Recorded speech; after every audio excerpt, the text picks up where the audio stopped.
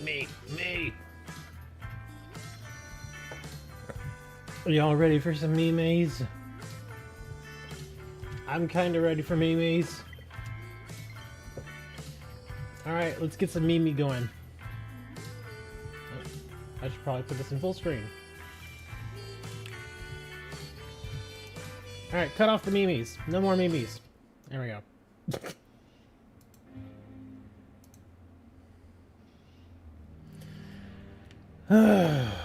So, man. It's Saturday. September 16th. What year is it? Oh, yeah, 2023. Yeah, I have a hard time remembering the years now. Did you get Blood Moon yet? What? Blood Moon? Isn't that a Magic the Gathering card?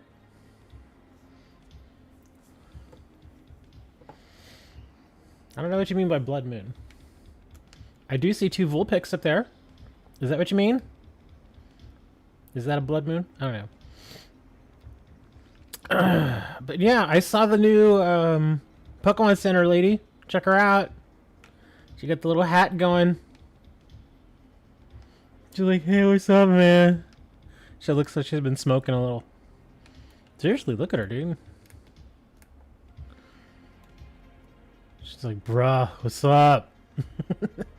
Oh my god, she's wearing Crocs.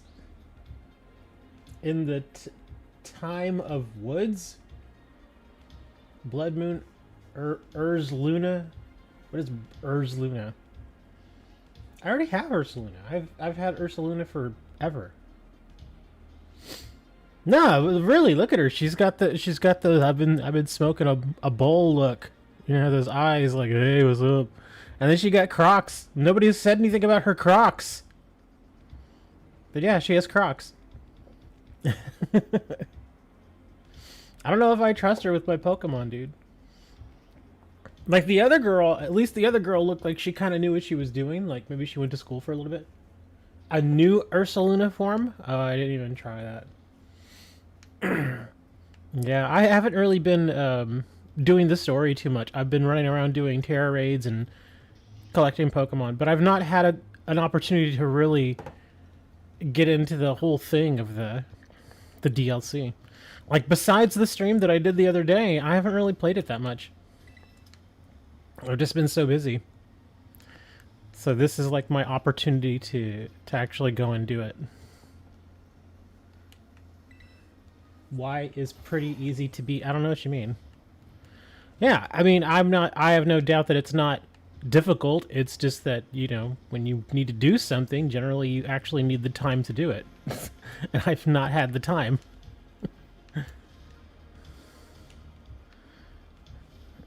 Get up here.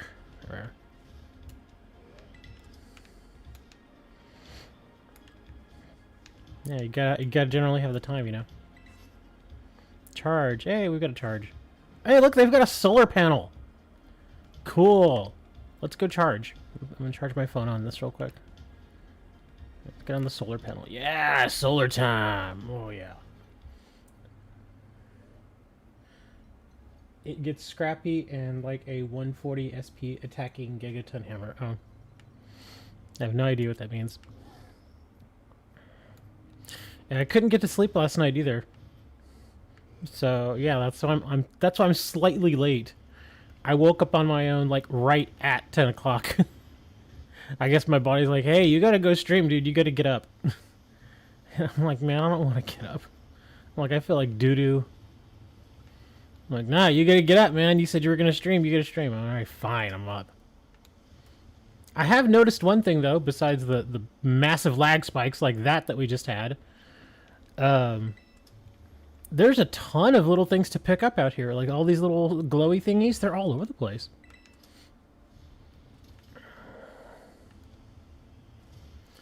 Yeah, they're everywhere, man. Like, just from picking up stuff, I've gotten... How many... What do my Pokeballs look like? Hold on. Come on. Yeah, where are my Pokeballs? Yeah, look at that. See all those Pokeballs, the regular ones, 95? That's just from picking stuff up. I've not purchased any Pokeballs. Like regular Pokeballs. I actually purchased some Quick Balls because I was using a ton of them. But regular Pokeballs, I've not purchased any, yet I have 95 of them now. So yeah, there's tons of stuff on the ground to pick up. Oh wow, look, okay, I guess that's an outbreak of Yanmas. Oh my god, I love Mama's wine. I have no idea what you mean.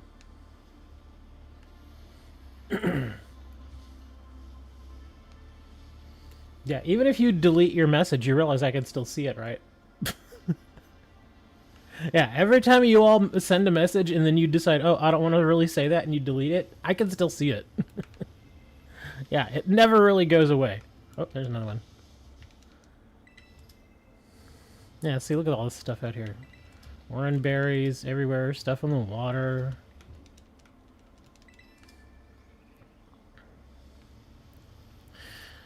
I guess that's the one thing I do like about this new little area here that we got, is that there's just tons of stuff all over the place. Oh, Spite. That's nice.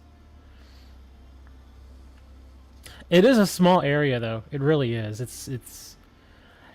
It reminds you that although we all paid $35 for it, this is not the only part of the DLC. There is more of this to come later. So yeah, it's for some people it might be like, dude, this wasn't worth $35, and you're right. This is not worth $35, but it's because it's not done. Yeah, we get a second part later on. So just remember that. But I have been having a little fun going around and, oh my god, what is he saying? City kids. Oh, it's some meme dude. I've been having fun just going around doing the small amount of terror raids out here. Oops. Simply because I can still do the terror raids with all you guys, even if you don't have the DLC, which is nice. So yeah, we will obviously be doing terror raids today. And like I said, if you don't have the DLC, you can still join me, and you can still catch the Pokemon, which is nice. So yeah, if there's a Pokemon out there that you were like, oh man, I can't go out and get them yet because I don't have the DLC, you can still join me, and you can get some of the new Pokemon, which is awesome. I was just happy that we got Nose Pass. You all know Nose Pass, right? He's that goofy rock guy. Well, we got more Great Balls. Yeah, one other thing I noticed in this DLC is that a lot of your opponents that you face, like the two new characters that came out with this thing, I don't even remember their names, but that brother and sister, those two, yeah, they like to sniff their balls before they throw them at you.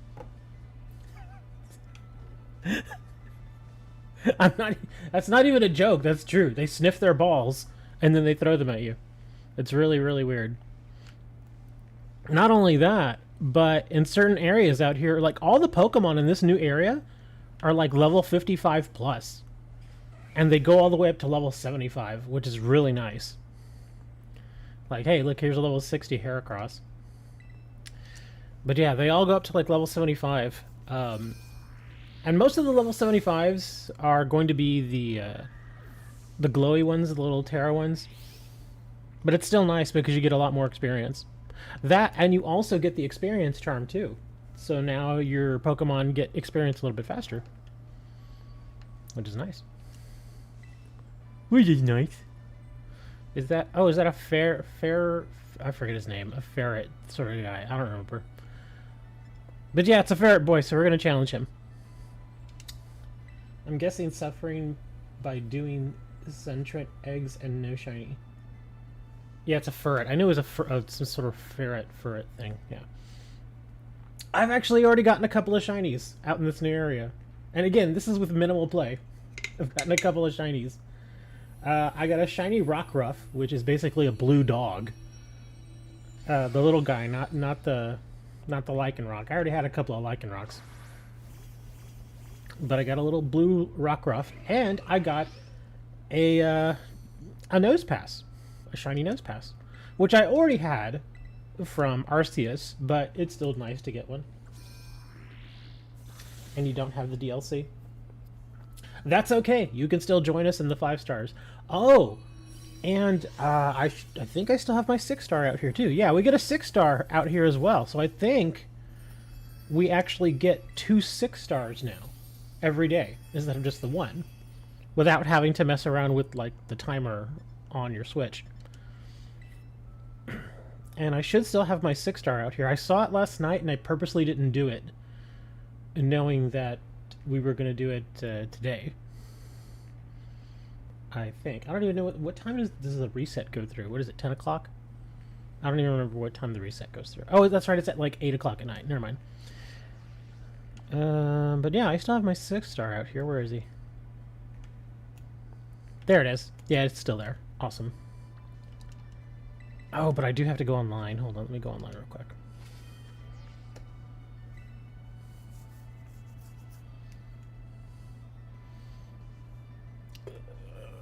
I feel like doo-doo today, man. I felt like doo-doo all week. Like my body just hurts.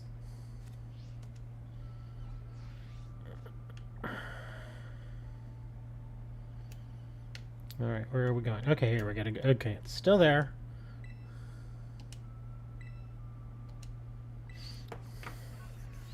So let's go take a look at our 6-star. And if I remember correctly, this is a Ninetales, so it shouldn't be that hard. I think it's a grass-type Ninetales. And I got so many little things to pick up out here.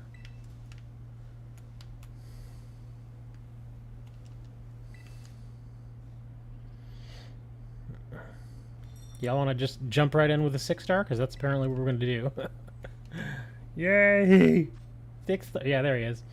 Ninetales, grass type. I guess I'm going in here with, let me see, a Ninetales. Could just do like a Charizard. Does Ninetales get Flash Fire? Are you talking about the ability?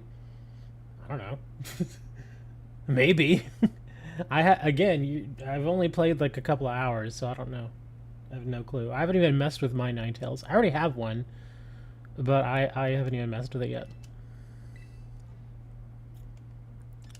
Alright, let's go. We're going in. No waiting, we're going right to the 6-star.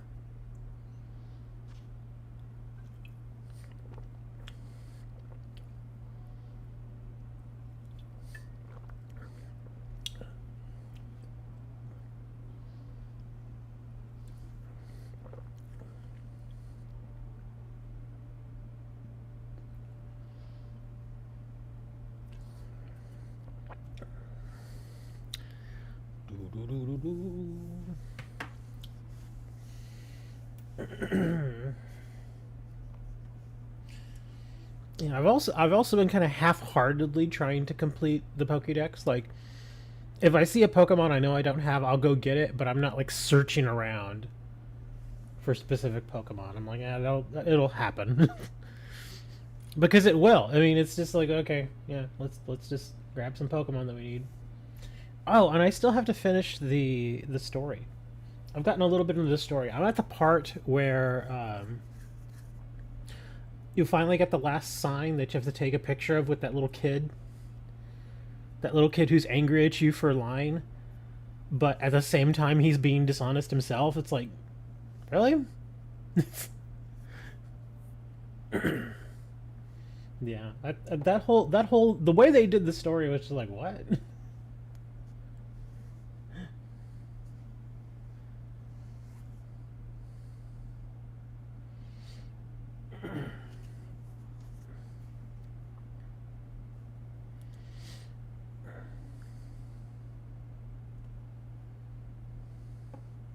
I actually do have a flying move on this Charizard, so if he is immune to fire, I can at least fall back to that.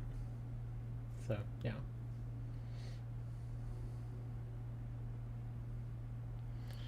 Well, really? Only 2 of us? Alright, I guess only 2 of us are going.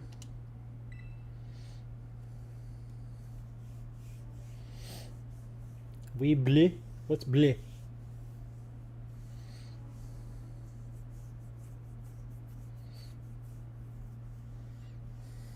Alright, I'm giving you until 30 seconds and then we're going.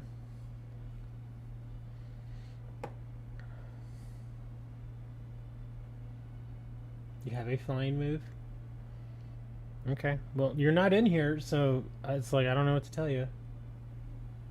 Alright, here we go.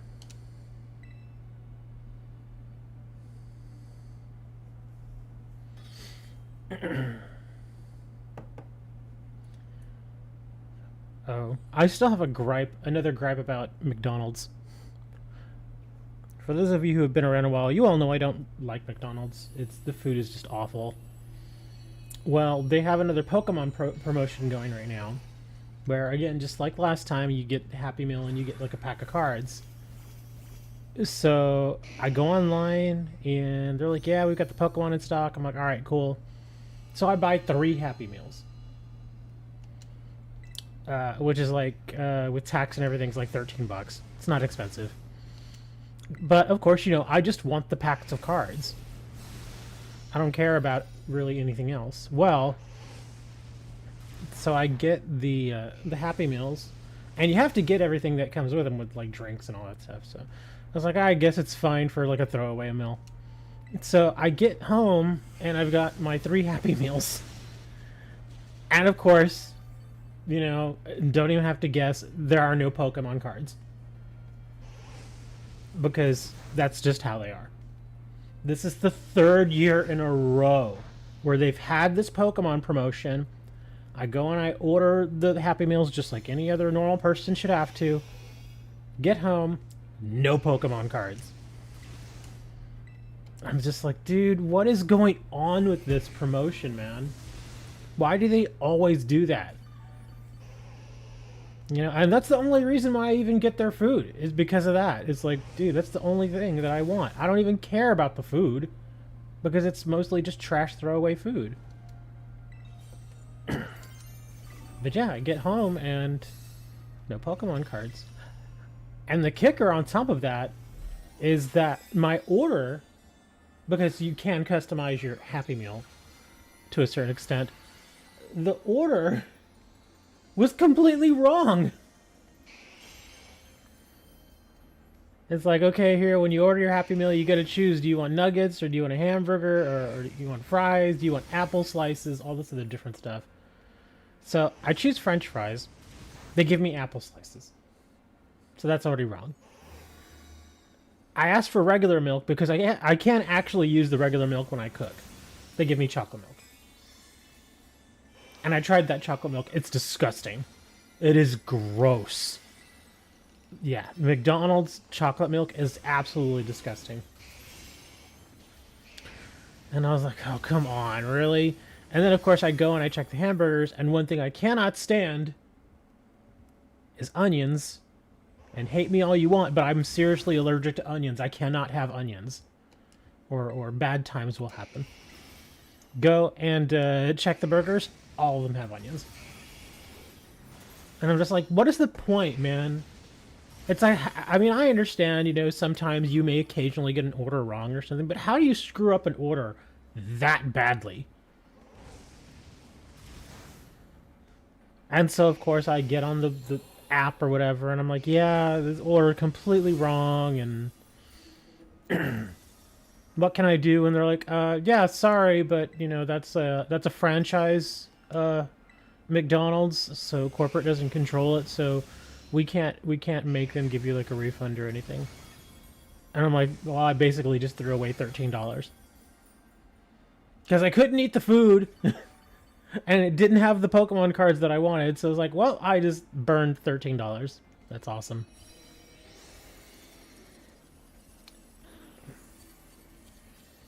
I swear, dude, McDonald's is just absolute worst, dude. They're just so bad. And I've noticed that with a lot of fast food places, really in the past year and a half. It feels like a lot of places have just stopped trying. Like, whenever you get your food, the food is just bad.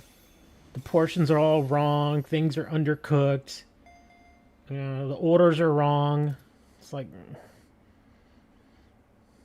Makes me happier. Oh, we got an ability patch. Makes me happier that I tend to eat at home. Although I do occasionally still get food to go.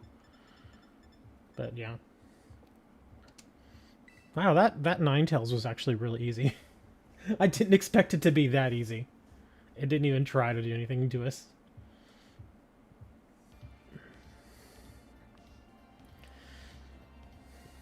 But, yep.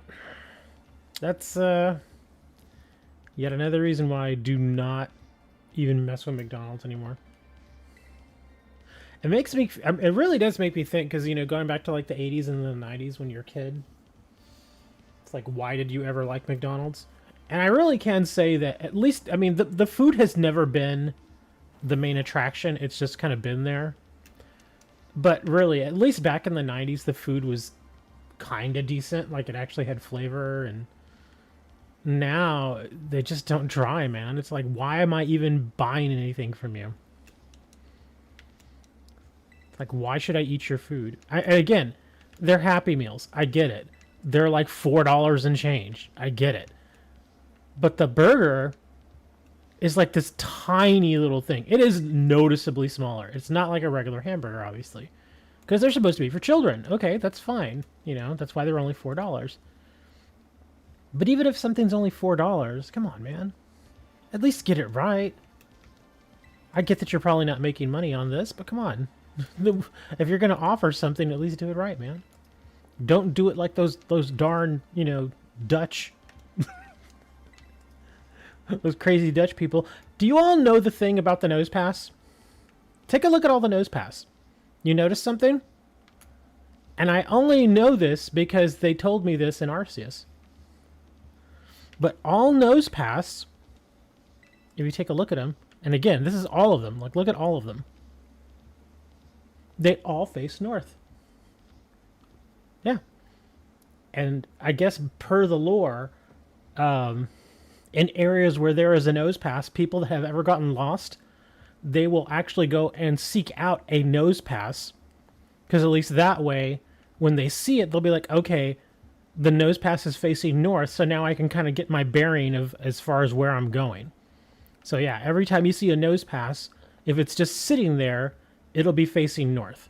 Now, of course, if you go and you bug it, it's going to move and it's going to do stuff. But yeah, if you just kind of sit there and look at it, it's always facing north. And look at all of them are. All of them are facing north. I thought it was pretty neat.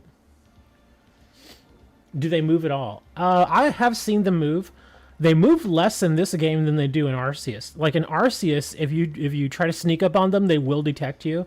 And they'll just turn and look at you for a minute. But then if you just kind of like stand there not doing anything, they will eventually turn back north. But yeah, it looks like here they don't even move. Yeah, see, I'm running right around him, and he's just kind of there looking.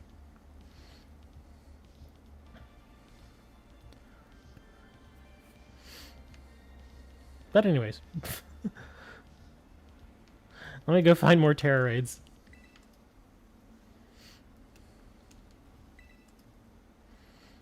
Oh, yeah, and there's a little more Pekos in... Oh, is that... Hold on. Oh, okay. I thought he looked a little different from a distance, but nah, he's just regular. But we do have... Oh, no, get away, you stupid bird. Bird's like, give me here. I'm gonna annoy you. But we have more Peko. Look, it's a little more Peko. That little fat bastard.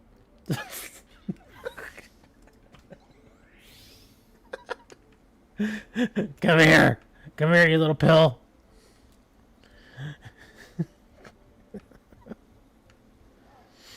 That's Serenity's favorite Pokemon. Okay, where are the other... Well, we gotta... Man, there really aren't very many out here, are there? Okay, there's one all the way over there. Yeah, they are kind of off in the middle of nowhere, huh? Well, I guess I can do some of the story, because, I mean, it's still pretty early and there's not very many people here. Let's just do the story. And then we can always go back. Plus, I do have to kind of come down here anyway, because, well, that's where all the Terror Raids are.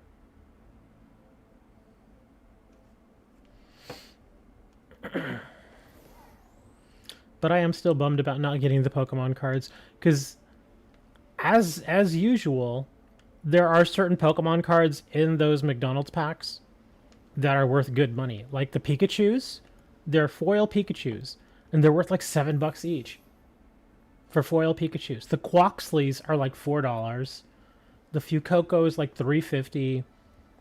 The Sprigatito, he's like $3.50 as well. But yeah, like in every pack, you get like one special kind of foil card, and those are the ones obviously that are worth the money. So even if the food was terrible, if I would have gotten at least my packs, I could have at least gotten my money back, in a sense. But yeah. Okay. Oh, and as far as the DLC, yeah, this woman, or this girl, because she's younger, she is completely unlikable. I don't know what it is lately, but Pokemon has a thing with creating very unlikable characters, and this woman is just, ugh. She's insufferable. She's the Lauren Berbert. Can't even say that woman's name. She's the Lauren Boebert of Pokemon.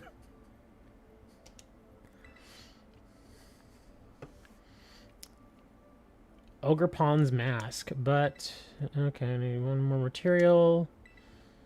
Okay, just tell me what the a crystal cluster at the bottom of the crystal pool.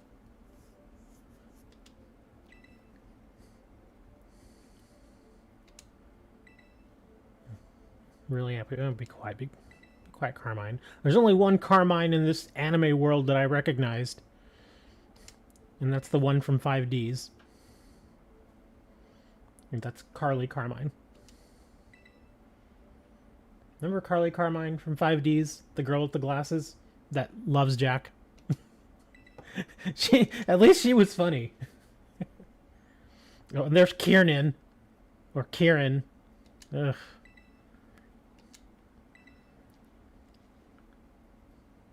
Yeah, Carmine keeps trying to run him off all the time. She's so mean to her brother. Yeah, I got stuff I gotta do. She's got anger issues.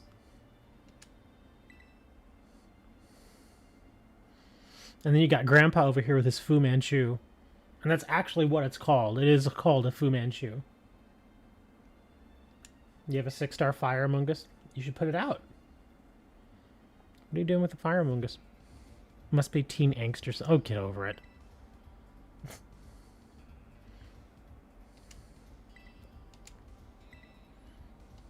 Top of Oni Mountain.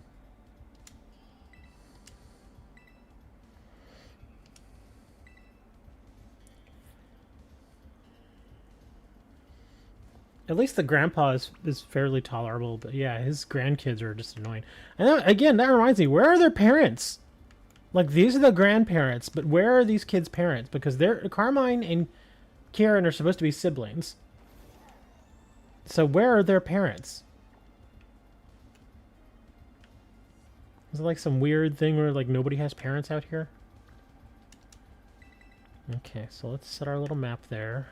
And now let's fly out there. The Weevil haircut?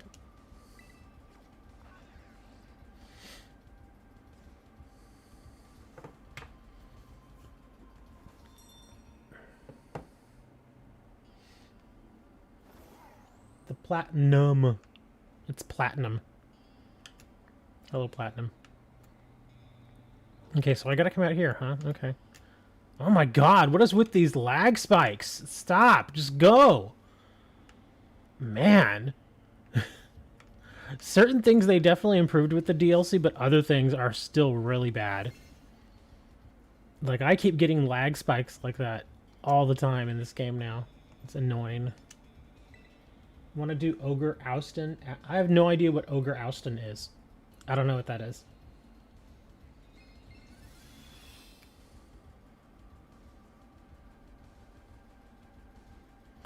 Oh man, he's got Levitate. Well, that's poopy. Oh wow, that actually hit him kind of hard. The box switching? What is the box switching?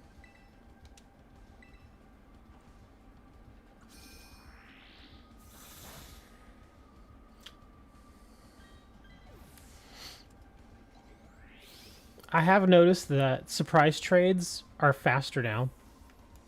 Like going into the actual Poke Portal and stuff is much faster. Yeah, it's much faster and much less hitchy than it used to be. When you switched PC boxes? In the what are you talking about? There was lag in the box? I've never had any lag in the box.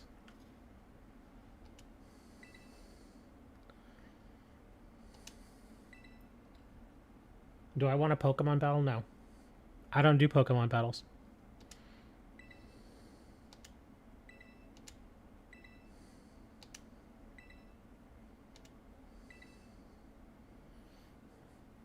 And that's not even a joke. None of my Pokemon are trained for that.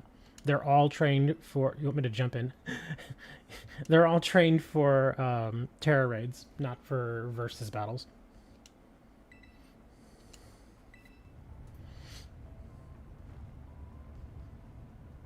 It should be totally smooth now. Oh my gosh, look at us. I'm just gonna let them just deal with this. They're just looking back and forth like, ah! It's an earthquake. What should we do? I don't know. Let's stand here and look back and forth and go, ah!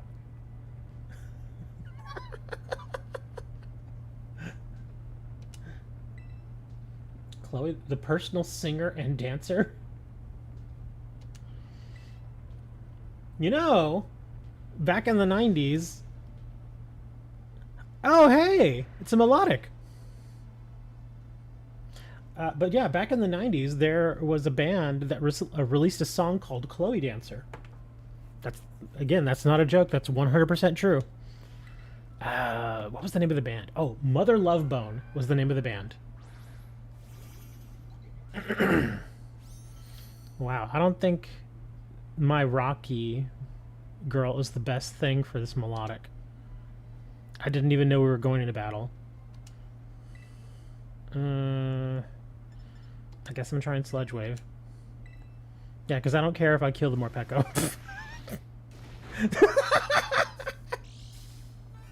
Yeah, and die, you little pill.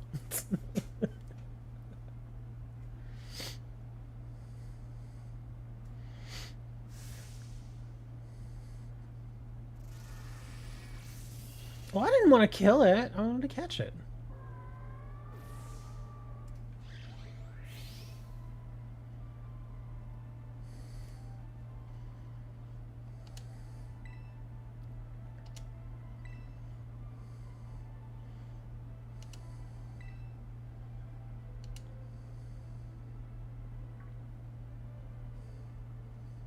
Oh, well, there's the crystal, I guess.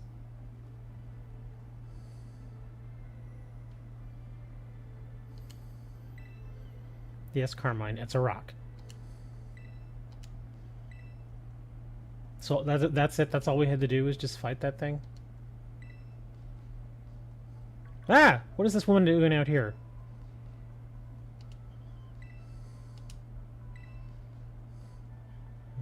Such things up. Special.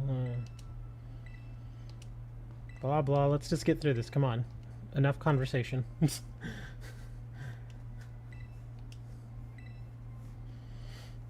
Energy has the same wavelength? Really? And how did she come to this conclusion?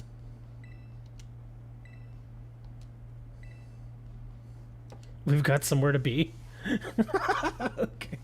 She's like, yeah, sure, thanks, Miss Breyer. We're going now. Because you're freaking us out because you're chasing us around. That is kind of weird. Just be like, okay, why is this teacher following us? Get back to Carmine's house. Oh, alright, fine. Oh, well, while we're here, I guess we can do these terror raids.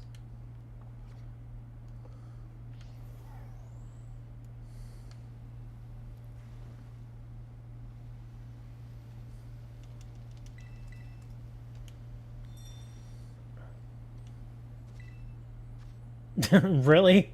Okay.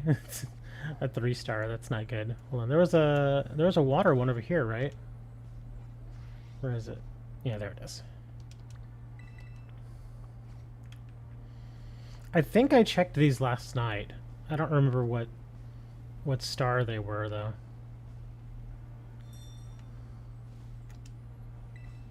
What do we got? Oh, here we go. An Ambipom, water type. Let me grab this little ball real quick. Okay. So let's see. So we've got 5-star Ambipom, water type. So I guess just any electric would be fine. Yeah, let's bring in Zapdos. Alright, here we go.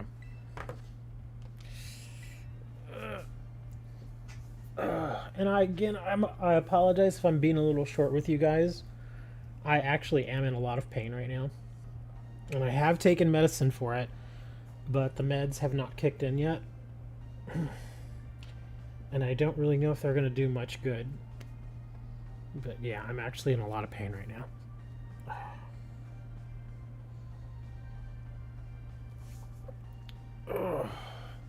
And I have some other stuff that I can take that I know will work.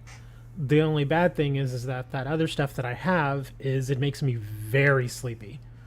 So basically, if I take it, I'm going to fall asleep. And I would rather not fall asleep on stream, so that's why I'm taking some of the lighter stuff right now, hoping that will at least take a little bit of the edge off. But yeah, it's hurting bad right now. In fact, I think I might take more. It's already been like... Yeah, it's been like 45 minutes. It should have started kicking in by now. I'll grab a couple of more here. Yeah, because right now I'm just taking over-the-counter stuff.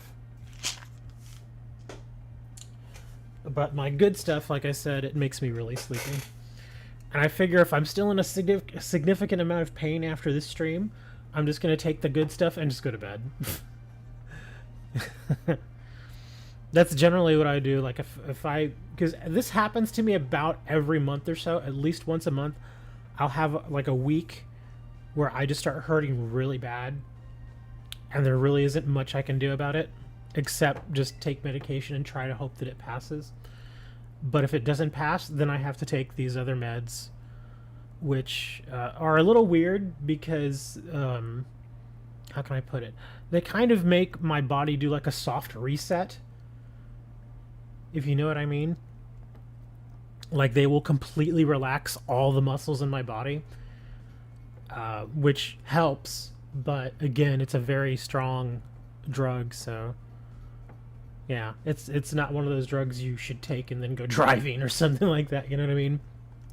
Like, you ever seen those little warnings on like bottles of medication? And it says, don't operate heavy machinery and that kind of thing. Yeah, this is definitely one of those, because it's actually 2 drugs that I would take. Like I said, I don't like taking them very often because they do put me out. Uh-oh, it's the Hustler. He's here to huffle. Huffle muffle. Oh, that's another thing that annoyed me. It made me change my clothes when I was doing the quest, how you have to go to like the mask festival or whatever. It forces you to change your clothes, and I'm like, I don't like wearing this. I want to change right back. Can I change right back, please?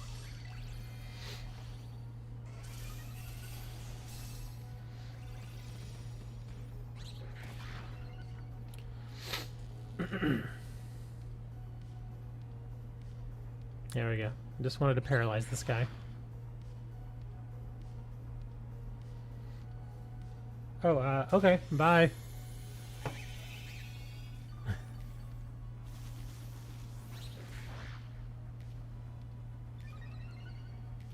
I do remember Ambipom from Arceus. If you all played Arceus, you all might know what I'm talking about, but I had mentioned that there's a few Pokemon in Arceus that...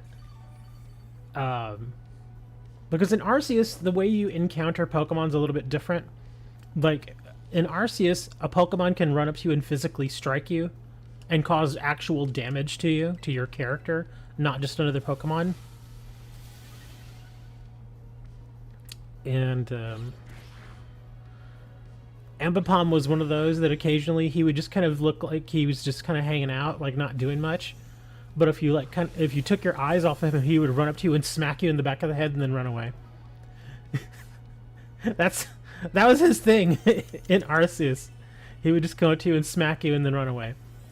Togepi was another one that did that, where they would just come up to you and be like, "Hi, I'm innocent. I'm just sitting here," and then you turn your back and he'd run up to you and strike you and run away.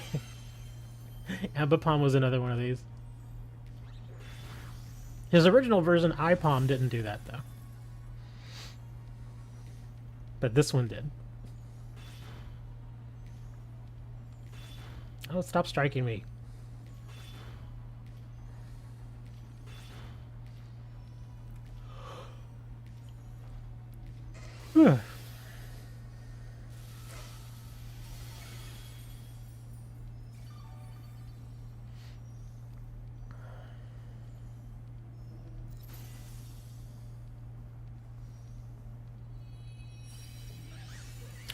I guess I should kind of buy. I guess I should catch this one, because then I can just send it off and trade, and somebody will hopefully get it that still needs it.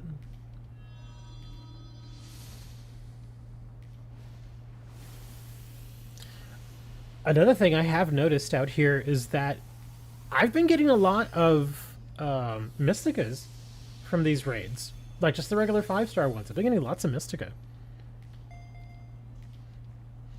Which is kind of nice. Not only that, but they've definitely increased... Look, see? Mystica. But they've definitely increased the amount of bottle caps that you get also. I've been getting lots of Mystica, lots of bottle caps. So that was nice. We got a little Mystica out of that. I was hoping we would have gotten more sandwich recipes. Did we get any? Because I've kind of run around this little map. And again, this area is not that big. As far as I know, there's only that one lady that sells stuff. There's no other little stores. Which is unfortunate. Yeah, there's only this little lady that's like down here in the main town.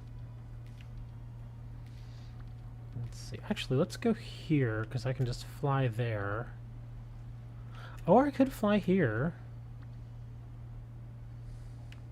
Oh, is Ogre Oustin that thing where you ride around and you hit the balloons and stuff? Is that what that is? Because it had me do something where it's like, yeah, go pop these balloons. And I'm like, I really don't want to do this. And it's like, no, you're going to do this. And I'm like, no, I don't want to do it. And it's like, you're doing it. And it like forced me into it. And the whole time I was just trying to make it stop, because it locks you in for like 2 minutes. And so the whole time I'm trying to make it stop, and it won't stop. It's like it forces you to try and do it. Yeah, I hated that so much. I was like, I just want out of this. I don't want to do this. And since it locked me in and I couldn't get out, and there is no way to get out of that. Only unless you actually close the game. And so it's like, I really don't want to do this. So I basically just sat there and let the timer run out. Like, I really don't want to do this. Really? Another ferret?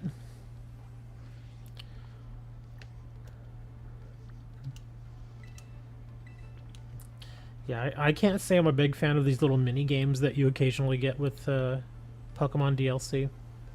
Like, what was that other little mini game that there was where you could... I think it was like sledding on ice or something, where you like hop on your little sled and you try to go down in a certain amount of time or something. I forget what it was.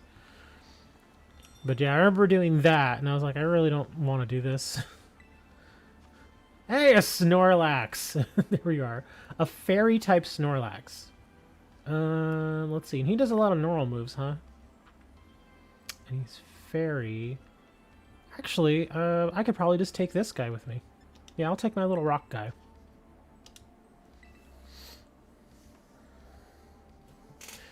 And there is a place where you can get a Snorlax out in the wild, too. He's like right at the entrance of a cave or something.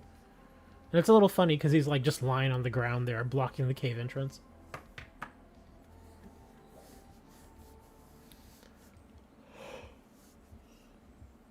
I think after this match, I'm going to go grab a drink and then take some more of this medication.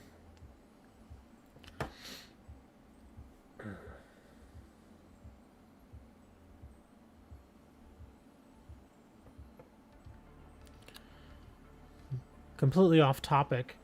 I watched a movie last night, which I kind of regret watching. It was Clerks 3. I don't know if y'all watch any of the Kevin Smith movies.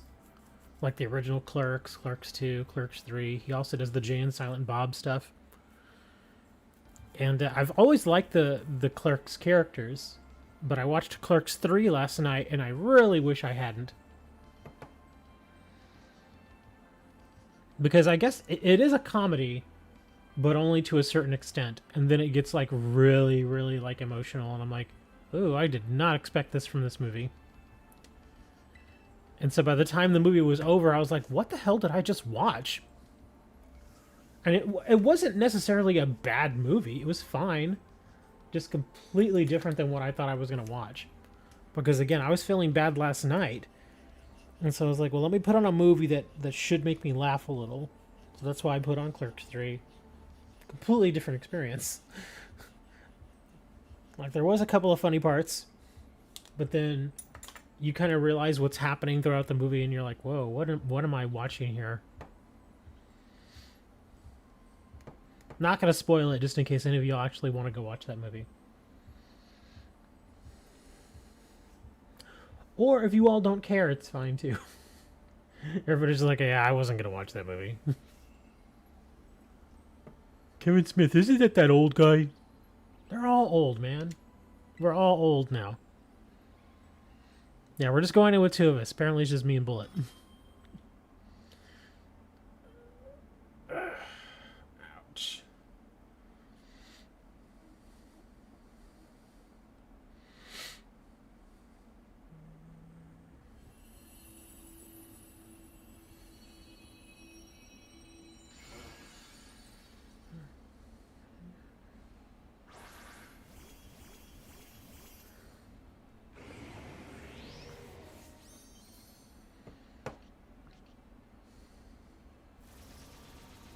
I'll try to poison him for you so you can do the Venoshock.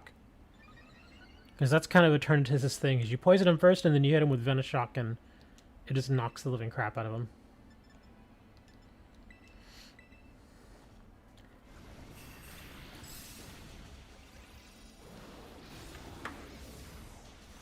Oh! Oh, Heavy Slam, is that a steel type move? That stinks. Okay, well that's not good. Well, it looks like I'm gonna die here, probably. Oh, wow, I lived. How did I live? Well, I'll do one heal. I don't think it's gonna matter. This next hit should probably kill me anyway.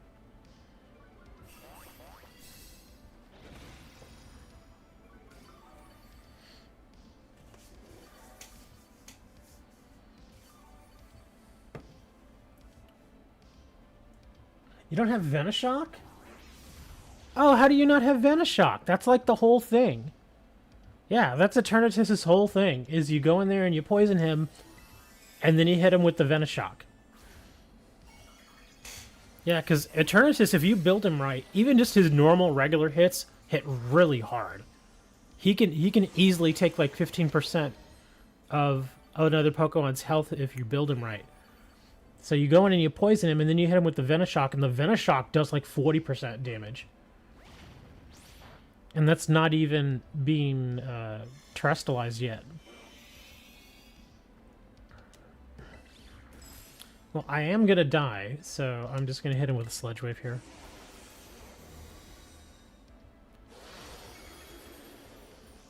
Oh, well, he was poisoned.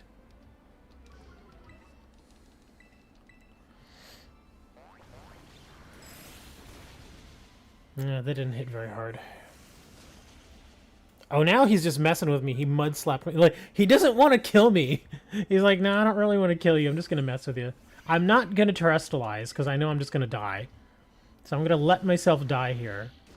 And then I'll terrestrialize when I come back. Yeah, here's the death. Okay, there we are.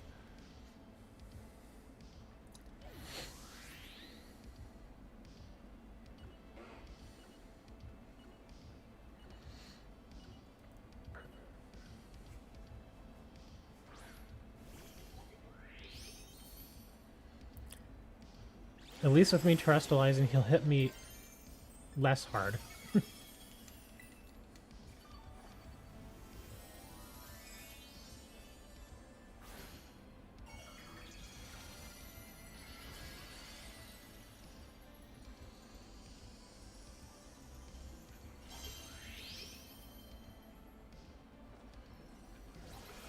We don't have to get Venoshock. It just...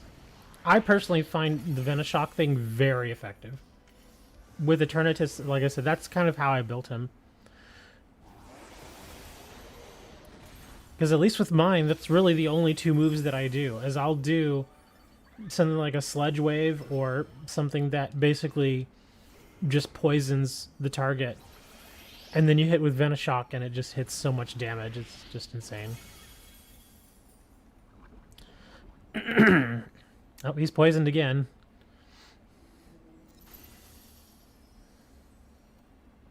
Come on, Bullet, kill him. Get him.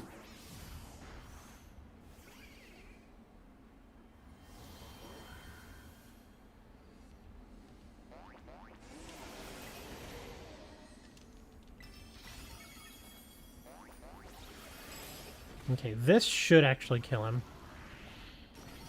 What? How did that not kill him? What? We still had time. Oh, come on. That's BS. We still...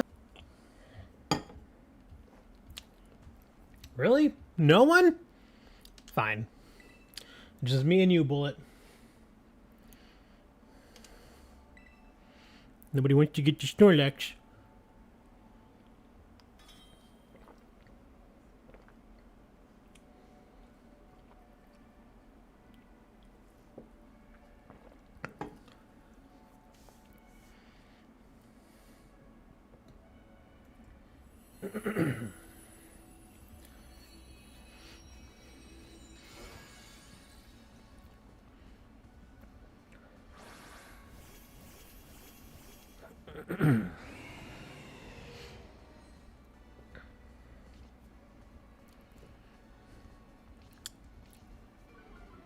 We're getting intimidated in there too. Snorlax use Curse.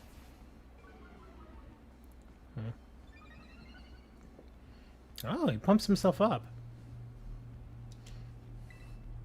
Alright, let's Sludge Bomb this guy.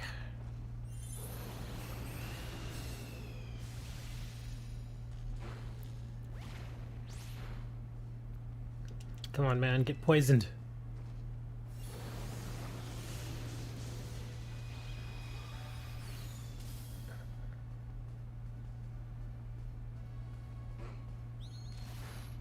You don't have EV trained steel or poison Pokemon?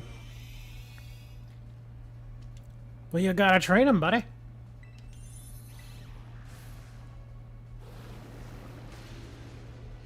Well, we're killing this thing much faster than we were in the last one.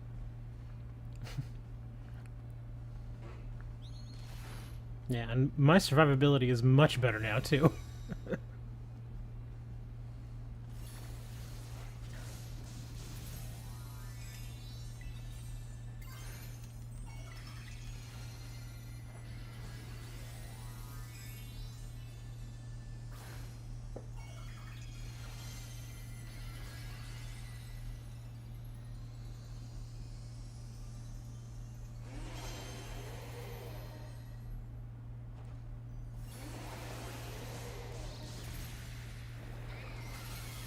Ooh.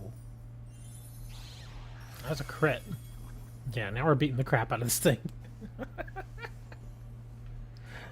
Yeah, I didn't think Snorlax was going to be that hard. That's why I was like, yeah, I'll just use the Rock Boy.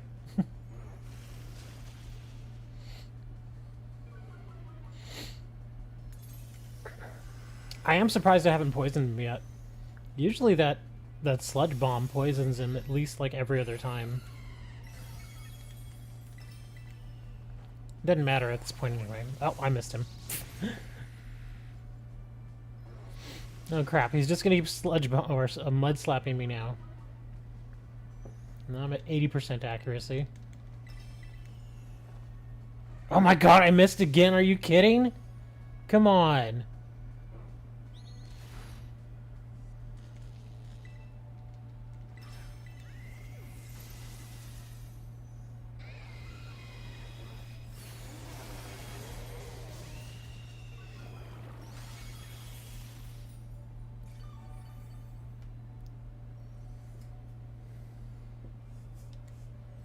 I didn't poison him a single time. That's surprising. Oh, come on! I missed again? I'm only down 2 levels in accuracy. I shouldn't be missing him this much.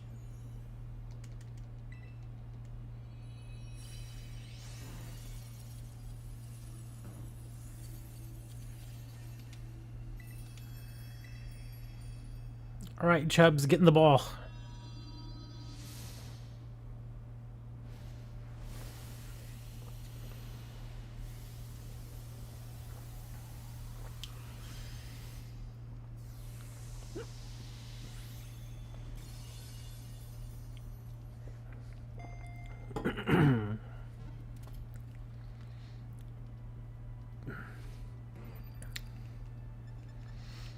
Munchlax Fang.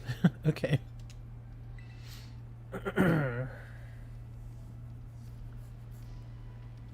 Can always go see what my other 6-star is.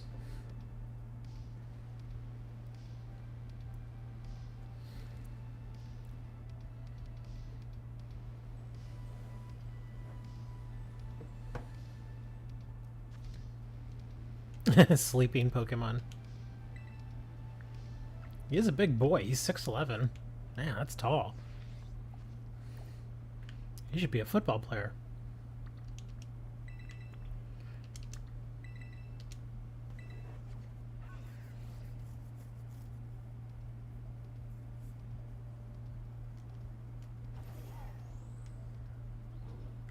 No, I don't want to ogre oust.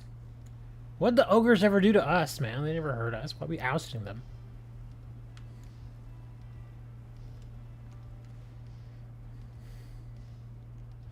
Ogre's like, we're just normal men.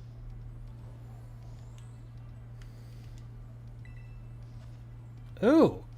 It's a Como Ugo Gugu. That guy. Yeah. He's like a dragon type something. Let's see, and he's water, huh? So I guess we're going electric. Here, I'll have a little fun and I'll bring my surfing Raichu.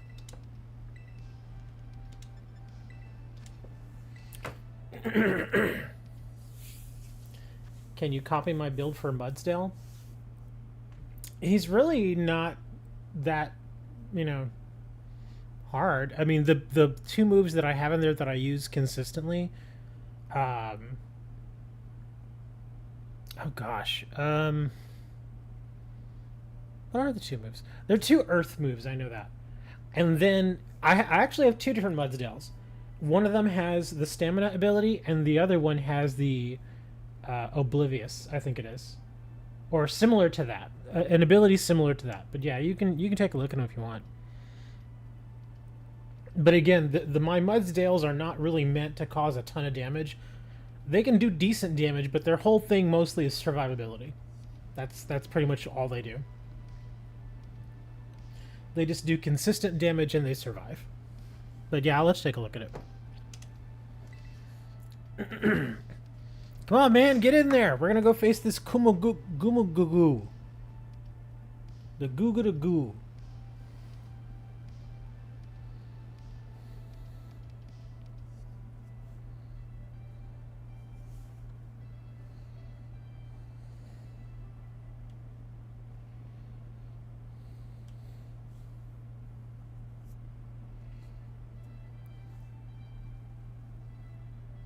Really? Nobody again? Fine. We're going.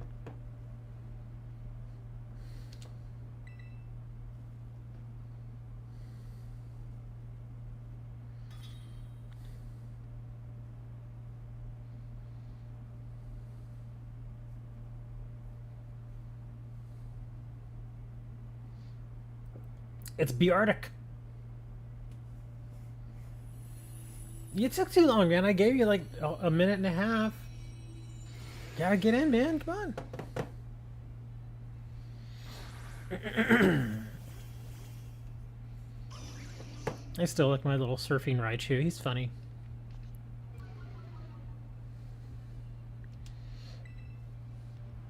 Get a little nuzzle going first.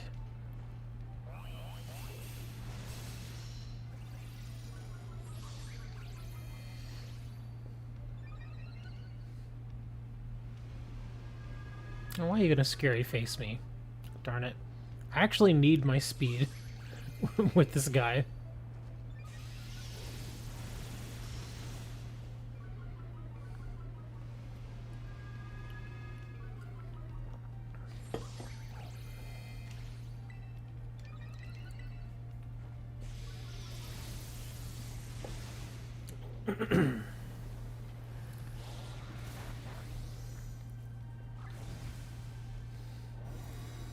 Ogrepon was like, yeah! Oh, well, he's gonna reset everything now.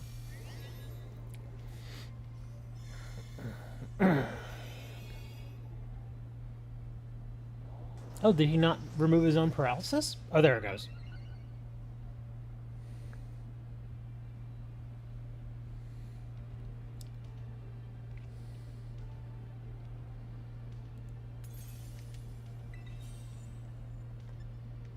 Not that it really matters, but...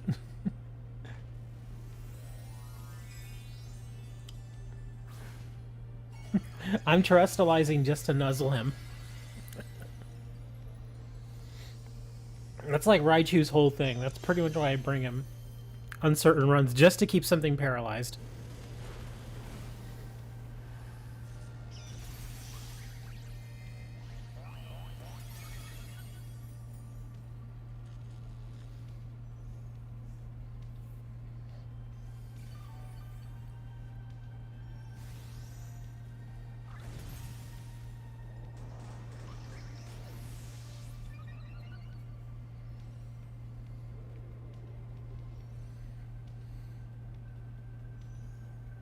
Oh, you died. How did you die? What did you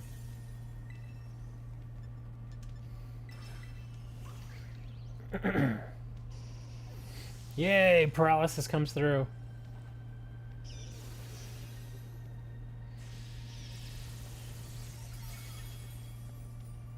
Oh my gosh, is he not dead? Does he have like 1 health left or something? He does! He had like 1 health left.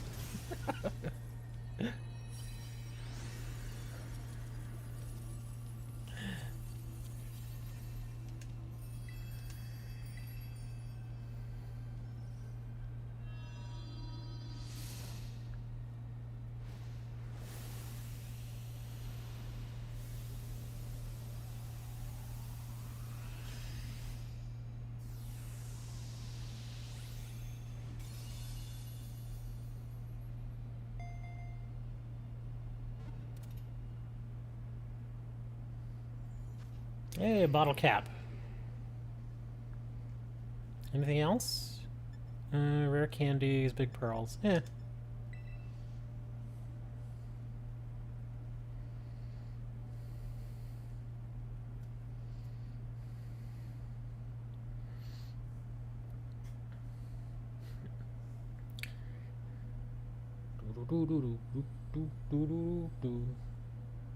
do we got here? Oh, I actually didn't have that guy. Huh, okay. Well, that works. I didn't realize I actually needed him still. I thought I got him.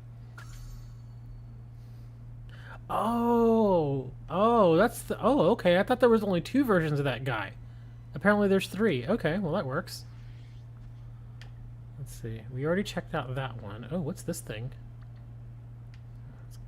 I guess we could go over here. Do I have any others down south? I do have a poison one down here.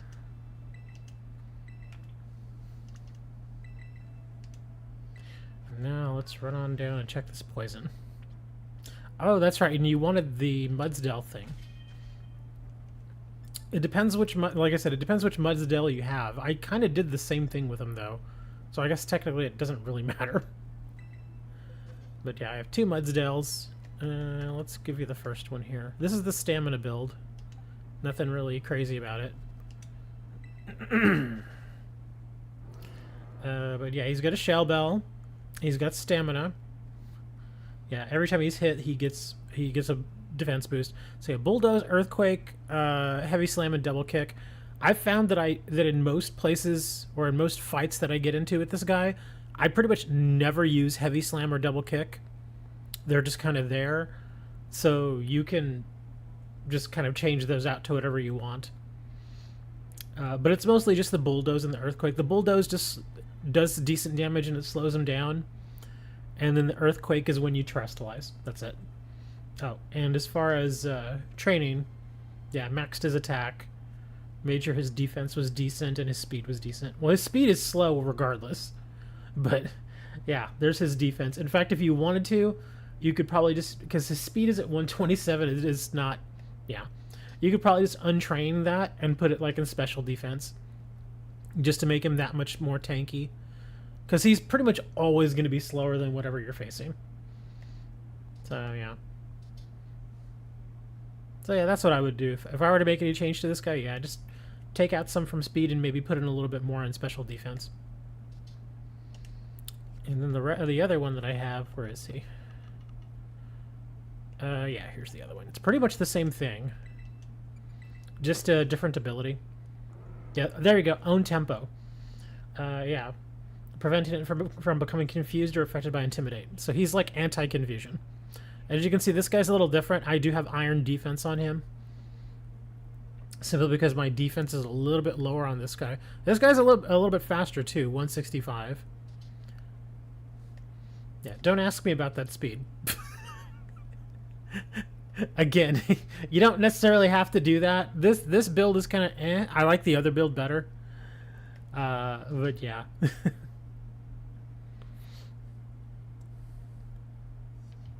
I would probably go with the other build. Don't even worry about the EV on this one. The EV on this one, yeah, I definitely need to change because I don't like that speed. I'd probably max out the attack and then put some more in defense. Not only that, but I would probably also change the mint. Because I'm not using special attack, so I could probably take all the special attack out and change the mint to max the attack. So yeah, this one's all goofy. The other one's better. Yeah, don't pay attention to this one.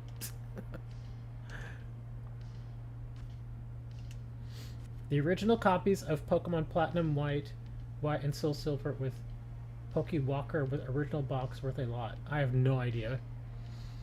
I don't deal in Pokemon games. I do know the Pokemon games tend to hold their values pretty well, like the physical copies. I do know they tend to hold their values. But as far as like older Pokemon games, I really don't know. Because I have seen some older like Game Boy Pokemon games, like Pokemon Red and stuff like that. I've seen those, and those to me seem really cheap. Because I've seen the Red, specifically Red, for like $25. And to me, again, considering that you can only play Pokemon on Nintendo consoles, and the fact that, like I said, most Pokemon games tend to hold their values, $25 for that Game Boy game seems really reasonable. So yeah, I don't really know. Oh wow, this big boy. Okay, I forget his name, but I remember this guy. And he's normally a groundy. Poison. And let me see. Yeah, ground. Oh, but he also does ice moves. Huh. I think I will do Mudsdale. Mudsdale should be able to deal with this, no problem. Use my regular Mudsdale. But yeah, I can't. There are a lot of counterfeits out there as well. I have heard about that too. And generally, you can see if there are counterfeits or not just by opening them up. If you have a game bit, which you actually need to open up the Nintendo games, or at least the older Nintendo games, you can just crack them open and see what's inside and see if they're counterfeits or not. That's why I would say if you're going to buy a used game, like a used Pokemon game like the older ones like Pokemon Red, get them on eBay. Because at least if you get it on eBay, if somebody sends you a counterfeit and you find out that it's a counterfeit, you can just contact eBay and they'll be like, oh, okay, and they'll get you your money back. And usually those counterfeit sellers, they won't fight it because they know it's not going to go anywhere. And they won't even ask for the fake game back. So you've got this kind of fake copy of Pokemon Red and you got your money back. So it's like, oh, okay.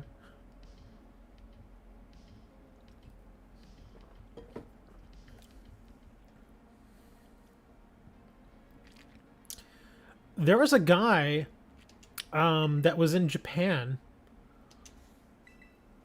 like a year ago, and it was pretty interesting what he found there. In certain areas of Japan, like in like shopping districts or shopping malls, he found those little machines where you normally buy, like here in America we have them too, but you usually buy things like sodas or candy, snacks and stuff out of those, like those snack dispensers.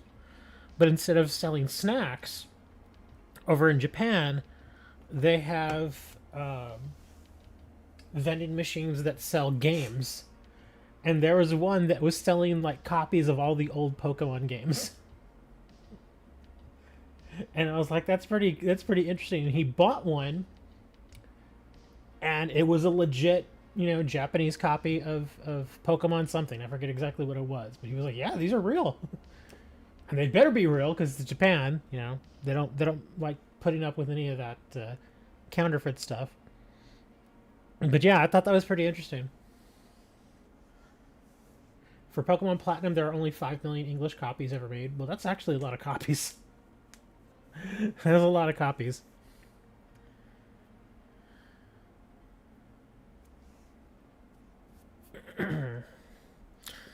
All right, I'm going to give you all like another 20 seconds if anybody else wants to jump in here. If not, then I guess we're doing something else. We're just going.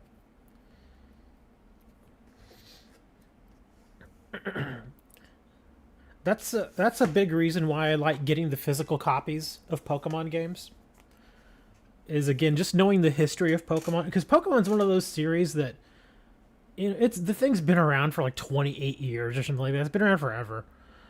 So I know if I buy a physical copy, hold on, I gotta move my fan here.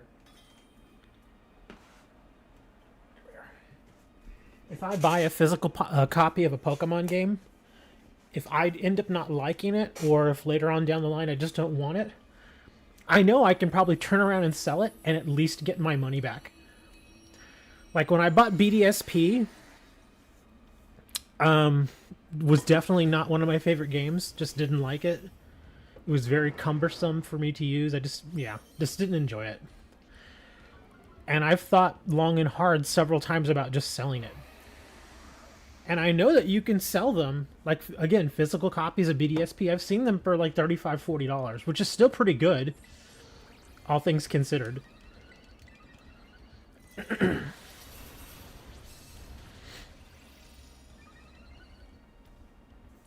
Because I did play the game, and I did get a bunch of Pokemon out of it and all that, but overall, it's not one of those games that I could ever really see myself going back to and playing again. So if I decide to sell it, I'll at least get a good chunk of change back.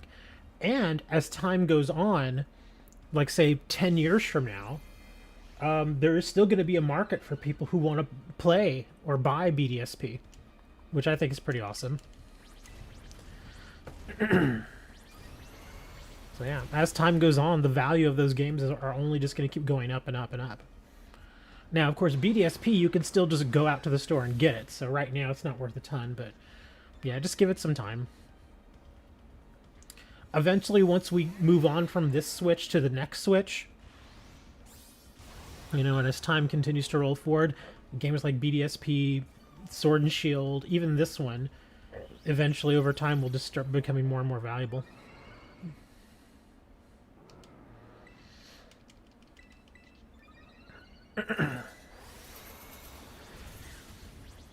One other thing I've noticed that a lot of people are not taking into account, when you get a physical game, you need to hold on to the little case.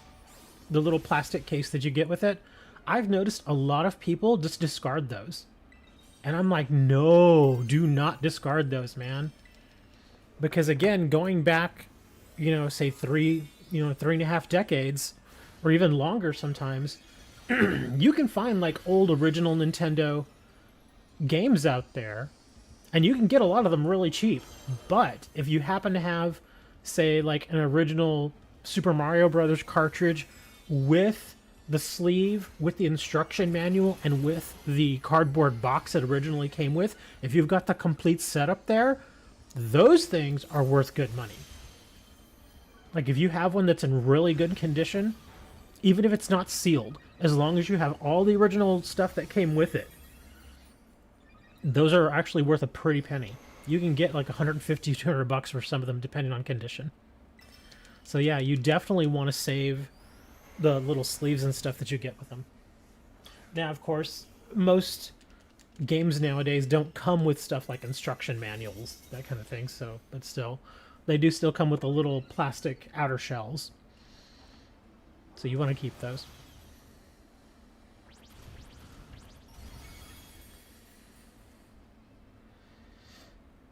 Do you think Platinum will be worth more in the future? I mean, like I said, all the Pokemon games are going to be worth money in the future. All of them.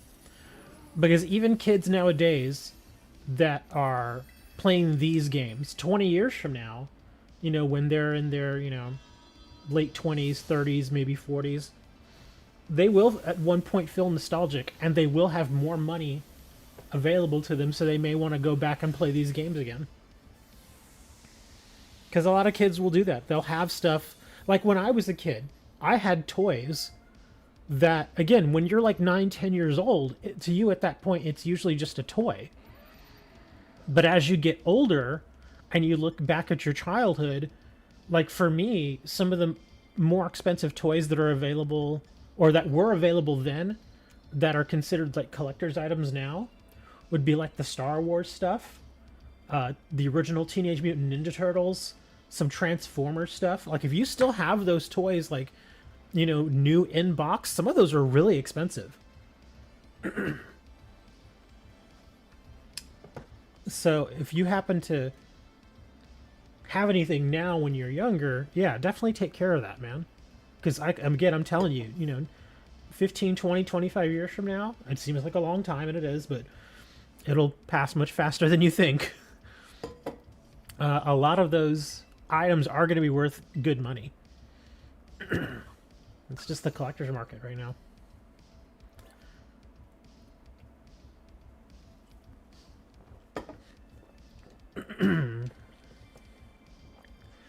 You're looking for a Gliscor? I actually have one in Pokemon Home. I've not run into one here yet, though. Aren't they like in a cave or something? I think I remember hearing somebody saying that they were in a cave. Because I did find a couple of sort of hidden caves already in this new area that aren't very obvious. You do have to kind of look for them. Oh no, not the dog! God darn it! It's the dog. Arf. If I catch another one of those, I'm just gonna name him Dog. Oh, it's a cute dog. What's his name? Dog. You named your dog Dog? Yes. Why'd you name him Dog? Because he's a dog. Well, I didn't name my child Human. Okay, well you could.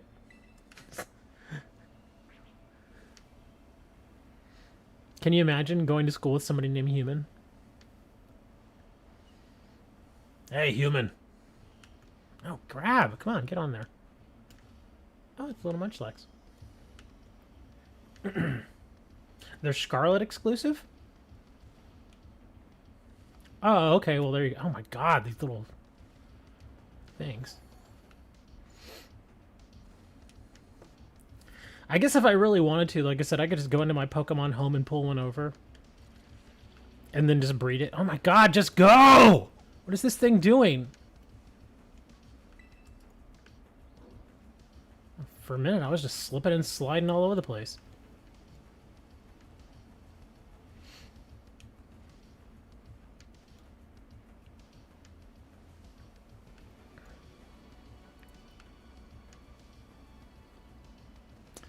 Yeah, I'm pretty sure I have a shiny Gliscor in Pokemon Home.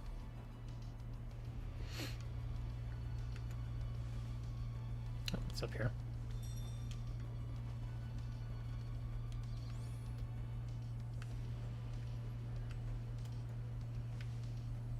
Oh my god, get away from me, you stupid thing! You flying hat, get away!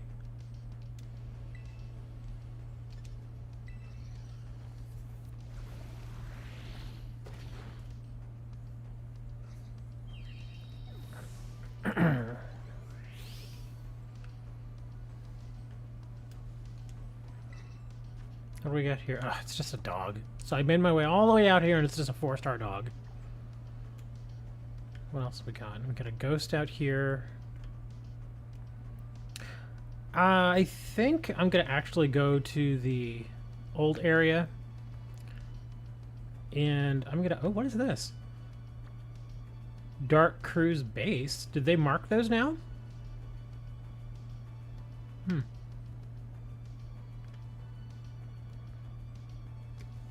Let me see if I can find the 6-star out here. Got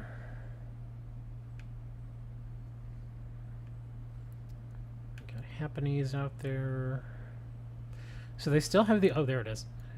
Oh, no, wait. That's the Mewtwo. Okay, so that's not it. This is the one I'm looking for up here. Okay, well, I guess I can fly here and then just run over to that area. Did I finish the teal mask yet? No.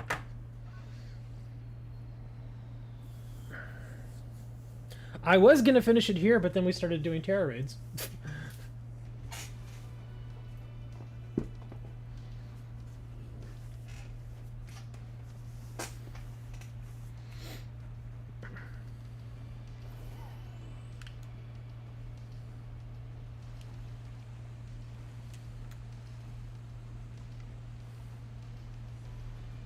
So I know not to spoil. Everybody's already spoiled it for me. Yeah, they just come right in, hey, and all this other stuff, and I'm like, dude, I haven't even finished it, and they're like, and they just keep talking about it, and I'm like, okay, well, I guess nobody cares about spoilers anymore.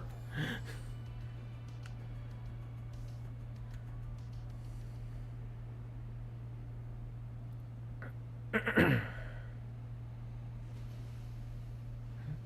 At least I don't really care too much about the story anymore. Or never really did. All I care about really is just catching the new Pokemon. That's it.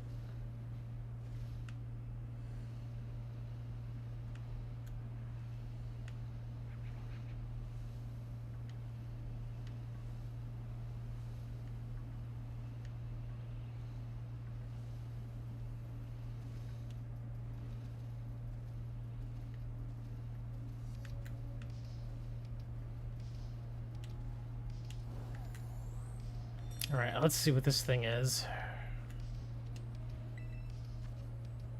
Oh! So we have a Water Tauros. 6-star.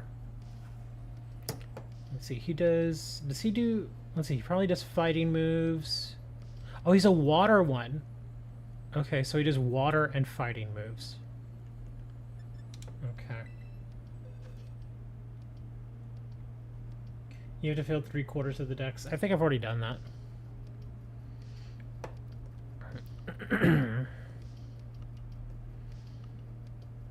But again, I've not really been pushing the story too much. I'm just kind of half caring about the story. Alright, I'm going to bring my Raichu, so that means you guys have to bring your heavy hitters. I'm just running control here.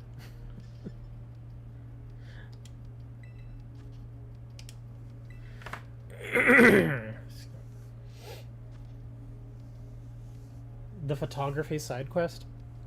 I did find Perrin, but I've not gone back to her. And even then I wasn't looking for her, I just happened upon her. I was like, oh, look, there she is. Because everybody was talking about Perrin when they found out about her. They're like, oh my god, it's Adaman's descendant! I'm like, yeah, it is. That's it. So apparently they think that Perrin is a descendant of Adaman and Irida. And I don't know, man. Adaman for sure. Irida, I don't know. Because then that would basically mean that Adaman and Irida at some point in the past did the deed. And I'm like, I don't know, man. Irida seems kind of like a... I don't know. Like, I kind of think about it, and I'm like, why would Adaman ever want to be with her? There's, like, nothing about her. She's just kind of a boring character. Like, I would more easily see Adaman ending up with Cynthia's descendant, who is the older woman in Arceus. Basically, it's just Cynthia with gray hair. Yeah, I would more easily see him ending up with her than with Arita. There's also Billy and O'Neill side quest. I have no idea what that is. Who is Perrin? Perrin is a photographer. She's a new character. Basically, she's tall, she's thin, and she's got like this black and blue kind of crazy hair. I mean, they all have crazy hair, but still. But yeah, she's got like black and blue hair, and she basically runs around with a camera. That's her whole thing. And like I was saying, she basically looks like Adaman's like great great great granddaughter or something. Because they do look very much alike. And that's why people were like, "Oh my god, it's Adaman and Arita's descendant." And I'm like, I don't know, man. I don't think he was with Arita. Because she definitely does not look like Arita.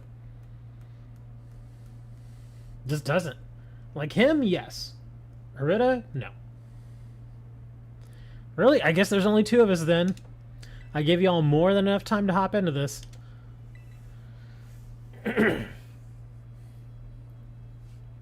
If she's thin, that means she doesn't eat. Well, she may not necessarily need to eat that much. Some people are just naturally thin. Like some people can only, can basically take in like 1,500 calories a day and be fine. Other people need a lot more. Like professional athletes, they consume calories like crazy. But if you're just like an average person that, is not super athletic or anything like that, yeah, you don't really need to take in that many calories. Alright, let's paralyze this guy.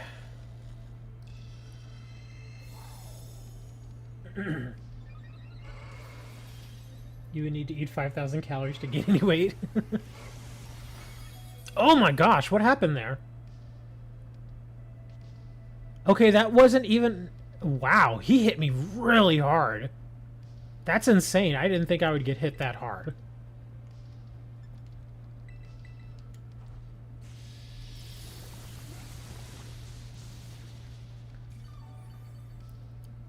Yeah, that wasn't even super effective. That just hit really hard.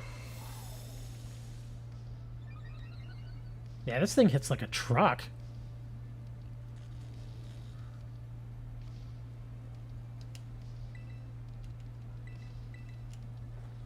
Yeah, whatever you're gonna do, noob, you need to do it, because this guy's gonna... I mean, I'm back up in the green, but I think he's gonna eventually kill me. Yeah, this wave crash might kill me. God. Oh my god. He hit me for 200. Again, wasn't even super effective. He just hits really hard.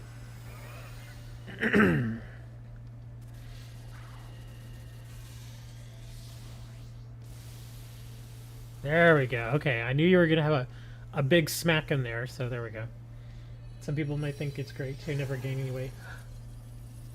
I've known people like that who were really thin, just naturally thin. And some people do have trouble gaining weight, because for some people, it's like, even if there's like food readily available and you don't feel that hunger, that urge of hunger that most people feel, it's weird eating when you don't feel hungry. It really is. I've had those sensations in my life plenty of times, where there's food available, but I'm not hungry.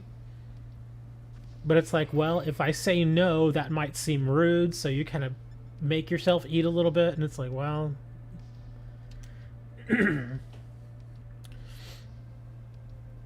The only problem is once you're, like for some of us, I used to be an athlete. That's why I have so many problems with like my joints and stuff now.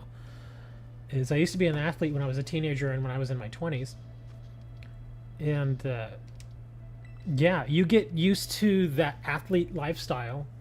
Like, I played tennis, and I don't know if you guys have ever played tennis, but tennis is one of those sports where you basically have to maintain your energy level for literally hours at a time. you know, because it's consistent. It's not like you do a play and then you kind of stop for like 5 minutes. You know, it's not like that.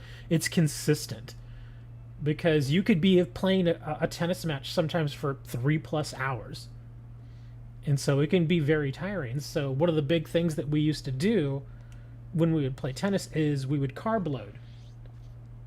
And carb loading is basically just like for tennis players is eating a bunch of pasta. That's basically what we would do. And so when I was a teenager, I got into the habit of eating, well, a bunch of pasta. You know, lots of spaghetti, lots of ravioli, rigatoni, all that stuff. And it's delicious. It's good food. And even to this day, I still love it. But, you know, once you've been doing that for so many years, and then you stop, you know, doing that sport or whatever, or you're just simply not as active as you used to be, it can be really hard to break those habits because, again, from the moment that I was introduced to sports when I was like 6 to the point where I stopped playing tennis when I was in my 20s, I was eating pasta. And so that's like a good 20-year span. You know, so it's weird to basically grow up eating pasta all the time and your body is used to that and your body's used to going out and, you know, doing sports virtually every day for hours and hours and hours, and then suddenly you have to stop. It's like, okay, your body's like, hey, we're supposed to go out and do stuff. And I'm like, no, body, sorry, we can't move anymore. So it's a big pain in the butt. And so I've had to learn to not eat as much pasta. Which sucks, because if you've ever been on a specialized diet for an extended period of time, and then you change that diet, you can actually get sick. Like that happened to me. Is I tried to go off of eating basically. Well, for one, somebody was like, oh, yeah, you need to try the no-carb diet. And I'm like, I don't know if I should do that. I said, because I've been, again, you know, when you've been eating carbs most of your life, like on the daily, like all the time, and then you stop, that's going to throw you off. And they're like, no, you should try it. And I was like, all right, fine. So I tried it. Sure enough, I got really sick. For like 3 days, I was just like, I felt awful. I felt terrible because it really is kind of like withdrawals, you know? And I was like, yeah, I can't do it. And I remember I went to my doc and the doc's like, who told you to do this? And I'm like, oh, some stupid dietitian.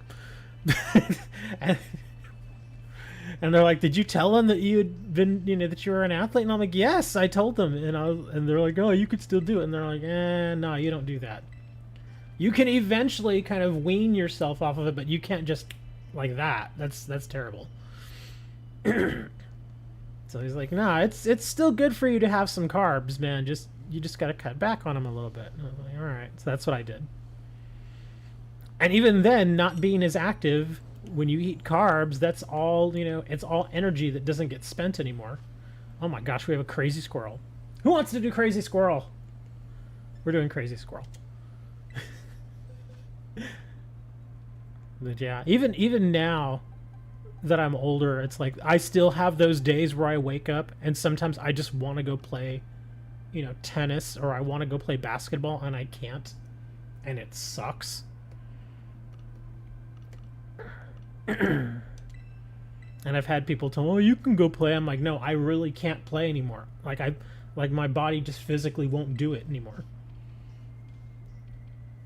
They're like, why not? And I'm like, well, age for one, and two, you can only injure yourself so many times, and then your body's just like, look, you got to stop doing this, man.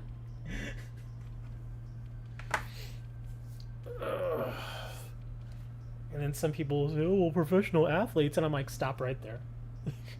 One, professional athletes can afford to go to all the best doctors and all the best trainers and all the best dietitians and all of that. I can't do that. So yeah, I can't run off and just be like, hey, let's go get surgery on my shoulder, you know, that has needed it for the past 15 years. I can't do that. I wish I could. It'd be awesome, but I can't. Yes, age does come for all of us in the end. So enjoy being young, but definitely take care of yourself. Yeah, like if you're starting to hurt even when you're younger, take time off. really.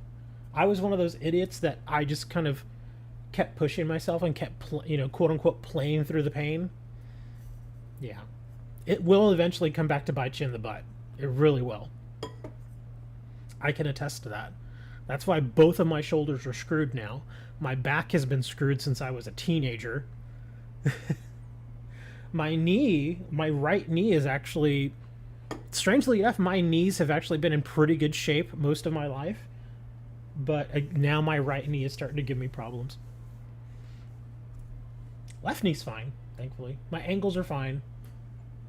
Both of my wrists are surprisingly okay, although my left wrist is really hurting me right now. Still like to improve my posture. I know my back will thank me later. One of the best things that I've started doing, or that I did even when I was younger, and it's the simplest thing in the world, is I will just lay on the floor. I got into that habit of laying on the floor when I was like 20. And it was kind of weird because, like, when I was 20, I moved in with a roommate, and they would see me occasionally doing that, just laying on the floor. Not even like watching TV or reading a book, or I would just lay on the floor for like 15 minutes. And they're like, "What are you doing?" And I'm like, "I'm just laying on the floor. It's for my back." And they're like, "Why? Is your back hurting?" And I go, "Well, not necessarily, but it just, this actually just feels good for a little while." So yeah, I would just lay on the floor because it's flat. It's a flat surface. Not only that, but one other little thing that I learned is if you take a couple of tennis balls and put them like in the small of your back, kind of like in the mid to lower back area, and you kind of roll them back and forth, like you can actually take the two tennis balls, tape them together, and just kind of lay on them and roll back and forth a little bit. It can actually really massage your lower back, and that really helps. How long would I lay on the floor? Like 15 minutes. But that's just me. Sometimes I would actually nap, like nod off and go to sleep for a little bit, but yeah.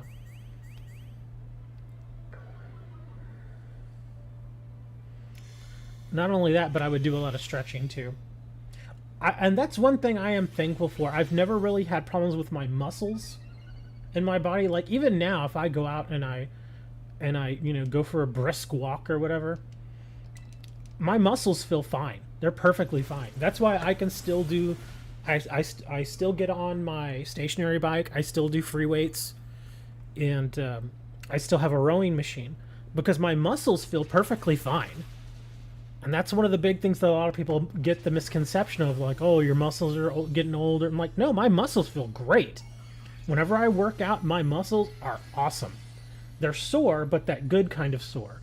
What hurts is my joints and my cartilage and the nerve endings in my back. But the muscles are fine. The muscles are perfectly fine. I have had muscle strains and tears and stuff, but that's normal. Yeah. Especially if you're an athlete and you do kind of any competitive play, yeah, you're going to get muscle strains and tears. That happens. But like I said, it's mostly my joints that are just really, really killing me. Because and a lot of my joints that hurt all the time, like my shoulders and my back, I have no cartilage left. All the cartilage is gone. And when you don't have cartilage, yeah, it's gonna hurt. It's gonna just destroy your nerve endings. And that's what's happened to me. That's why it's hard for me to do any of that stuff. Because like my muscles are like, yeah, let's go do it, but then my joints are like, no, you don't want to do that. You really don't want to do that.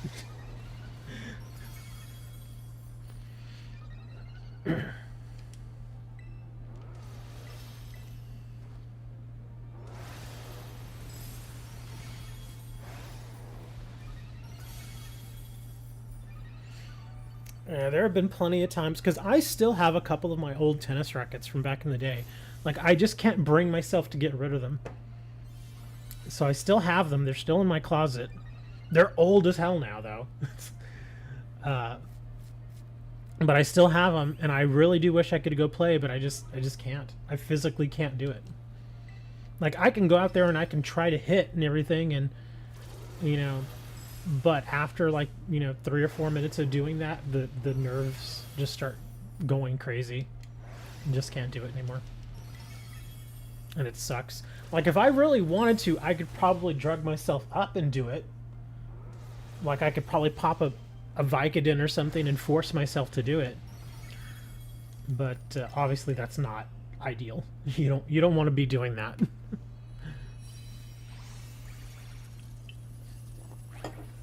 And obviously that there are athletes out there that do that. They shouldn't, but they do. Because again, if you're a pro athlete, you gotta, you gotta perform. You gotta get out there and do it. And it is, I hate to say that, yes, it is a shame, but the reason for me it's a shame is because I actually really did enjoy playing tennis. I mean, yeah, I could be competitive, but I sincerely enjoyed going out there and just playing. It was really fun.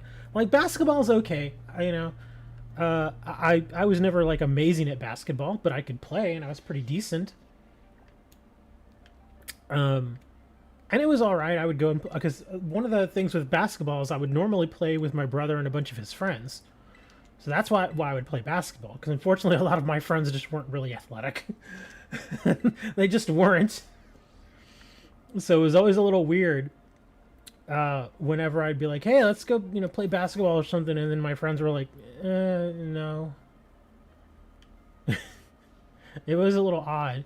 But then my brother would call and he'd be like, hey, we're going to go play ball. You want to come with us? I'd be like, all right, sure. And then I'd go play ball with them for like, 2 or 3 hours.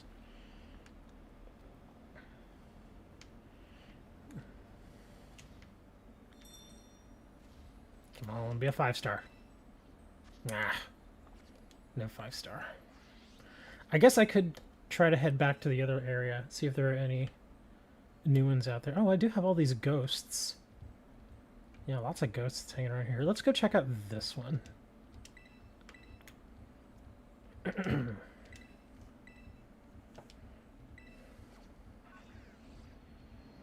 I think if I had the money and I was able to go get surgery at least on one of my shoulders, I could probably get back into playing a little bit, but But I already know what they would have to do for me with my shoulder surgery, and it'd be a long recovery time, which unfortunately I can't just stop working and and go and recover from shoulder surgery.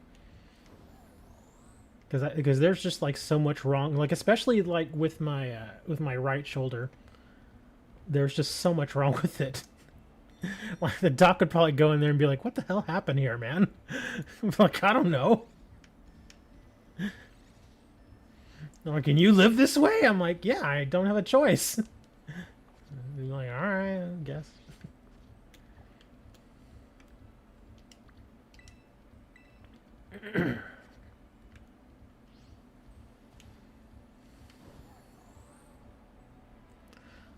One thing I do regret as far as like my back is when I was, how old was I?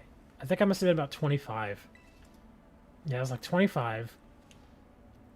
And my back was giving me just all sorts of problems.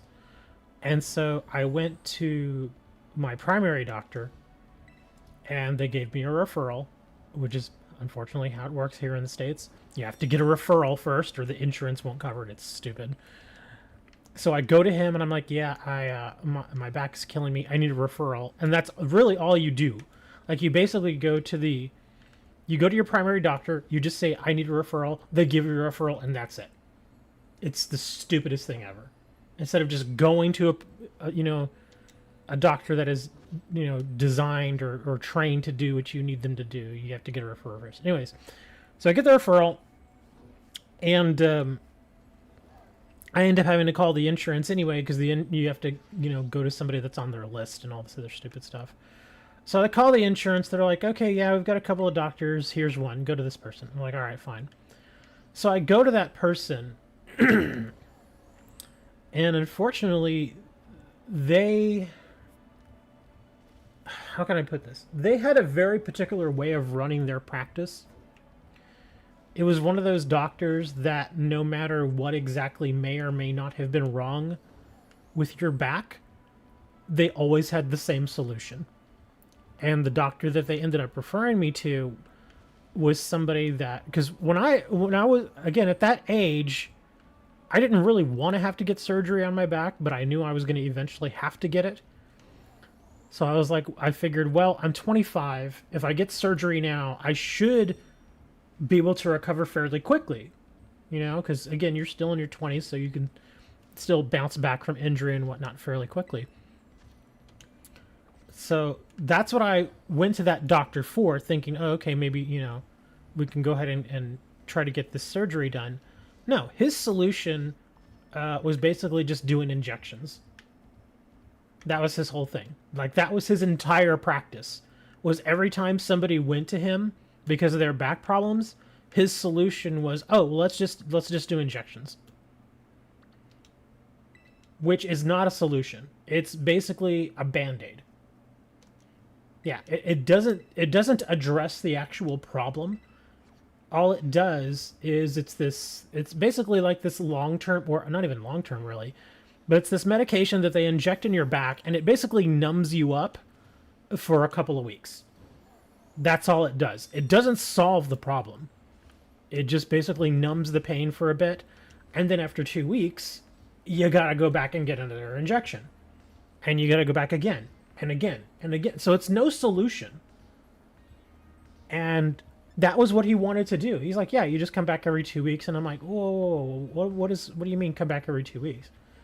He's like, yeah, you just come back every 2 weeks and we give you the injections in your back, in your spine, which is not comfortable. I will tell you that much. And yeah, that was his whole thing.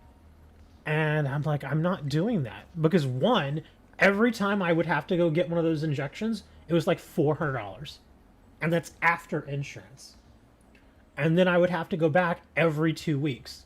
So that's $400 every 2 weeks. And I'm like, do you really think I can afford this? And he's like, well, that's the solution that I'm offering. And I'm like, that's not a solution, man. That's you basically just keeping me paying you while offering temporary relief. Yeah, that's all it was. Yeah, that's why after that, he tried to get me to do it. He really tried to sell me on it. And I'm like, dude, I'm not doing this. I'm like, I'm not doing it. I said, I want surgery. And he's like, well, I mean, I can refer you to a surgeon. And I'm like, yeah, I would very much like for you to do that. Well, as it turns out, he never gave me the referral for the surgeon. So I was kind of back to square one at that point. It was the whole situation was just really, it just left a really bad taste in my mouth. It was just like, dude, it's like, come on. But yeah, that's another tale of the American healthcare system. Yeah, it was just, the whole situation was just screwy. I hated it. He was never trying to actually fix my problem. He just wanted to, you know, he basically wanted to hook me on his drug and then just keep me coming back for more. Yeah. So I never got the surgery, and yeah, the back over time has just gotten worse and worse and worse. And now I really can't afford the surgery. So it's like, well...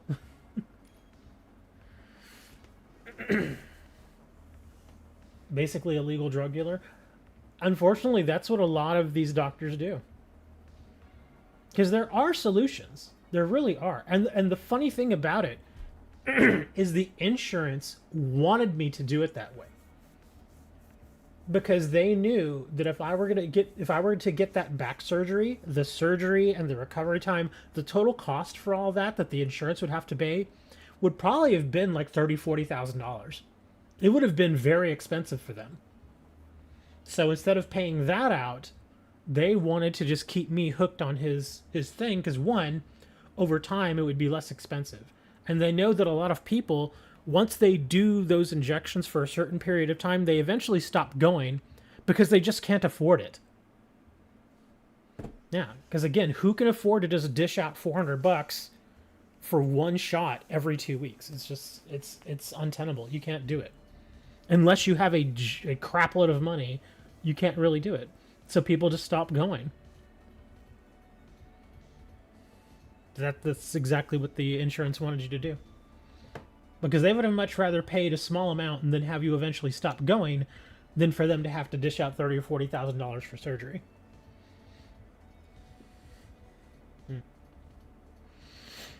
Really? Only two of us? What is wrong with all of you? Where are you all? I'm mad. Not even Dre's here today. Dude, medicine here in the United States is such a travesty. We have, and I won't lie, we really do have some insanely good healthcare, like the actual things that they do, that they can do. Like the doctors are wonderful. The surgeons are wonderful. The techniques and the medications and stuff that we have are top notch. But one, they're very expensive because obviously if you're going to have like bleeding edge healthcare technology, it's going to be expensive. And that's why the insurance companies always fight you whenever you try to go and get any of this care, because they don't want to have to dish the money out, because it's a for-profit model. And when you take something like healthcare and make it for profit, it's never about your patient. It's about how much money you can make. So, yeah. Oh, look! even Zoe, our NPC, was like, okay, I'll bring my horse.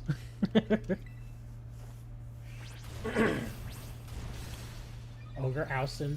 I'm not doing Ogre Oustin. I don't like it. And I'm not knocking you, Rex. Just you're like the second or third person to come by and talk about this Ogre Oustin stuff, and I'm like, dude, I do not like doing that. You have fun. If you want to do it, you go for it, man. But I just do not like it. It's not fun for me. Maybe I'll eventually like it at some point, but I just don't right now.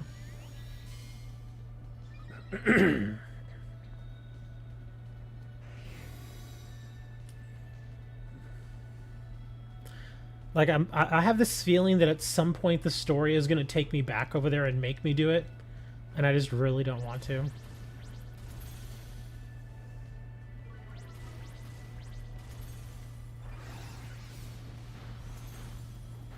Uh-oh, Eric. Survive, Eric. You need to heal yourself, man. Don't die.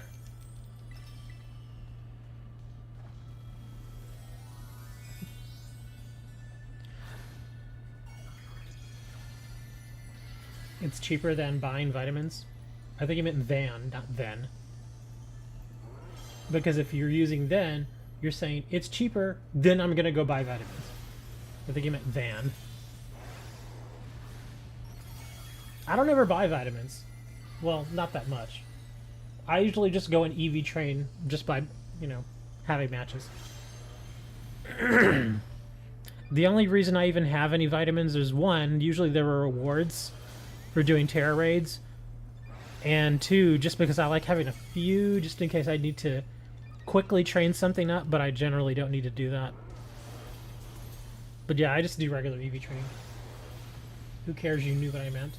I care. I care, Rex. I was an English major in college. I'm not even kidding about that. That's 100% true. I was an English major. I could have been your teacher. Rex is like, if you were my teacher, I would steal your apple.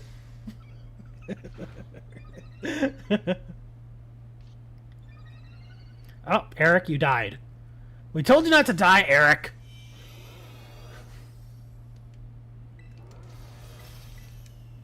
Since Eric died, now he has to buy us all lunch.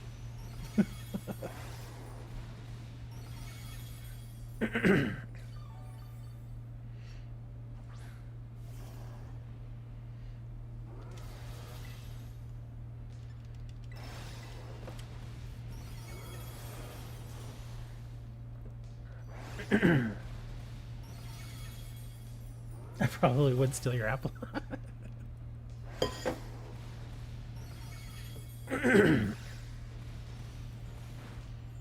If it was one of those red delicious apples, I would have been like, sure, take it. I just do not like the red delicious. And it's pretty funny too. I remember reading a story about, and I'm talking about the actual type of apple, the red delicious apple. That's what it's called. I remember reading a story about it, and the biggest story, or the biggest part of that story, was that they specifically named it Red Delicious Apple. One, because it's red, and two, because contrary to its name, it's actually not very good. Like, it's fine. Like, you can eat it and it's not gonna, like, poison you or anything, but it's really not that good. It's kind of like, eh. So it's not delicious, but the reason they gave it that name was more of a marketing ploy than anything. Because they're like, well, how do we sell these apples? Because the apples themselves, of all the apple types that are out there, the Red Delicious is actually pretty easy to grow. That's why there are so many of them. Like at least every store that I've been to here in the United States, every grocery store, they all have, you know, a bounty of Red Delicious apples, and they're cheap. And the reason why there are always so many, and the reason why they're so cheap, is because they're very easy to grow. Unlike Cosmic Crisp apples or Honey Crisp apples, which are much more expensive, or Granny Smith apples, those three apples, like the Granny Smith and the Honey Crisp, are delicious. Those things are, they're so good, but they're expensive. You're more of a banana guy? I actually used to have a banana tree at one of the houses I lived at when I was a teenager. We lived at this house, and it had this really, like, right in the corner of our yard, like right where the fences would meet in the backyards for the various houses. It was right there in our backyard, and it was a very tall tree. It was like a 25-foot tree, very tall. And I just remember the entire time that we lived there, which was about 2 years, there was always bananas growing on it. But they were so high up that we could never get them. Even with like a ladder, we couldn't get to that bush. There was like always one little thing of bananas there. And I remember our friends would come over and be like, hey, why don't you get the bananas? And I'm like, okay, sure, go get them. They're like, we have a ladder? We're like, no, we don't have a ladder that tall, man.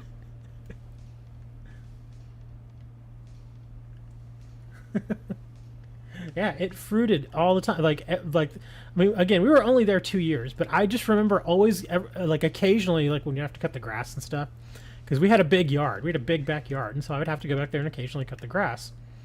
And every time I would pass by that thing, I would go and I'd stop and I'd look up, and sure enough, there was at least one, like, bushel of bananas there.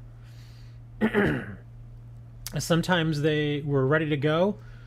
Sometimes they were still very green, but it always had bananas. It's just too bad I could never actually go up there and pick them. There is a downside, though, that I found out about having a banana tree. And at first I just thought it was really kind of, not really odd, like it sort of made sense to me.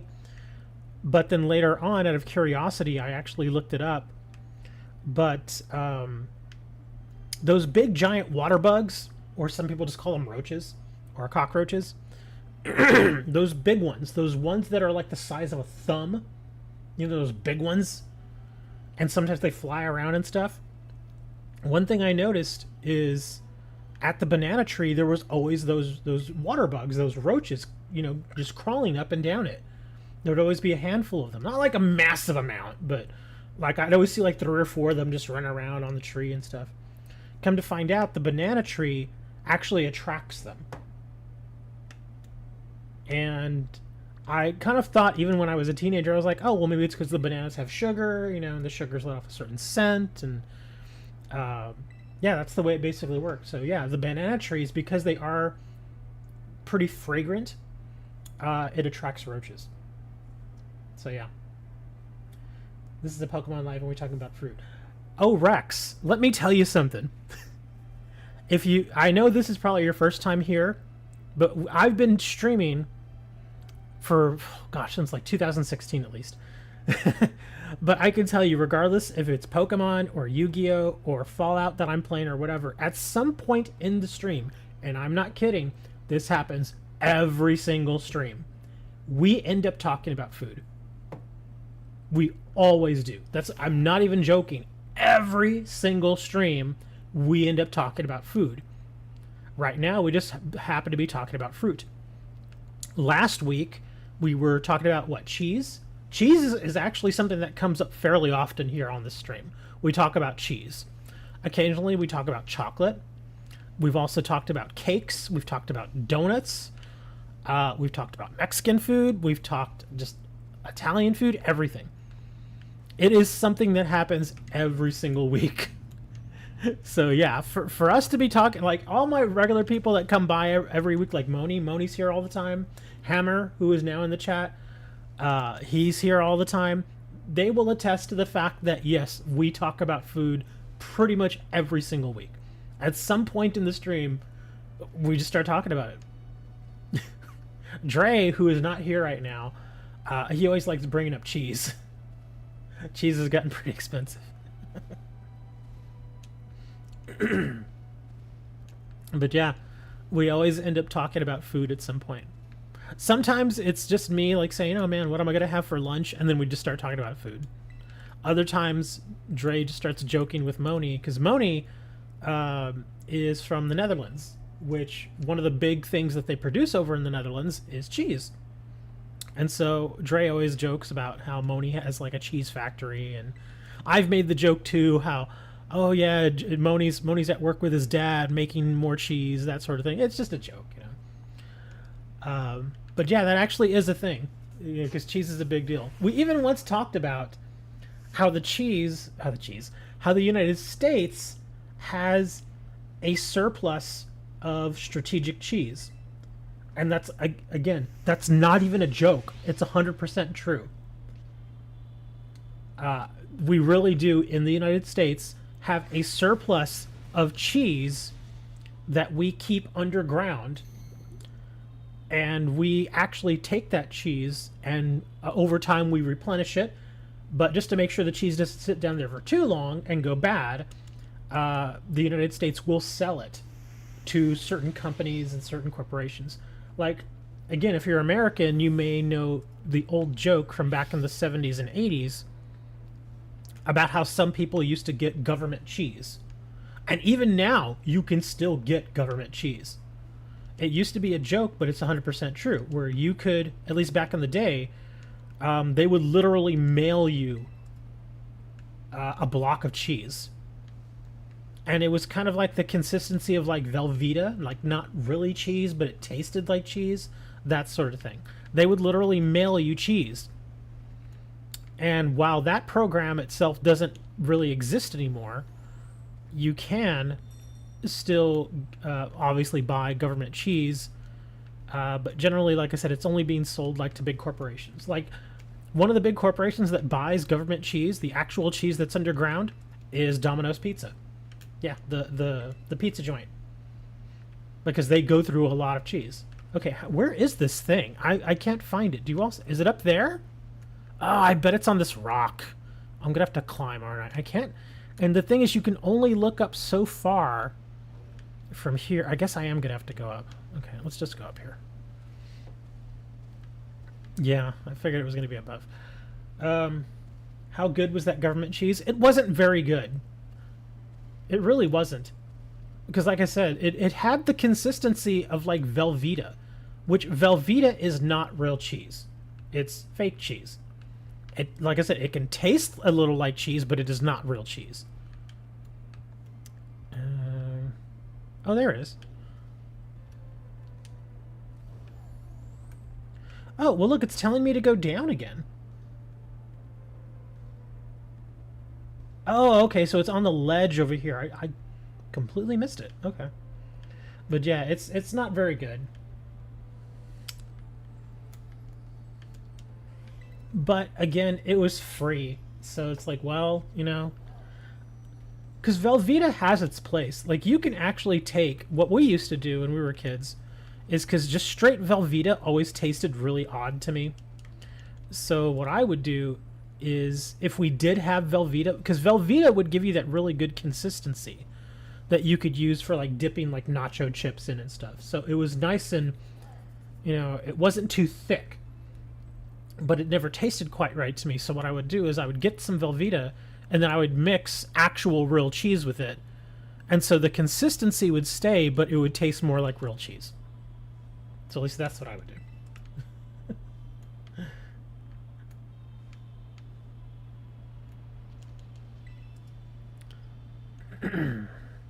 Okay, so this is not what I was hoping it would be. I think that's pretty much all of...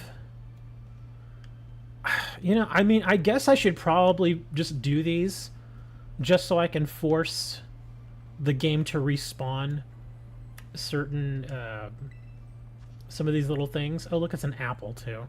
Well, here, we'll just go. I'm just gonna go kill this real quick, just because I want it. I want to get rid of all these that we're not doing, just so it forces a respawn, and hopefully we'll get some 5 stars. It's trash cheese or mac and cheese. Even then, yeah, like companies like Kraft that make Kraft mac and cheese, they also buy the government cheese too. Because again, you can buy it in bulk. You buy it by the ton. You can buy like 20 tons of cheese for really cheap if you're just buying all of it. And so that's what Kraft will do, is they'll take that cheese and they'll grate it up and put stuff in it, and there you go.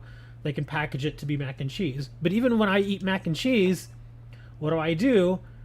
I use the package for it and I prepare it the way it asks, but then I also take regular good cheese, like actual cheese, and dump it in there, and that's how I get my mac and cheese. Because again, Kraft mac and cheese just doesn't taste right to me. It tastes like something's wrong with it. Like, it's technically cheese, but it doesn't taste good at all.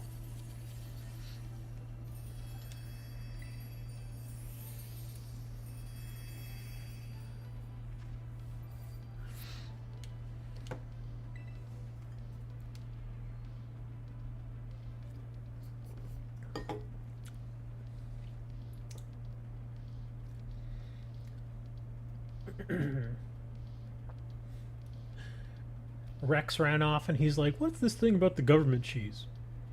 Rex is probably like 16 and he's like, I think this guy's lying. I'm gonna go check this out. Anyone want to do a Terra 5-star? I really hate Among Us. That's not even, I'm not even kidding. I really do not like doing Among Us raids. Just because he's annoying. I'm trying to remember. Among Us. He always puts you to sleep. And then he has that one thing that he does where he can hit you back really hard. And you say it's a fire Among Us? And he does grass moves too. I mean, we can do it. I don't mind doing it. I know you've been talking about doing it. I'm just trying to think what's the best counter to it. I could probably... Well, let me see. He's fire. Doesn't like ground, doesn't like water.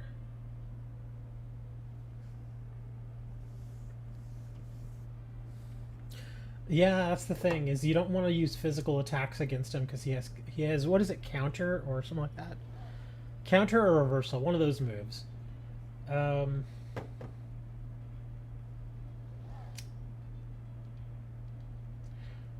to think though, so ground.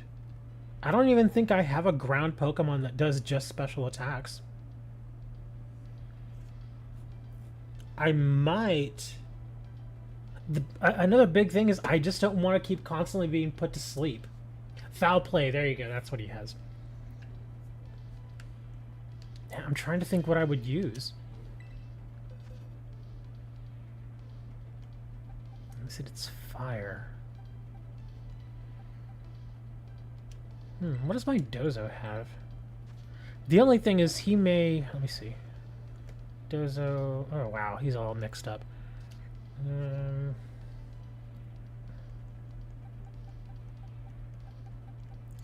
The only problem is you can't taunt him once his shield is up. Yeah, once his shield is up, he's going to put you to sleep still. Because taunt doesn't work after that. Or at least while the shield's up.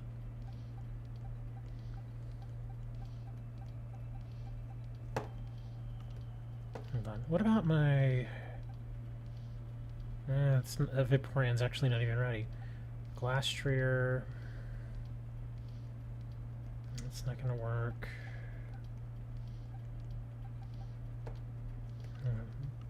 Gastrodon, water and ground. I don't have taunt on this guy though.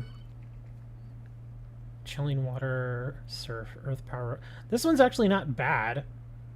Although storm drain's not going to really do much for me here. If you can bring a taunt, then I can just chilling water it and make it weak as possible. I mean, I can do that. Do you want to do that? Go ahead and share the code. We'll give it a go. The worst that happens is we fail and we have to try it again.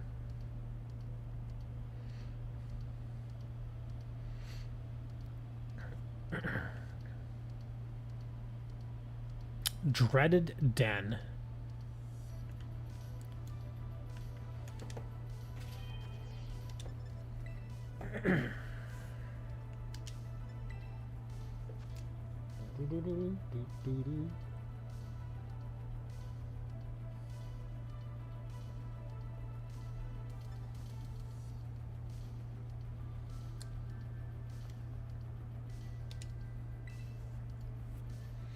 Can bring Grimmsnarl with taunt. Okay, that works. I guess I'll just play more of a support role then. I'll just keep weakening it. And I still have Surf, so I can actually cause some damage if I need to.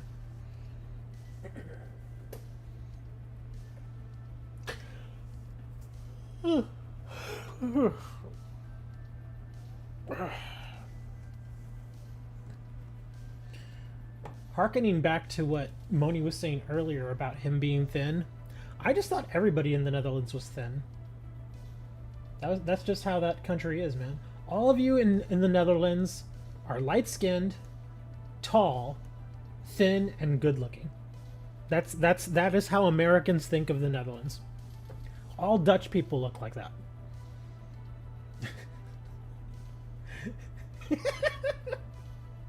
Hammer's like, I'm fat. But you're not Dutch. You're American. You're not Dutch. I'm talking about Dutch people.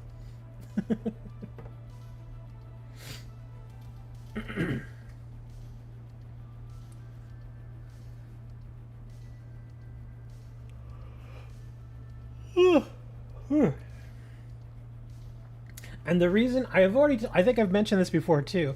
The reason I think that about all Dutch people is because of one of my old bosses. Yeah, my old boss, Michel. He was from the Netherlands, and that was basically him. He was tall, thin, light-skinned, and good-looking. And he had that accent. Like, he spoke impeccable English. His English was perfect. But he still had that accent. And so all the women, whenever, you know, people would come to, like, because he was basically the front office manager when I worked at the Omni Hotel. He was the front office manager, and the time that he was there, occasionally it would get really busy and he would have to come to the front and help us check people in, because I worked at the front desk also.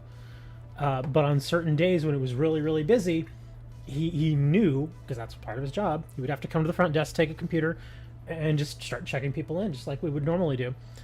And as he would speak to people, a lot of the women were like, oh, he's got an accent.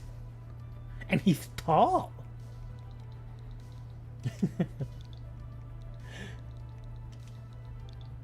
KNDC. And like I said, the only time I ever looked at him and thought that he looked small was when he stood next to the Undertaker. Yes, the actual Undertaker, the wrestler. I told you all that story like years ago. For those of you who don't know the story about the Undertaker, or at least my story about the Undertaker, again, when I worked at the hotel, we would occasionally get celebrities that would come in. And one of those celebrities was the Undertaker. Mark Calloway is his real name. You all know him most popularly as his role of the Undertaker with WWE, the wrestling place. And he is a very big man. He is a big man. So, yeah. And Michel, my boss, like I said, pretty tall guy. He was 6'4", which is not small. That's a pretty good height. But again, he is kind of thin. So when you put a 6'4" thin man up against another man who is like 6'11", 7 feet tall, and probably weighs at least 275, 300 pounds. He suddenly looks small next to him. So yeah, I thought it was pretty awesome. The Undertaker walks in with his girlfriend at the time. Big old dude. And he comes up to me, he's like, yeah, you got any rooms? And you could tell that, I mean, because everybody immediately saw him, and it's just the fact that he's so big. Oh, that was not good. Okay, that actually hurt really bad. But anyways, yeah, I mean, he caught everybody's attention for the simple fact that he's a big man. He's a very large man. And then, once people looked at him and started to realize who he was, him being the Undertaker, everybody was like, oh, it's the Undertaker. And me, I'm just there checking this guy in, talking to him, chit-chatting, you know. I'm just like, yeah, give me a room. Give me a room before I kill you. I'm just kidding. He was actually a really nice guy. He's a really nice dude. Yeah, him and his girlfriend at the time. And I remember looking at his girlfriend at the time. Tiny little woman. She must have been like maybe 5'1". Just a tiny little woman. And here's this big old 7-foot giant of a man. Like I said, he was a nice guy. He stayed there for a couple of nights. Real nice dude. Because if I'm not mistaken, I think he's from Houston. I think I remember him being from Houston. Like, that's where he was actually born. So he probably has family in Texas. So it makes sense for him to be in Austin. Plus, of course, he's a wrestler. They travel around a lot. Yeah, we're getting our butts kicked here, guys. Yeah, the Gastrodon was not a good idea. That was my big fear, is I knew the Amoonguss was going to do grass moves, but I didn't think he was going to hit me that hard. Yeah, that energy ball is just obliterating me. Look at that, he's taking half my health. Yeah, and we actually don't have anybody that can hit this guy really hard. Like, it feels like all of us have support. Yeah, we're probably gonna have to try this again.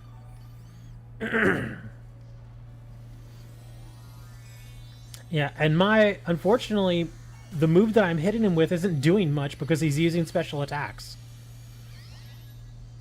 Yeah, all of his stuff is special attack. Actually, I don't need to do that. I can, Come on, let me get my move off. There we go. I can recover.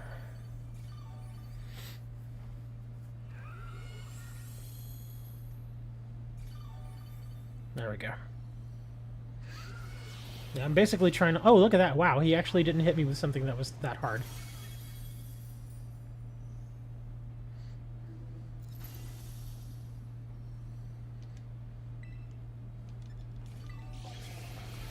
Watching in 140p? My playback is in 140p. My playback's always in 140p. Plus, you're watching on your phone, aren't you? You almost always watch on your phone. Yeah, if you're watching on your phone, I would say don't watch in like 1080p. That's kind of a waste. Ooh, I don't want to do that. Yeah, if you watch on your phone, you can probably watch in like 360p and probably still look fine.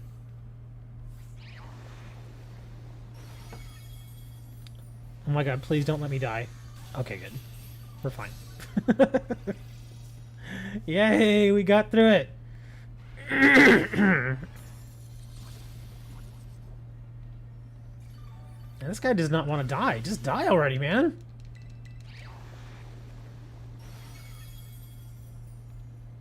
There we go. His mouth is really weird. It's basically like a hole. He's got a butthole in his face.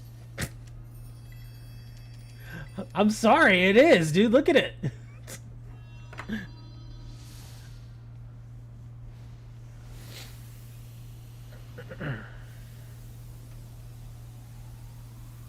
Oh, that's right. I just remembered today I should be getting an interesting little package in the mail.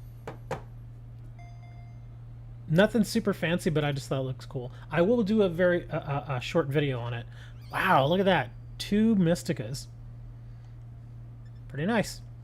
What else we got? Lots of large candies. A hole for you to shove a Pokeball in. I have a very dirty joke, but I'm going to take the high road. Because I'm sure there's at least one fairly young person here, and I need to I need to try to keep things PG.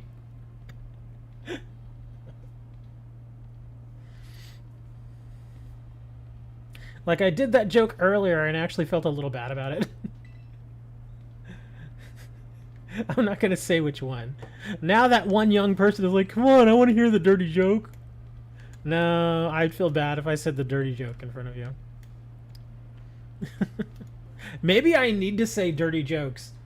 Because seriously, like, every one of my streams now with Pokemon, like, I'll usually, at max, I'll hit, like, maybe 15 viewers. Maybe if I start doing dirty jokes, maybe I'll bring in, like, a bigger audience. They're like, yeah, he does dirty jokes now. Okay, I can't walk into this. Here we go. Oh, there's a burn mark here. Did we set a Pokemon on fire? What happened here? I guess we set somebody on fire and killed them. Okay.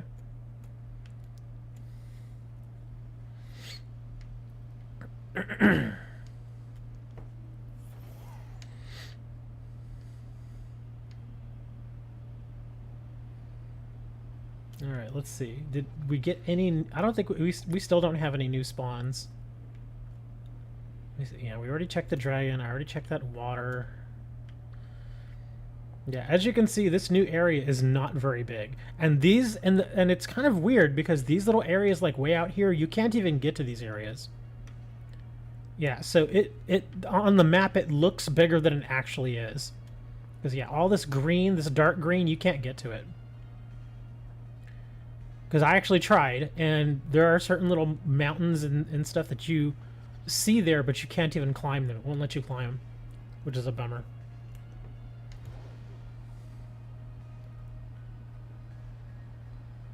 Oi! I didn't want to fall off. I was hoping to just jump off. There we go.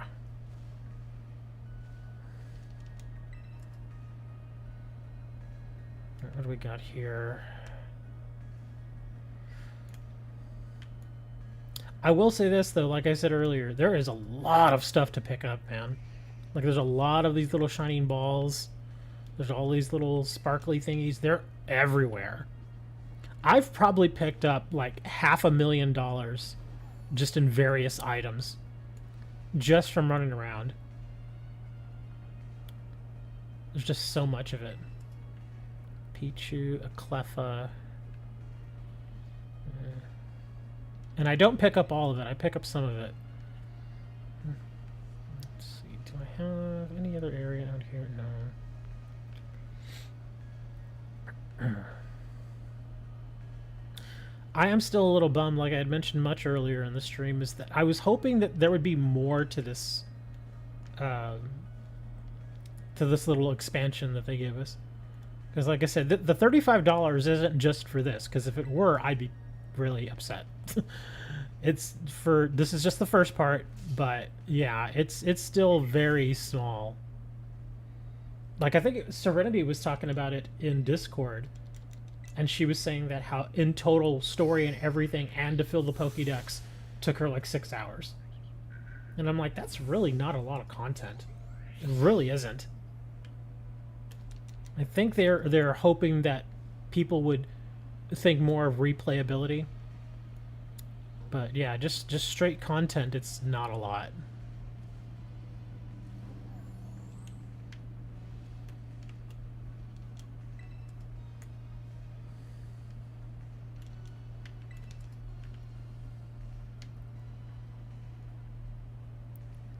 And poor Hammer. I have been seeing your messages, Hammer, in Discord. You keep wanting me to play Dying Light, and I'm just like, dude, I just really do not like zombie games. I just don't. The last zombie game that I got any sort of joy out of playing was Resident Evil, and that was a long time ago. And by long time ago, I mean like 2003. Yeah, I just like I know that like some of these games out there they've got like their zombie modes and stuff like that, like Call of Duty or I don't know. There's a whole bunch of games out there where you basically just get attacked by a bunch of zombies. I'm just it just that this doesn't it doesn't do anything for me. I just find it boring.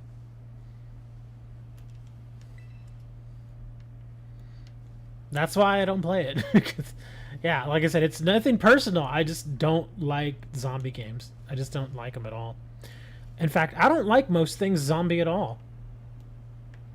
Like if it's like some sort of game or a movie or something that's like centralized around zombies, I won't even watch it. Like what that show, The Walking Dead, I will not watch that show. I just don't enjoy it. I'm sure there is more to that show beyond the zombies, but I wouldn't know because I am not going to watch it. Because if it's based on zombies, I'm like, nah, I'm good. Thanks, though. Same thing with movies. Like there have been a couple of zombie movies, and I've watched them, but I just find that I don't enjoy them. Like I watched that one zombie movie. What is it? World War Z.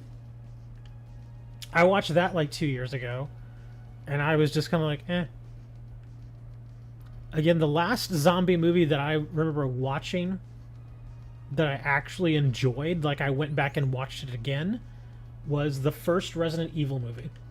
Do you remember that one? It came out like in 2002, had Michelle Rodriguez and Mila Jovovich. That movie I actually liked, but again, at the same time, that was about the time that I was playing Resident Evil the video game. And so when Resident Evil the movie came out, I was like, oh, cool, okay. And again, that first one was actually pretty good because up until that point, there hadn't really been a plethora of zombie movies out there. But now, like, even with the Resident Evil movies that came after that, like with each sequel, the quality just felt like it was getting lower and lower and lower. Like there was less and less of a story there, and it was mostly just about, oh look, scary zombies, and it was like, ugh. Yeah, I really lost interest. And again, I think the big reason is because a lot of the zombie video games and the zombie movies and shows that were coming out, the quality was just so bad. I just didn't enjoy them. Oh, I should probably change my Pokemon.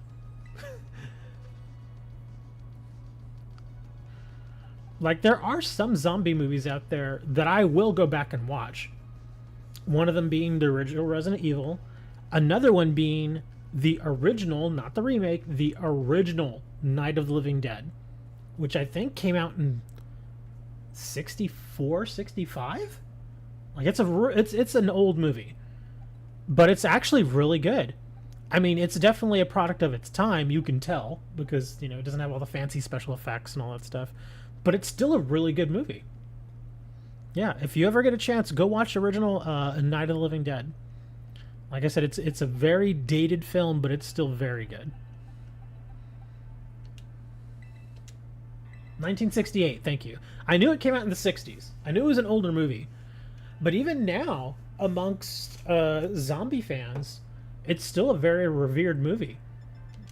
Because again, it's scary and it's frightening, but it didn't need special effects. It didn't need all the blood and guts and stuff like that. There are very scary scenes in it, especially for the time. But even today, you can still appreciate what it is. It's a good film. I don't even know why I put the code up there. This is just a 4-star. But since I put the code up there, I guess if you actually want to get this Pokemon, yeah, go ahead and jump on in.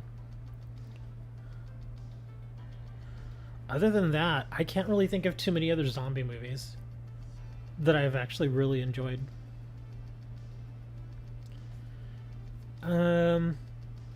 Oh, there was that one movie. It was kind of more of a tongue-in-cheek sort of movie, though.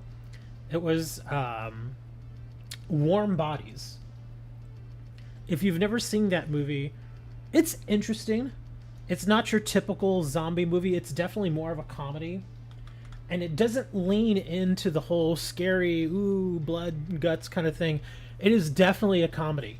It's rated PG-13, I remember, because it doesn't really have any of that blood and gut stuff in it. It just doesn't have it. It's mostly about it just being funny. And I think one of the funniest parts of that movie is there's a part where the main character, who is a zombie, is speaking to another zombie, and they are zombies, so they don't speak English. And so the conversation is like, that's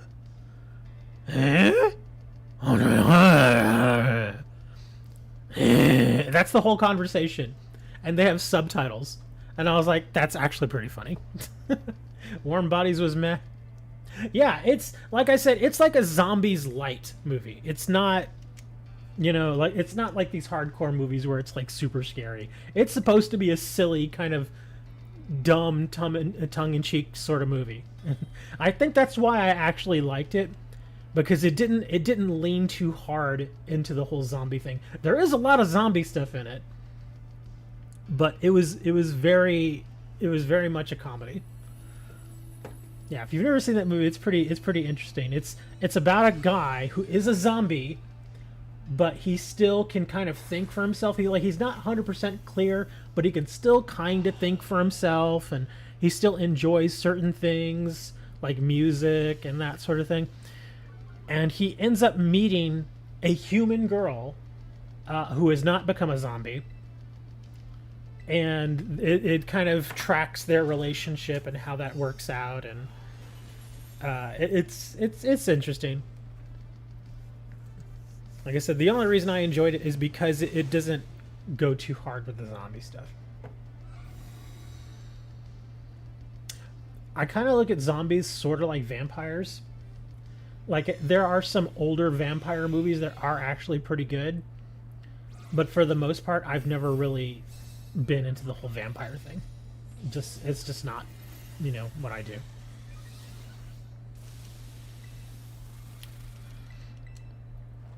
I'm trying to think. What's an old... Oh, again, another movie that it's a little bit older, but I actually thought was pretty funny was Buffy the Vampire Slayer. Not the show, the movie. The show, I'm sure, was okay, because I know it has a lot of fans, but I never watched the Buffy show. Buffy the Vampire Slayer, the movie, though, was actually really funny. It was really, really funny. If you've never watched it, it's pretty damn funny. Like, it has one of the most famous vampire deaths in movie history in it.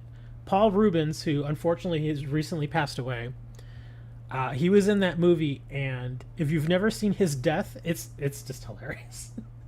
it's it's definitely the one thing that I will always remember about that movie. Not even the fact that it had Christy Swanson in it, or that it had Luke Perry in it, or Rutger Hauer, but Paul Rubens' vampire death was just exquisite. It was just so stupid.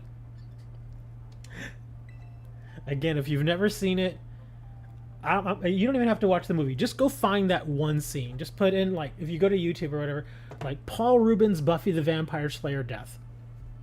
And it will show... It's not very long. The whole clip is like maybe a minute and a half long. But it is funny. Because it's so stupid. And I think only Paul could have pulled that off. It's a very, very funny scene. And I think it's even funnier within the context of the entire movie too. Because out of context it's funny, but in context it's even funnier. I guess we're gonna go check this out because I'm running out of terror raids here. In Warm Body they fall in love. I guess they do. Please check DMs. Digimon. You want me to check Digimon?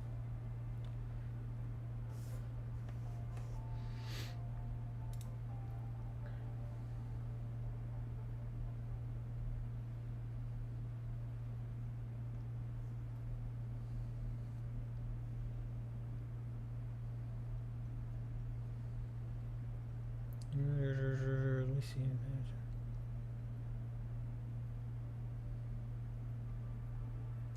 I would have to check that, Hammer, because I'm actually very low right now. Give me a second.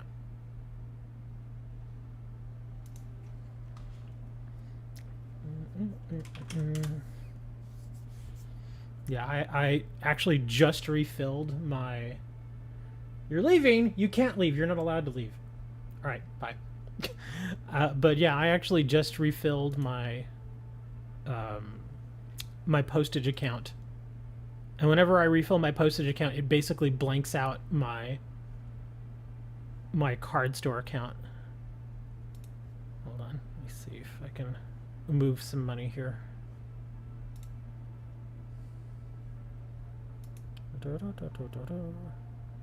From that one to this one.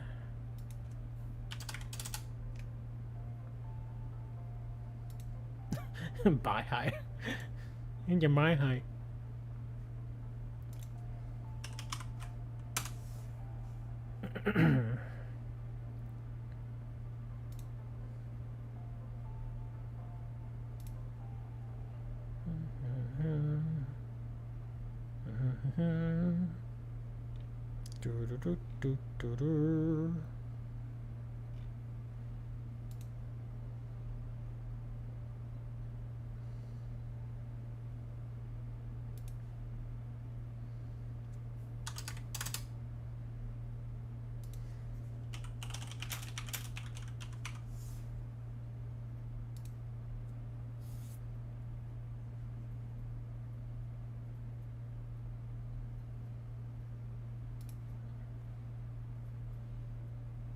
Okay, there we go.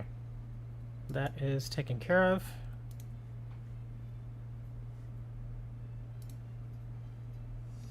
Okay, there. Okay, so let's go check out what is next in the story here.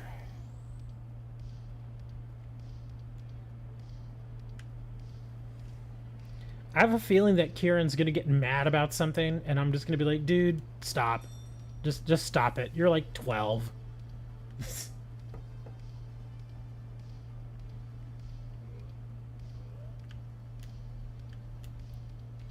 Oh, I gotta talk to this Fu Manchu again.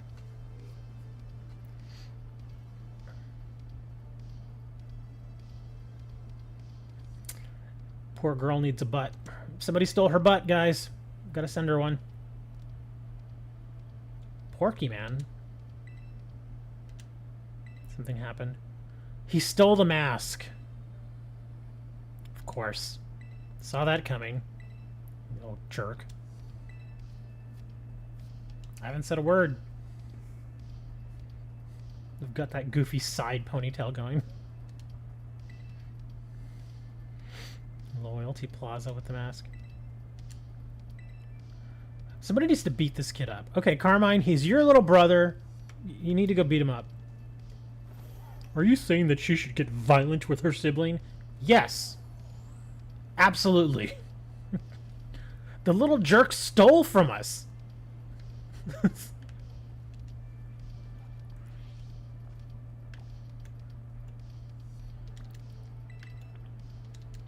Yeah, if you steal from us, I'm gonna go and just, you know, smash.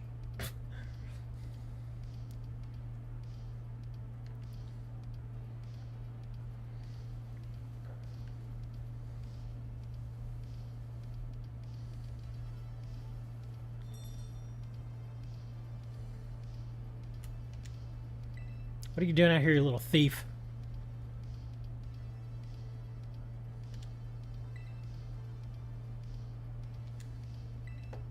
She calls him Kiki. Ogre wasn't the real bad guy in the stories. No, it's you. The Loyal Three were the real bad guys. Who are the Loyal Three? Okay.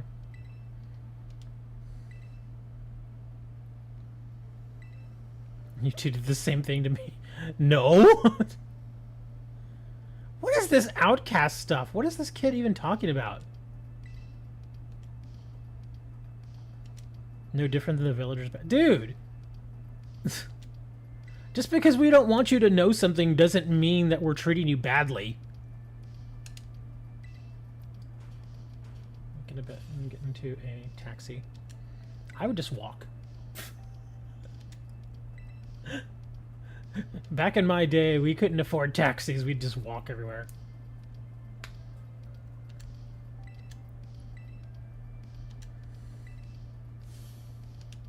Okay, that's great. You need to battle. That's terrific. Okay, can I not just at least change my Pokemon team here? Or...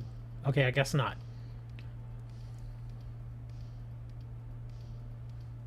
Don't smell your balls. Oh my god, he smelled his ball. Always smelling his balls. Dude, 5-hour walk for me back in the day was normal. I got to the point where I had walked so much, because again, when I was a teenager, I had an older brother. And so older brother was always the one who got to borrow the car. Always.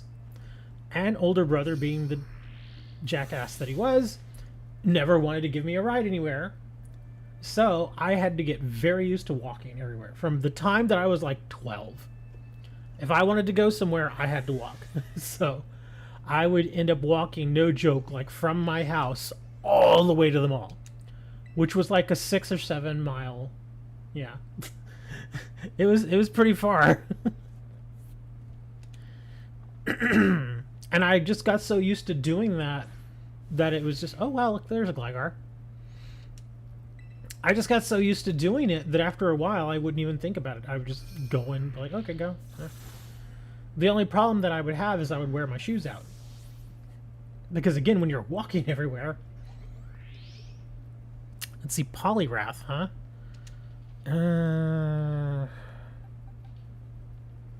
I don't... Well, actually... No, that's ground and ice. Bug. Yeah, I don't really have a good Pokemon for that right now, do I? I guess I'll use this. You're fat, though. Okay. Well, I'm not knocking you for getting a ride. Yeah, don't get it twisted. I'm not knocking you. I mean, even me, like, as an adult now, if I really had to, I'm sure I could walk several miles. It wouldn't be fun, though. I mean, it's not like I had fun back then either, but I could do it and I just didn't really think about it. But again, like I said, this is when I was a teenager. And when you're a teenager, you can just kind of do whatever you want. Physically, I mean. This guy's gonna keep popping me. Might as well just get all the money I can out of this. Stop brick breaking me. Fine, I'm gonna switch. So he's using fighting moves. Oh! Actually, no, he's not fighting type. He's a water type, right? Is he water and fighting? Well, I guess we're going to find out. Or maybe I can counter him. I'll just use counter.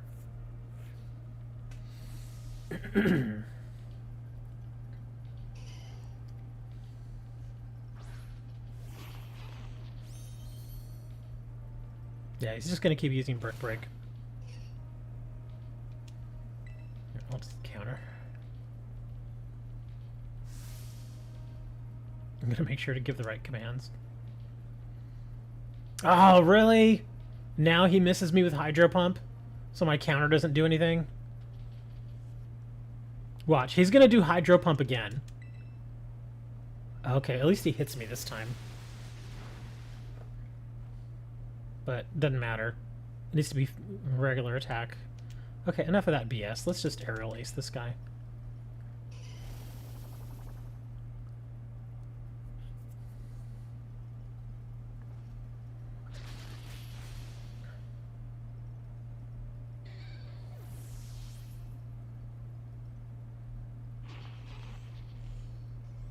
Dang, Magcargo is racking up that experience.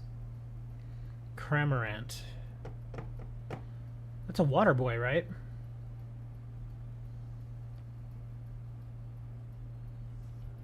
Yeah, it's that bird. He's water.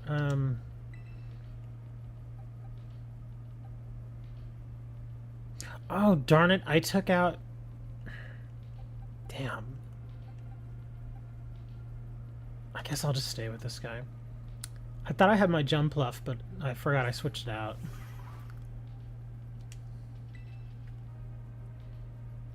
do some leech life. Oh, that's not good.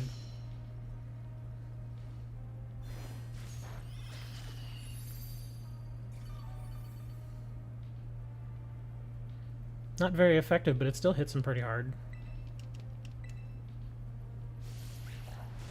I just want to stay alive through this one. So let's just leech life some more.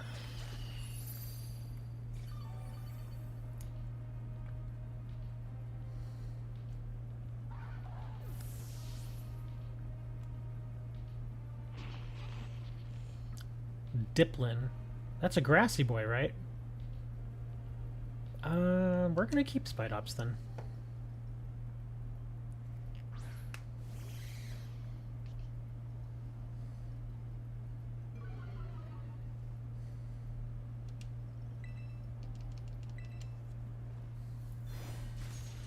Nah. There we go. Now we got something.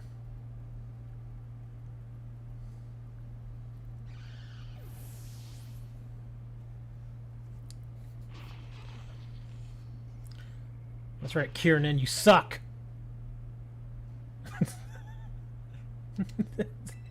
I can't be nice to this kid, I'm sorry. I can't be nice to him or his sister. They're both just awful people.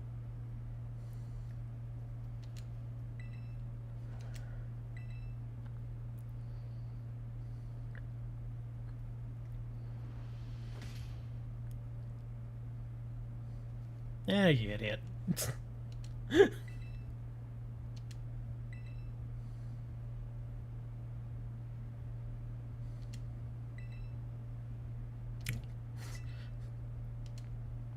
Yeah, giving back what you stole from me, you little jerk. I didn't steal it. Yes, you did. Stop lying. No, don't apologize to him. You should not have to apologize for that. The discussion, I don't get it. The discussion that she was having between my character and her grandfather had nothing to do with that kid. She doesn't have to apologize for anything. It was just none of his business.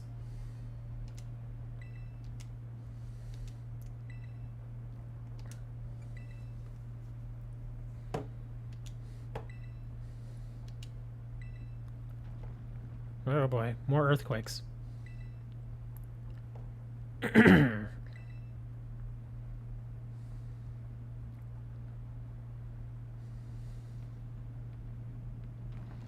So is that a...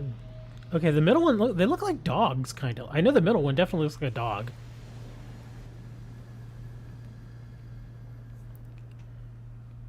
I'm just curious, can we actually catch the melodic now? Oh, here are those 3 Pokemon. Okay, yeah, so that middle one is a dog.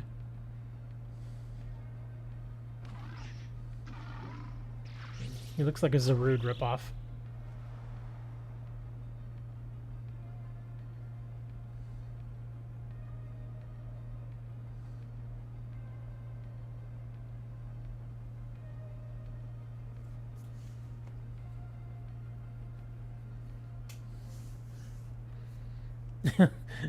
They all just came out like, hey.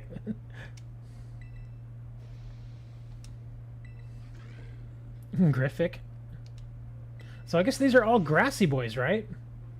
Well, no, at least the middle one's grass. Okay, so the middle one's grass and dark. The one on the left is water and dark, and the one on the right, fighting and dark? I guess we're gonna find out.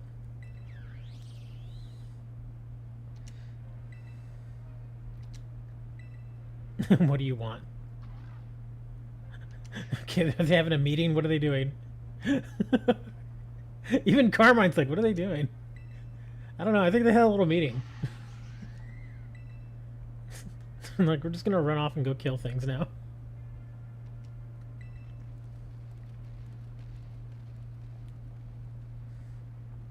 Oh, well, the bird flew off. Okay. Let's go to the town and destroy it. Why is that fence floating? Oh, okay. Wait a second. I just saw it now. So the little pillars are... Okay. But even then, why would you make the fence float? Or the wall? It just... That's weird. Wish version of Zarude. Well, we might have to update that joke now. Maybe it's the Temu version.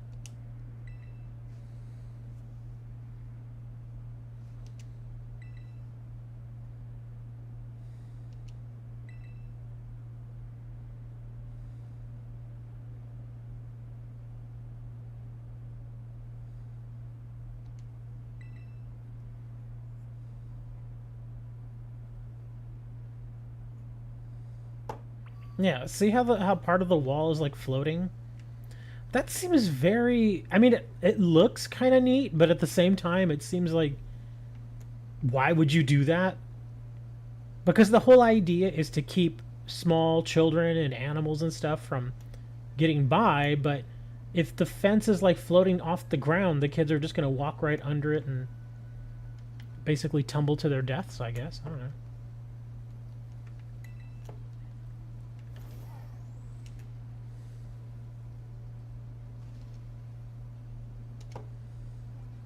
Okay, where did these idiots go? Okay, so... Oh, there it is. Okay.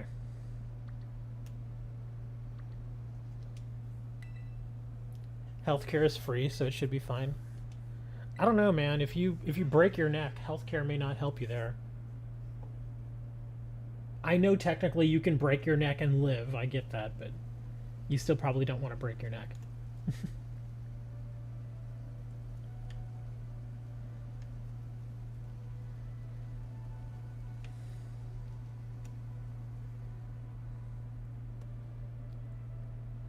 Kind of reminds me all those weird discussions that people had with each other over the whole COVID thing and getting the vaccine and all that.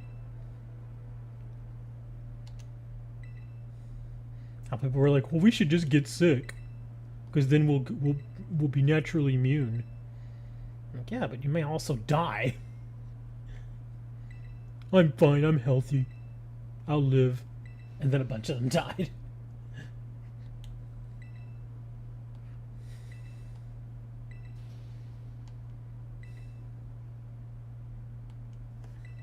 Okay, so they fed them.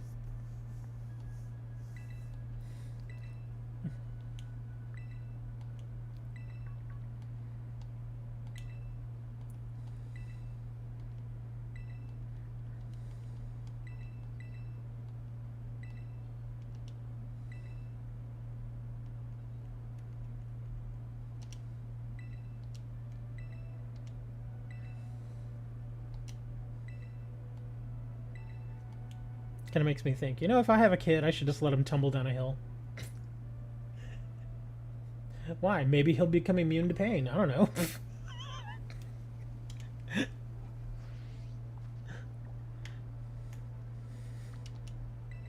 Yeah, eventually he'll become immune to breaking his own neck, too.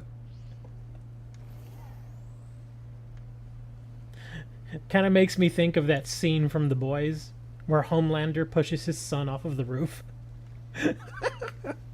Because he wants to check and see if his son actually has powers like he does. And so he takes him up to the roof and then he just shoves him off. And the kid like just falls on his face. And Homelander's just like, okay.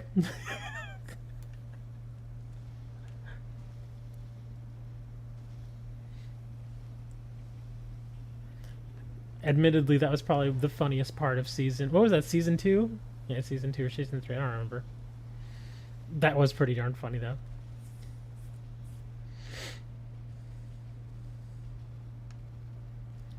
The best part is he does it so nonchalantly, like, he's just like, oh, okay, bye.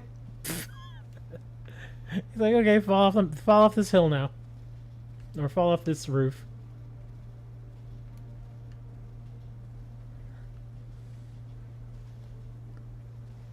Come on, buddy, go. Jump. Oh, so this is where we gotta come back to this den now. Okay. Oh, they're gonna go bully this little guy. The poor masked dude is like, why y'all always picking on me?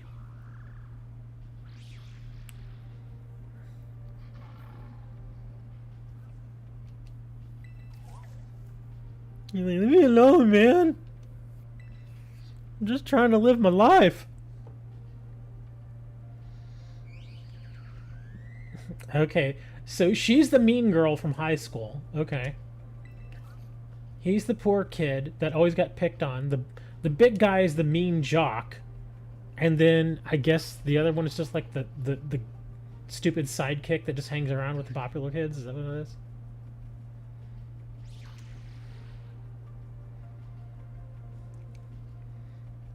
No. So he's the pawn. I guess we're going to face him first.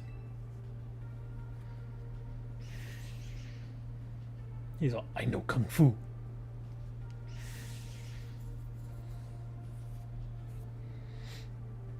Oh, he's level 70. I don't even know what type he is. So is he water and dark? If he's water and dark, I really don't know what I... Well, let's just Sludge Wave. Not very effective, okay. Are these the guys of the legendaries? I guess so. They're legendarily stupid looking. Oh, he does a psychic move. Okay. Well, it doesn't matter. He's dead. But...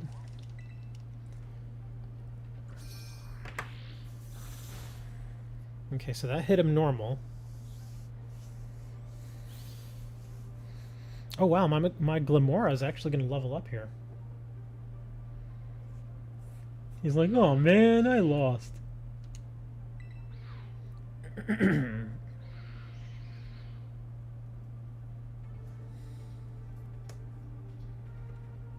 have to say though, if these are the legendaries, their designs are kind of goofy. I mean, I'm sure that's exactly what they were going for, but it still looks really goofy.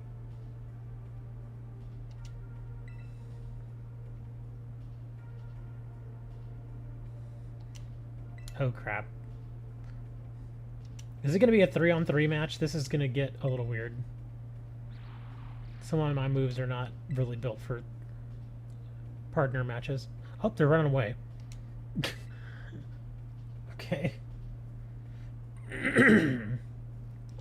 I mean, the little mask guy looks neat. The other three look... I don't know. I mean, the bird looks okay. The big dude looks kind of goofy. And then the little guy looks very plain. Like, that's a legendary. Excuse me.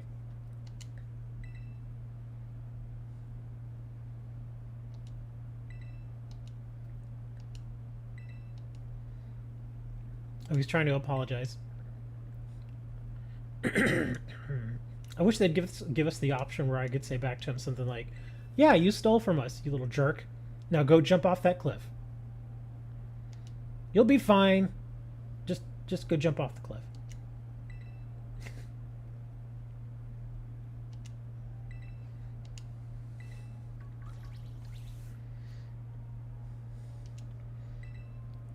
Oh my god, is he saying Pon Pon?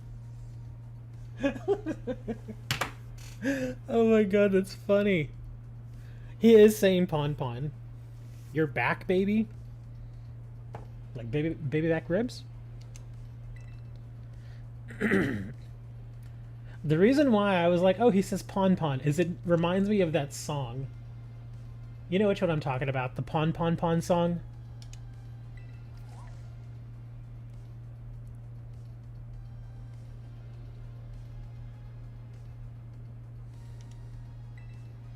Now I want to go listen to the Pon Pon song. It's such a goofy song, and I remember the music video. I forget the name of her of the woman, the girl that did it. She's got like a really kind of odd name, but she's Japanese and she's actually kind of entertaining.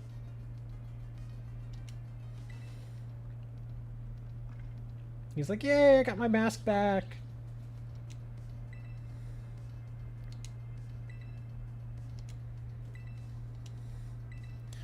Yes, he seems very comfortable around me. Why don't I enslave him? I'm gonna stick him in this ball, and he will be my slave from now on. The one thing I wish that they would put in Pokemon games is when you release a Pokemon, like, actually show it you know, like a little cutscene, or at least optional, so where you could like turn it on or off. Show a little cutscene where you crack the ball open, and the little guy jumps out and he's like, "I'm really free," and you're like, "Yeah, go," and he's like, "Good, F you, I'm out of here," and he runs away.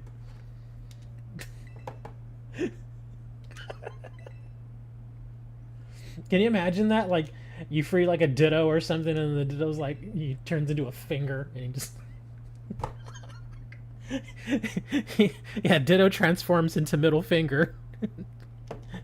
Ditto uses flip bird. It's super effective.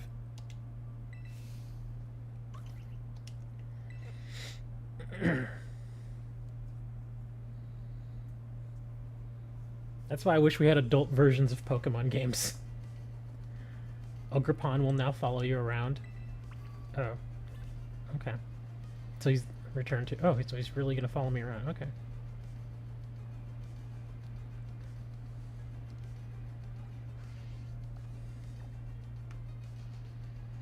I wish I had the talent to make like a parody Pokemon show where all the Pokemon are just not necessarily evil, but just they're all jerks, and like you try to catch them, like put like the main character and name him something similar to Ash Ketchum, except instead of it being Ash Ketchum, name him something like I don't know, what would be a good name for a parody Ash Ketchum? I'm being serious. What would be a good name? I'm trying to think. Ash Ketchum. I don't know. Maybe something like Clash Snatch'em? I don't know. It's Clash Snatch'em. Why is your name Clash Snatch'em? Because I kidnap small animals.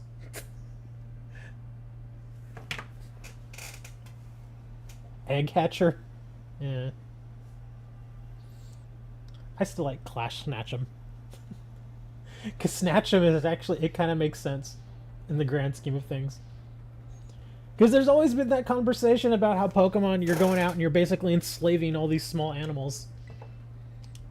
Which is kind of true. The game always plays it like, oh, they like being with you. They like being in cages. That's like saying, yeah, my dog loves being in a cage all day. And he only comes out when I feel like playing with him. No, I'm pretty sure if a dog, you know, could just go out and run around all day, they would.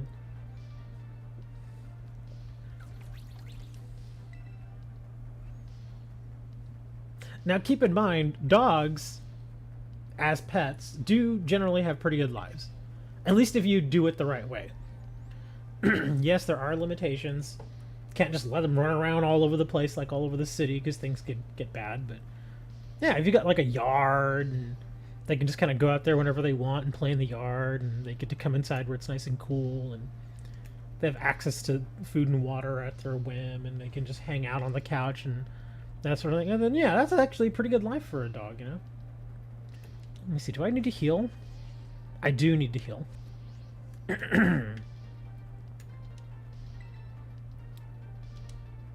And even then, the dog, like, modern dogs don't necessarily have to work.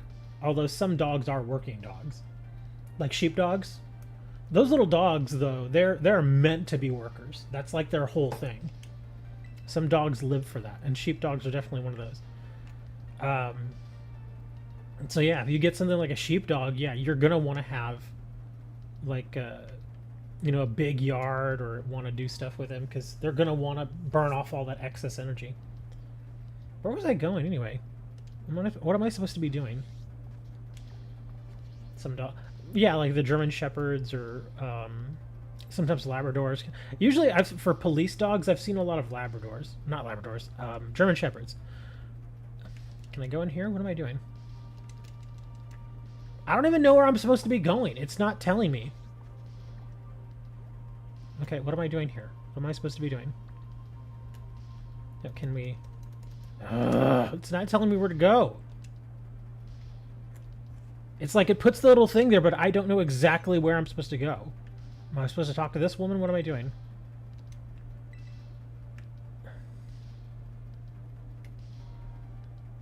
Hi, did you ever complete your Pokedex? What's a Pokedex? I mean the Pokédex? I'm not really trying to complete it right now. I'm just kind of working through the story and doing Terra raids. And the only reason I'm doing the story right now is because I'm literally out of Terra raids. There are no Terra raids for me to do. Well, I mean, technically there are, but they're like 3-star. Which, you know, I'm obviously not going to ask you all to join me for a 3-star because it's pointless.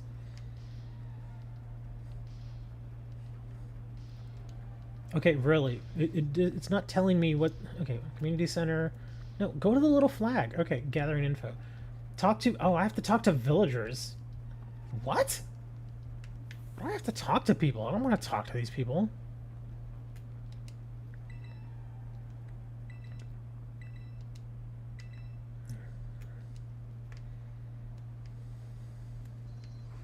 So I just talk to all these people?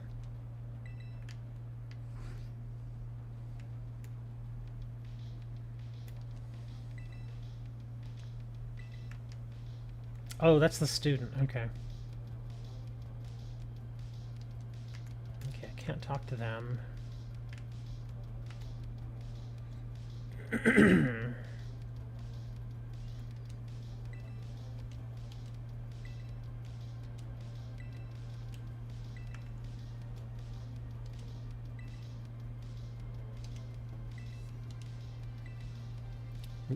When LeChonk fly... What?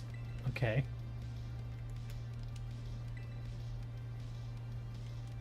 I'm not talking to you. I want to talk to the dude.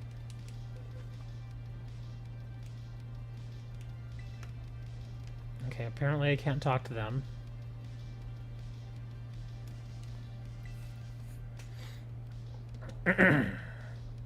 Wandering around the bear. Oh, well, okay.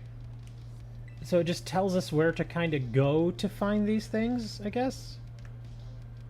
And what is she... She had something else for me. Oh. So it doesn't change. Okay. So is that it? I just gotta talk to those 3 people and that's it?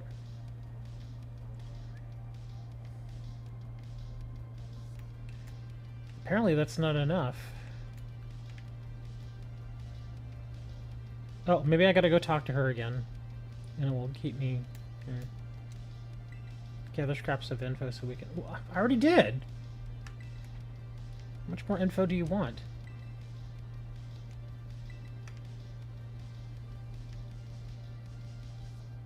Wow, this is annoying.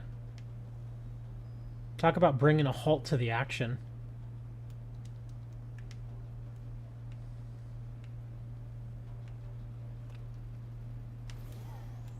Roman Pokemon used to give certificates to people who had beaten the game and you could print it out.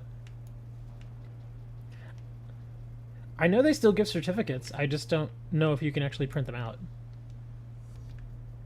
Yeah, like when I beat Sword and Shield, it gave me a certificate. Like I said, I just don't know if there's a way to actually print it out.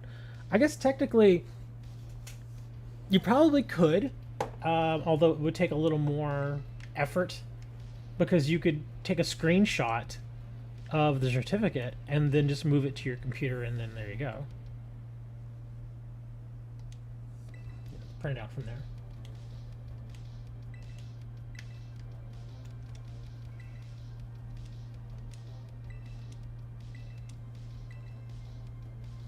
Oh, thank God. Okay, we're done with that.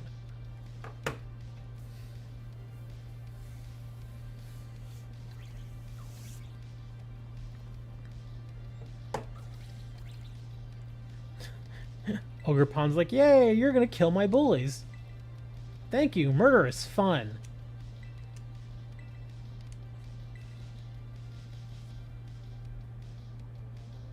I would make a t-shirt with that on it, but you know somebody would complain. Oh, you think murder's fun? My brother was murdered. You think it's funny now? Yes. You're a terrible person. I never said I was good. Oh, look at her fancy little case or whatever. Where am I going? Oh, So this is where we go to actually capture these things? Is that what this is?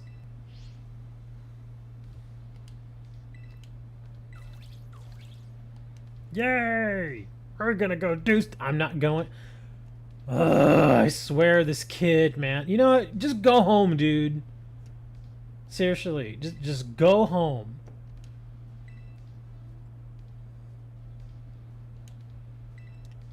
Yeah, go on. Get out of here. Little bastard. Anyway, so...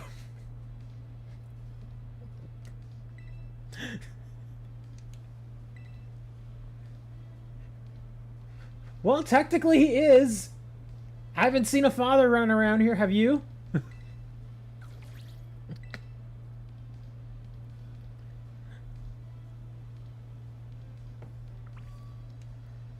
Okay, so I gotta go capture these three, huh? Okay, so... Okay, there's this guy. I guess we're gonna go do this guy first. Worshipping... What? Doing so will make everything hunky-dory. Clumsy and dim-witted Pokemon. Okay, that's great.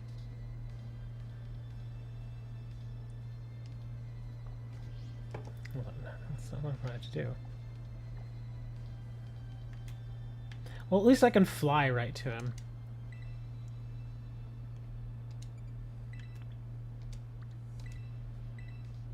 Wisteria Pond? Is that close to Wisteria Lane?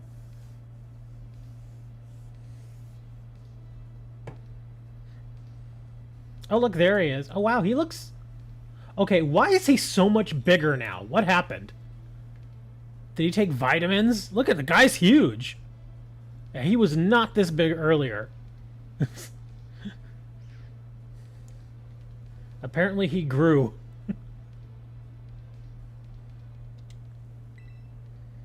Yeah, look at him. He's massive now. Dynamax or something? What's going on? Disney ruined it. Just like it ruined everything else. I've not watched any of that new Star Wars stuff. After watching The Last Jedi, I was like, I'm done. I'm not watching anymore. I'm not knocking anybody that does still watch it and that enjoys it. That's fine, but... Yeah. Oh, so this is a double match. Gosh, this is not good.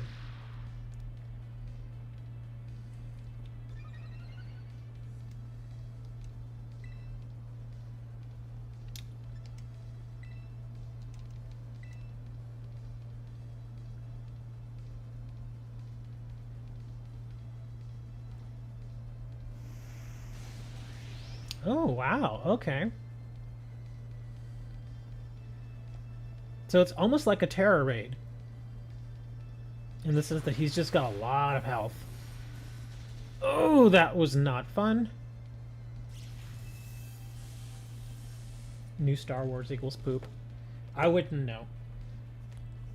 I have considered buying some of the Star Wars stuff as far as like trading cards. Because like, even right now, in fact, I think it was about a month ago, there was a new Star Wars trading card set that was released. And the cards themselves are actually really nice quality. And on top of that, if you buy like the blaster boxes, they call them blaster boxes, where you get like, I think it's like 6 packs or something for like $25. But in some of those blaster boxes, you may actually also get an autograph card, which looks pretty neat. And it was interesting because certain autographs like Mark Hamill are going to be in there, but of course those are probably really hard to get. Somebody actually pulled one, an autograph that is, but unfortunately it was from like a side character. And unfortunately, the actor that signed it, no disrespect to that actor, but they're just not a big name. You know, they were like somebody, like an actor that nobody had ever really heard of, which is unfortunate. Because I'm sure they were all excited about, hey, cool, I get to make, do autograph cards and stuff. But unfortunately, some of those autograph cards, they're just, yeah. Again, if it's a Mark Hamill autograph, okay, that has some value because it's Mark, Oh, is this where we catch it? Okay, I guess it is. Or not. What are we doing here? Can I catch this thing? What? Ah! Why can't I catch it?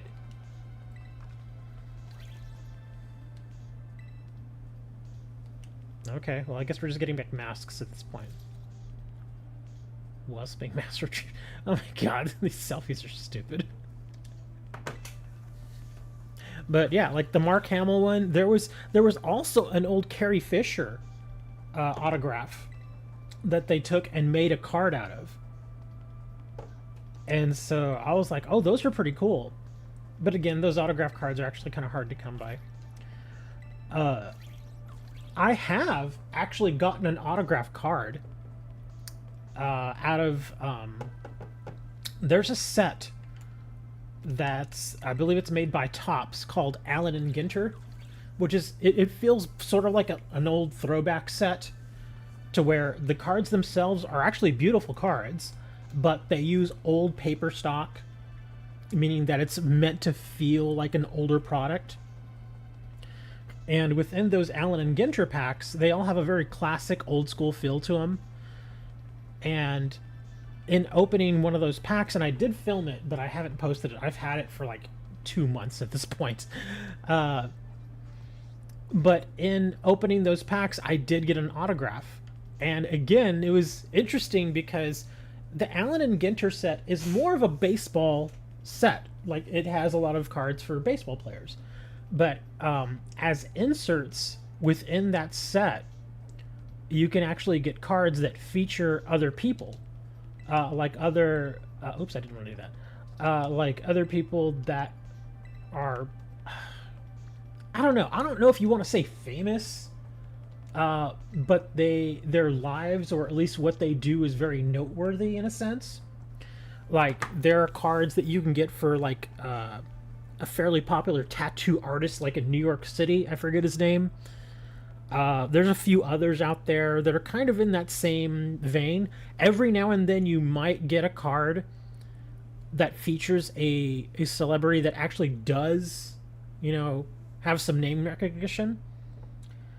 But again, most of the time it's usually artists or people that do certain things that you wouldn't necessarily know who they are unless you were like really into the particular thing that they're into. Like, if your whole life is like tattoo artists and, you know, artwork and that sort of things, then you might know who that tattoo artist is.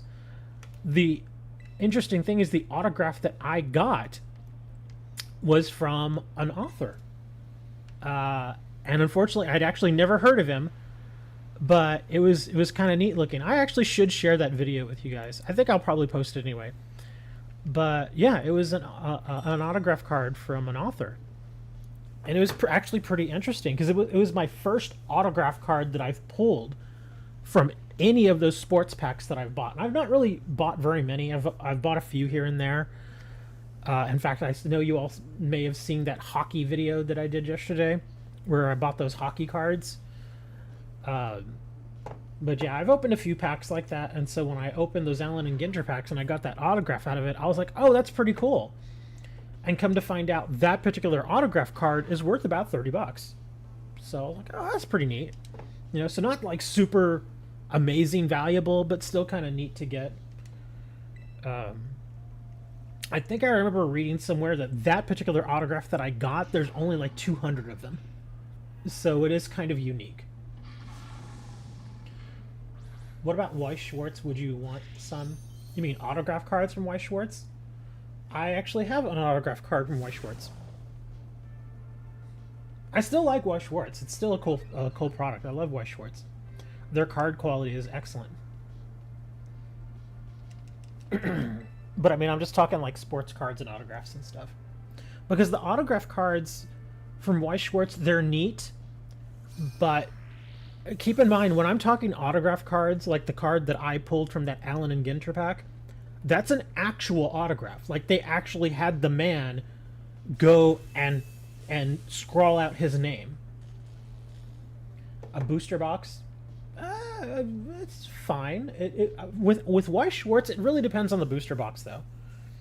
Because remember, each set that they release is based on a particular anime property. And some of those anime properties, unfortunately, just aren't, you know, they're popular, but they're not like ultra popular. And even some of those ultra popular anime properties, the Weiss Schwarz sets just don't really do that well sometimes. Like, for example, Attack on Titan, which everybody knows what that anime is. I've never watched it, but I definitely recognize the name because it's one of the more popular anime in the last few years. But that latest Attack on Titan set, it just wasn't very good. Just not very good at all.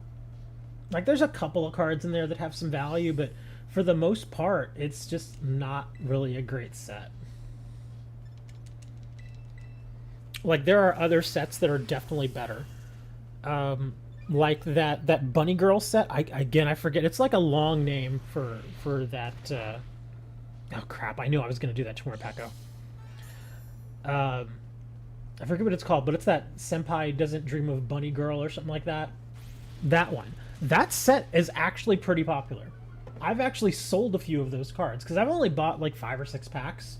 That one opening that I did for that set, or the shorts that I did, yeah, I've actually bought a few of those and opened them up, and some of those cards have actually sold, which is nice. So that set was pretty popular.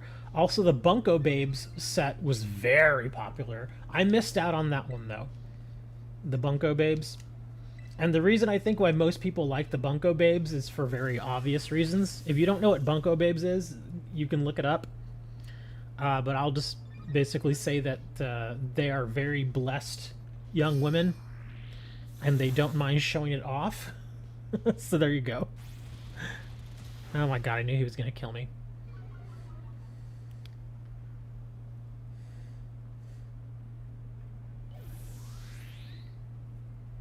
Alright, Morpeko, it's up to you, buddy. I know you're about to die. Oh, I get to bring in another one. Okay. I don't even know what type this guy is. I guess I'm going to bring in Persiker. Oh, actually, no, that wouldn't be a good idea. Let's bring in this guy. But yeah, of the more recent Weiss Schwarz sets, use a ground type? I don't have a ground type on my team. I'm actually going to do counter. I'm going to see if I can counter this guy. He's a poison type? Oh, okay. Oh, that's not good. Now I have a bug in there, so... Hi, I thought you left. He's like, no, I'm back, man. Yeah, this is not going to be good. My poor bug is going to...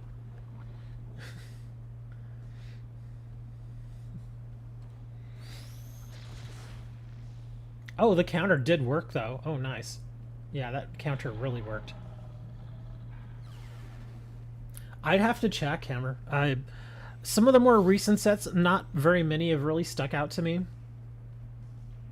Yeah, I'd have to really look.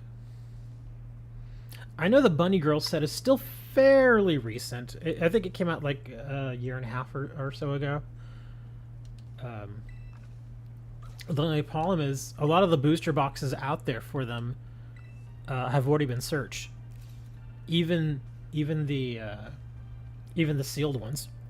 And that's one of the things I'm not really crazy about with Weiss Schwarz. Is yes, it is actually possible to search sealed boxes in a roundabout way. And I know store owners definitely know it. And they definitely do it. And I think I've already mentioned to you how they're...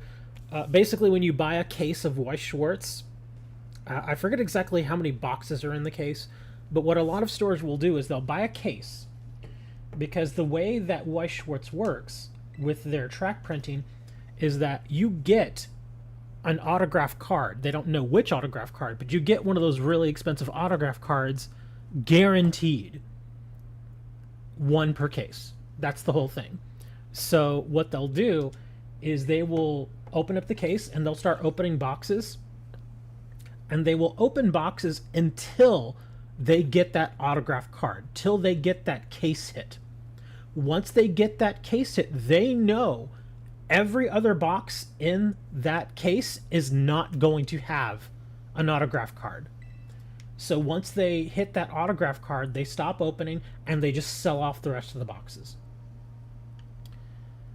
And that's unfortunate, because that basically means that the chances of you getting one of those expensive autograph cards out of one of those booster boxes that you buy, pretty much zero. Yeah, a lot of I've seen that a lot of stores do that. I mean, because think of it, even the one autograph card that I've gotten, that really expensive one, and I still have it because it is an expensive card. That one card that I got, I didn't get it from a booster box. I got it from a trial deck. So I got really lucky there. But yeah, I didn't. What are you doing? No, don't talk to him. Run away. Anyway, but yeah, I got really lucky. I got mine from a trial deck. I didn't get it from a booster box. And I doubt that, especially if you buy loose packs, don't even go into it and open them hoping to get an autograph card, because you're not going to. It's just not going to happen. The same thing if you buy a loose booster box. The only way to guarantee that you're going to get an autograph card is if you buy a sealed case. And even then, I don't really know of a store that I would buy a sealed case from, because they may sell you a case, you know, the number of boxes that you would generally get with a case, but they can still technically search the case, and they can make it seem as if it's a sealed case when it's not really a sealed case. And this is what I mean. Again, for larger stores that buy, you know, Weiss Schwarz and stuff, buy the case, they will go through and they'll do what I said earlier. They'll open boxes until they get that case hit, and then they're left over with however many boxes they have. They may open a second case, do the same thing, open boxes until, you know, they get that that autograph card, and then what they will do is they'll take the unopened boxes from both of those cases, put them into one case, seal it up, and then say, okay, we're selling you a sealed case. But that, you know, obviously is not the honest thing to do, because you're not getting a factory sealed case. You're just getting a sealed case. And the thing is, the way that a lot of these places do it is, it's very easy to make a sealed case look like it's still fresh from the factory. And if you don't know what to look for, then you may never know. Like one of the big things, and this is kind of a joke in the industry, is if you've ever seen a sealed case, be it of Magic the Gathering, Weiss Schwarz, sometimes Yu-Gi-Oh!, sometimes Pokemon, is this stuff called stop tape. And stop tape is, again, it's one of those things that they put on these boxes as a way to show that it's been sealed up. Well, the joke is that you can actually just go like on Amazon and buy stop tape. And so if you wanted to make a quote-unquote sealed case, you could do exactly what I just said. Go open up 2 cases, open boxes till you get the case hit in each, then take those unopened boxes, put them in one box that is a case box, and then seal it up with the stop tape, and just like that, it looks like a sealed case again, when it's really not a sealed case because it's been searched through. Yeah. So anyway, I'm sorry, I should stop talking about sealed cases now. Fellhorn Gorge. Can we fly there? Is there a place we can... I don't really want to climb that much. Oh, here, I'll go over here. There we are. But anyway, we were talking about Weiss Schwarz boxes, right? Now everybody's going to Amazon. They're all like, I gotta see this stop tape. Yeah, you can go to Amazon and buy rolls of stop tape. It's hilarious. Because there are people out there that legitimately think, oh, well, it's fine. It has stop tape on it. You don't know, man. That's where that... It's kind of one of those situations where you think you know, but you really don't know. It's like some people kind of get exposed to certain things, and they've only been exposed a certain amount of time or have a certain amount of knowledge. And it's like they know a little bit about a particular subject, but they actually know so little that they don't even realize how much more there is to learn. It's one of those situations. So don't buy Weiss Schwarz.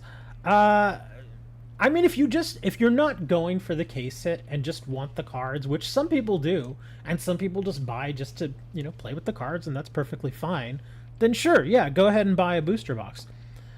But if your goal is to try and get one of those signature autograph cards, even though it's a stamped autograph, then yeah, the only way to really kind of help or the better way to do it is to buy the entire case. And even then, I wouldn't buy it from a store. I would want to buy it from a distributor. Because in that sense, distributors are much more trustworthy because they do deal directly with a lot of these companies.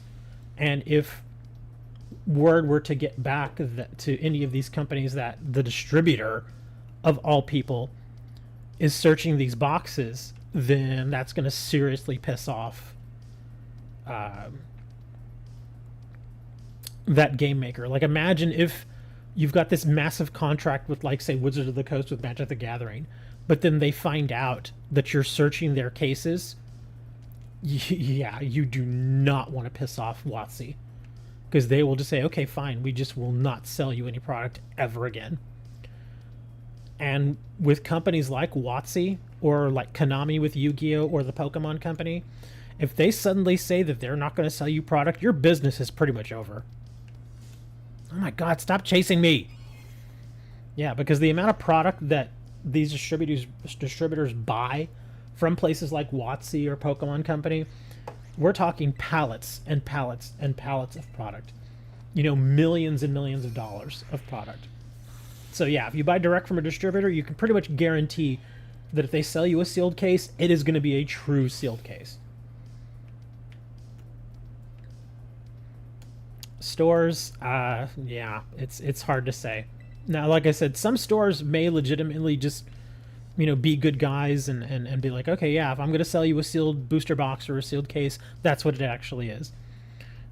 But the question is, how do you figure out if they are good or not?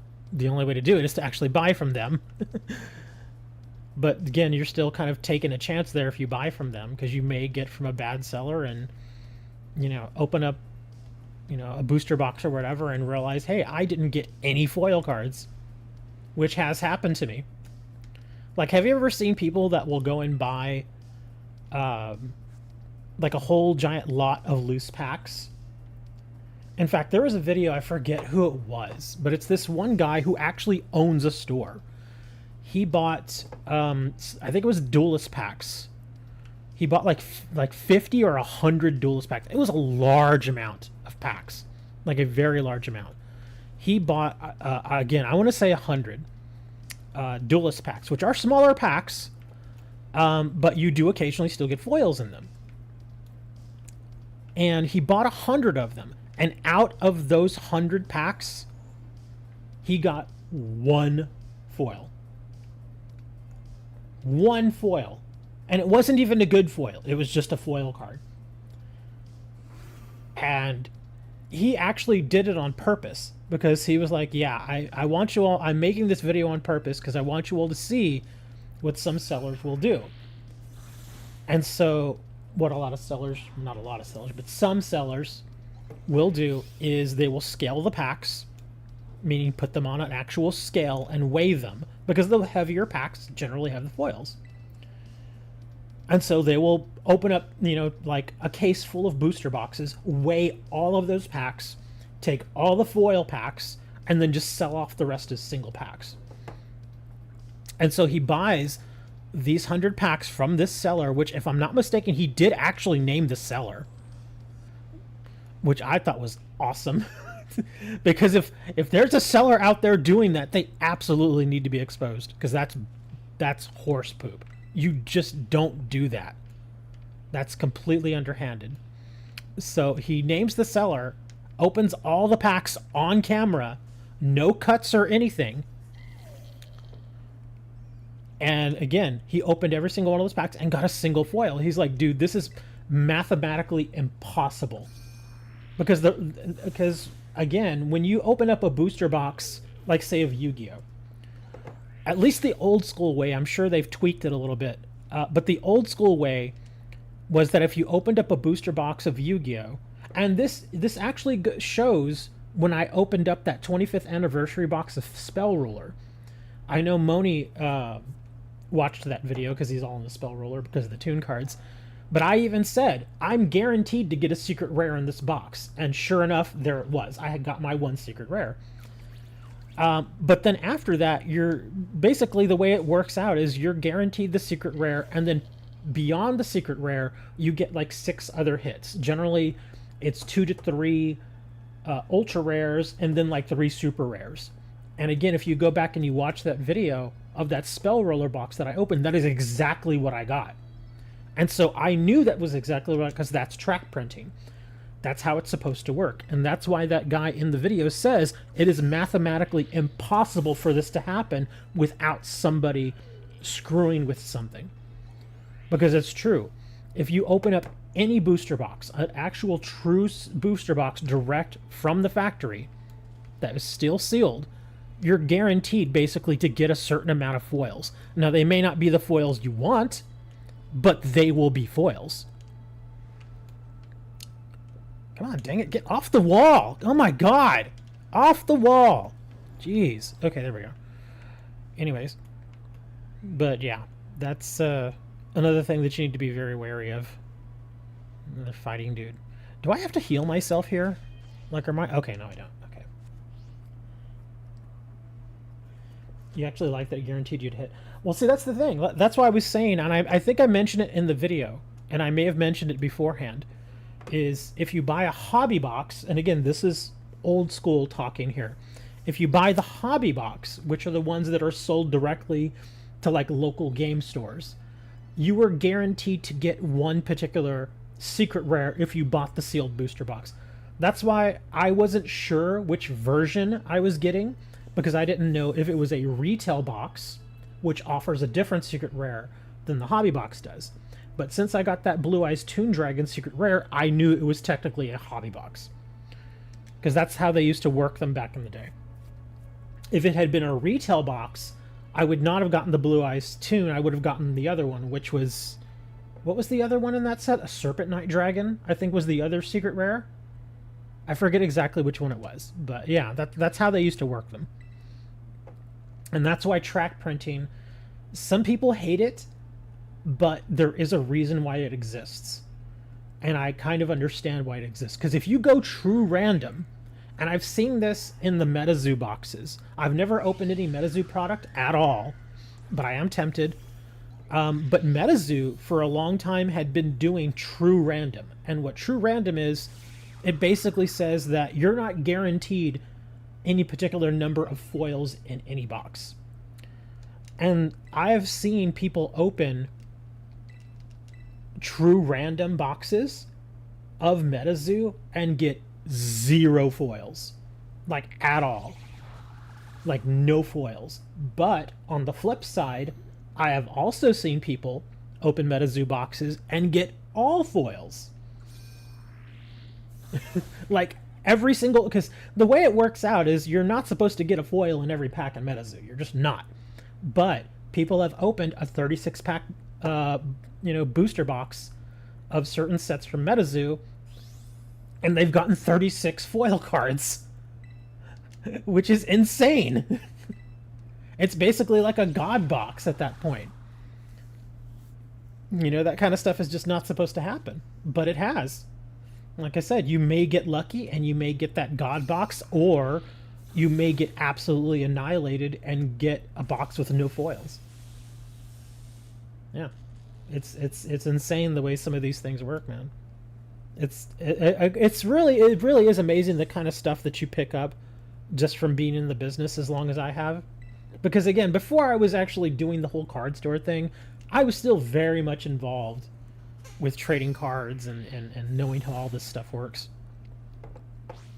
Yeah, and I think I got very serious into it probably about 2002 or so, when I started playing Yu-Gi-Oh! Because that's when Yu-Gi-Oh! First came out, back in 2002.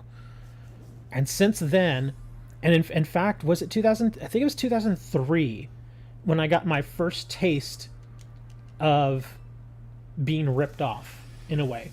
And I think I've told you all this story before where, again, on eBay, back in the day, I bought 10 loose packs of Pharaoh's Servant. And then again, this was before I knew about the whole scaling thing and you know, that kind of stuff. Man, you're old. Thanks. Anyways, this is before I knew about the scaling thing. And so I bought 10 loose packs of Pharaoh's Servant, and they sent them to me. And I was opening pack after pack after pack, and I'm like, I'm not getting any foils. And usually if you buy about 10 packs, you're supposed to get about 2, maybe 3 foils on average. Now, depending on what type of foil, be it super, secret, or ultra, you don't know.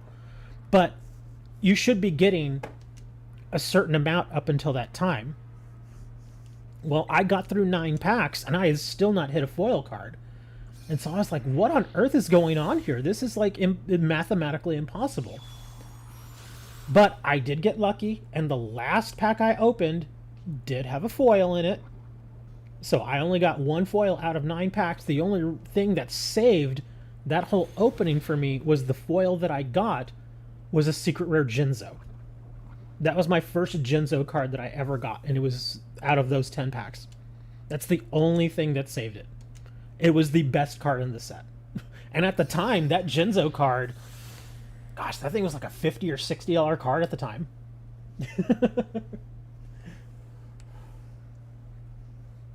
Get him, Ogre Pawn! Anyway. But yeah, that's when I was like, what is going on here? And that's what made me start digging into it more. And that's when I figured out that, you know, some stores will literally scale their packs. Especially if they sell online, they will scale their packs.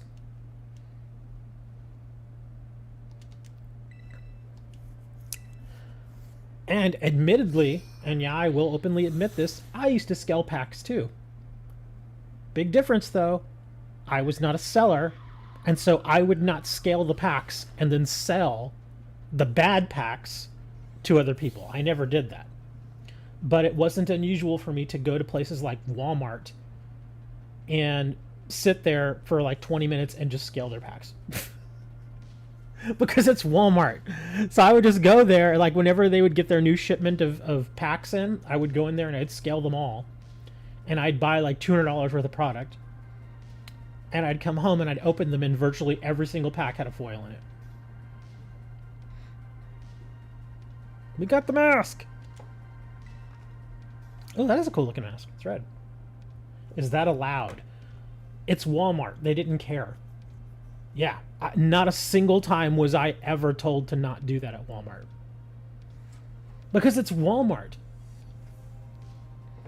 Because again, this was years and years and years ago. This was like when did I start scaling at Walmart? Like 2004? I think it was like 2004 is when I started scaling at Walmart. And at the time, trading card games like Magic and Pokemon and Yu-Gi-Oh, they were fairly popular, but they weren't nearly as big as it is now. Like now, the industry is massive. Back then, it was still very much seen as like something that kids did or teenagers did. It wasn't something that was really taken all that seriously. It was looked at as a toy. And so back then, nobody really cared. And even then, most of the time, most of the people that would buy stuff like that from Walmarts were usually parents who were getting bugged by their kids. Hey, Mom, buy me this pack of cards. You know, at the time, they were like $3.50 or something for a pack of cards. And so the mom or whatever would be like, all right, fine, give me that pack of cards and just buy it for your kid, and your kid's happy. That was the whole thing. That's why at the time, I didn't feel bad about doing it. Because I knew most of those packs were going to kids. And you might be thinking, oh, well, maybe those kids would have liked to have foil cards or whatever. Yeah, that's true to some extent. But also, a lot of those kids just wanted cards just to play with and stick in their back pocket. And so I think to myself, well, do you want a $20 or $30 card going to a kid who, one, has no idea the value of it, two, is not going to take care of that card, and three, a parent is probably going to find that card in the back pocket after they wash their kids' clothes?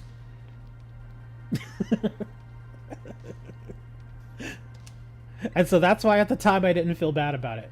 As the years went on, because I only did scaling for like 2 years. But as time went on and I saw that the games were getting bigger and bigger and bigger and more people would be there in the aisle where they had the trading cards at, I started to feel a little bad. I was like, okay, we're getting more and more regular people in here. I should probably stop doing this. And so that's when I quit. That's when I stopped going to Walmarts and doing it.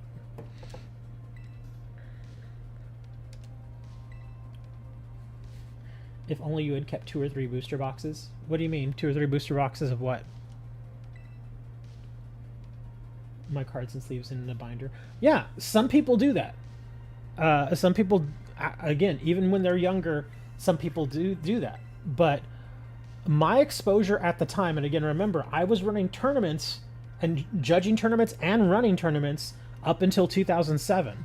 So basically from about 2004 or so to 2007, I was running tournaments and judging it and everything.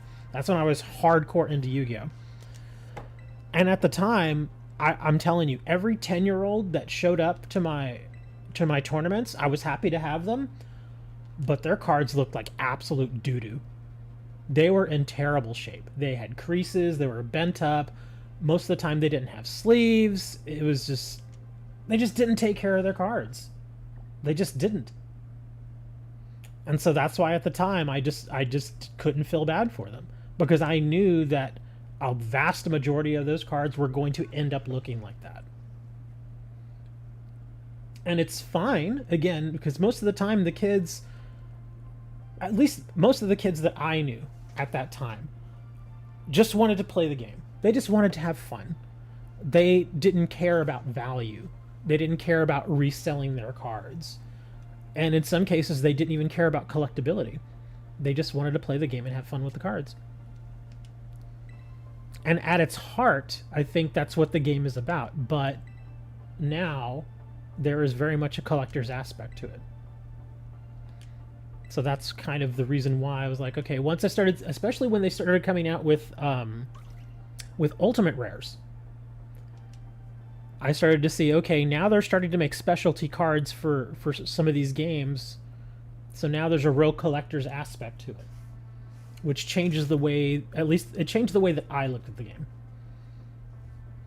Because I always knew that there would be some value there, but that's, again, coming from somebody who's a little bit older than these kids, had a little more experience, and also learned from doing something very, very stupid with what would today be insanely valuable cards when I was younger. So I definitely learned from my own mistakes there. Had an OG Dark Charizard, Revelation Ho-Oh, and a 1999 Hollow Blastoise. You can still get those. In fact, I've been looking, in this past week, I've actually been looking a lot on eBay for graded cards. And specifically, I was looking for SGC, but I also did look at PSA graded cards. And I found that there are a lot of older graded Pokemon cards. Not always the best grade.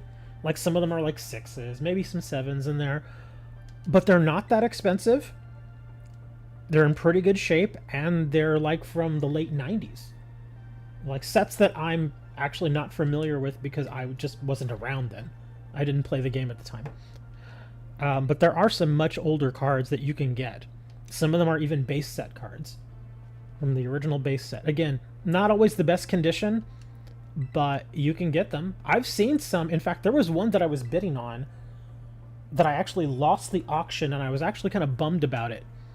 It was a basic energy, just a regular old basic energy from, was it base set?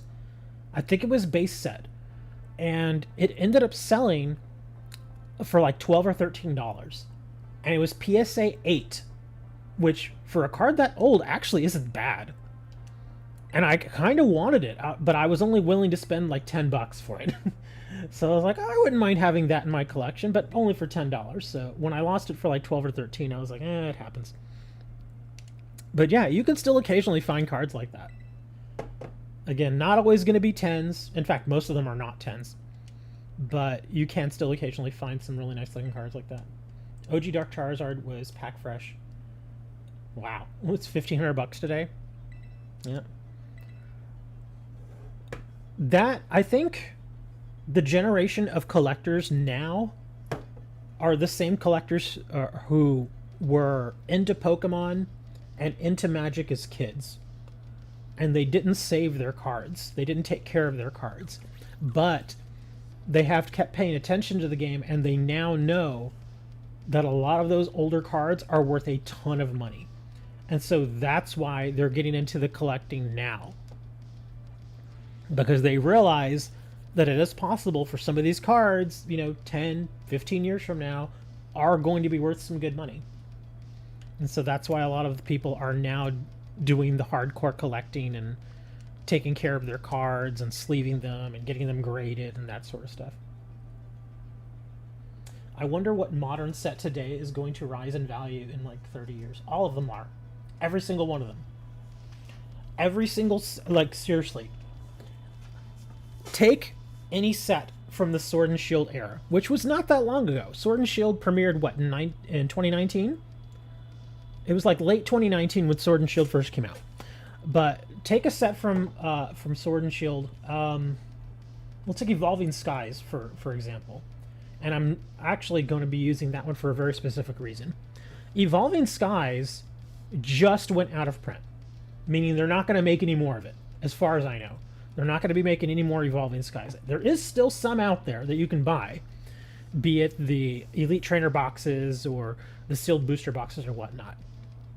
But yeah, take Evolving Skies. You can get a booster box of Evolving Skies right now. I think the cheapest is like $160. Now I'm curious. I actually want to go look. It's been a little bit since I checked, but I want to check right now. Let's check TCG Player. Evolving Skies. Let's see. Oh, never mind. Evolving Skies sealed booster box is $415. Again, this set is not that old. Okay? It is not that old. $415. Now, admittedly, me looking at that price, that's inflated. That set should not be a $415 box. Yeah, it should not be at all. Because one, the set itself, it's fine. The set's fine. I just don't, I guess the big thing that's carrying that price are probably the alternate art secret rares. That's really it. Because there are some alternate art secret rares that are worth a pretty penny. Like, just looking here, the Leafy and VMAX alternate art, that's a $100 card easy. It's between 100 and 140 depending on condition. Another one is the Glaceon. Again, same thing, Glaceon VMAX alternate art. Let me see, average price on that one is $144. Yeah, some of these alt art cards are very expensive. So that's what's propping up the price of this thing right now. Also, there's the Umbreon VMAX, too. The Umbreon VMAX card, which is actually very hard to get. I'm sure, wow, man, this is expensive. I didn't realize this card had gone up this much. It's actually come down.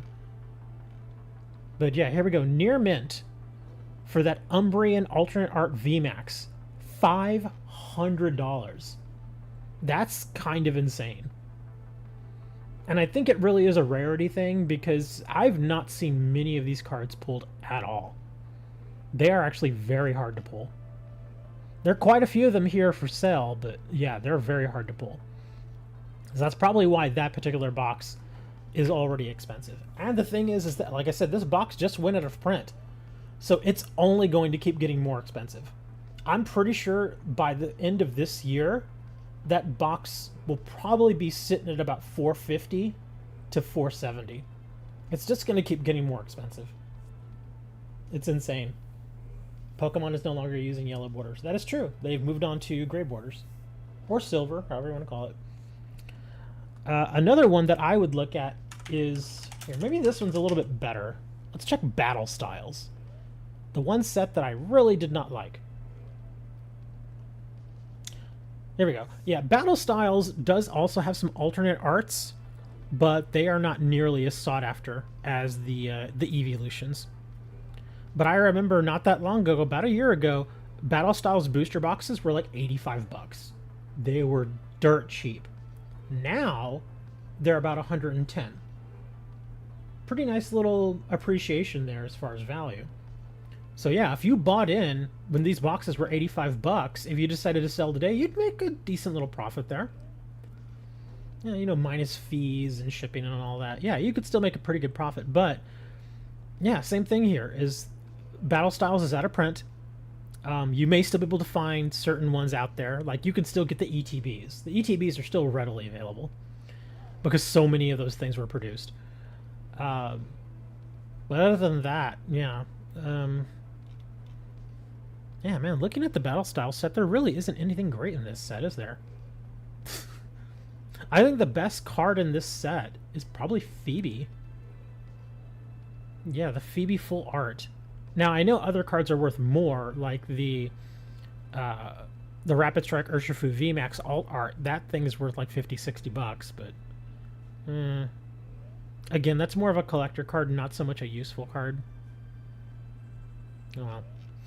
But yeah, pick a set basically from Battle Styles, from Sword and Shield, give it 5 years, and that sucker's gonna at least double in value.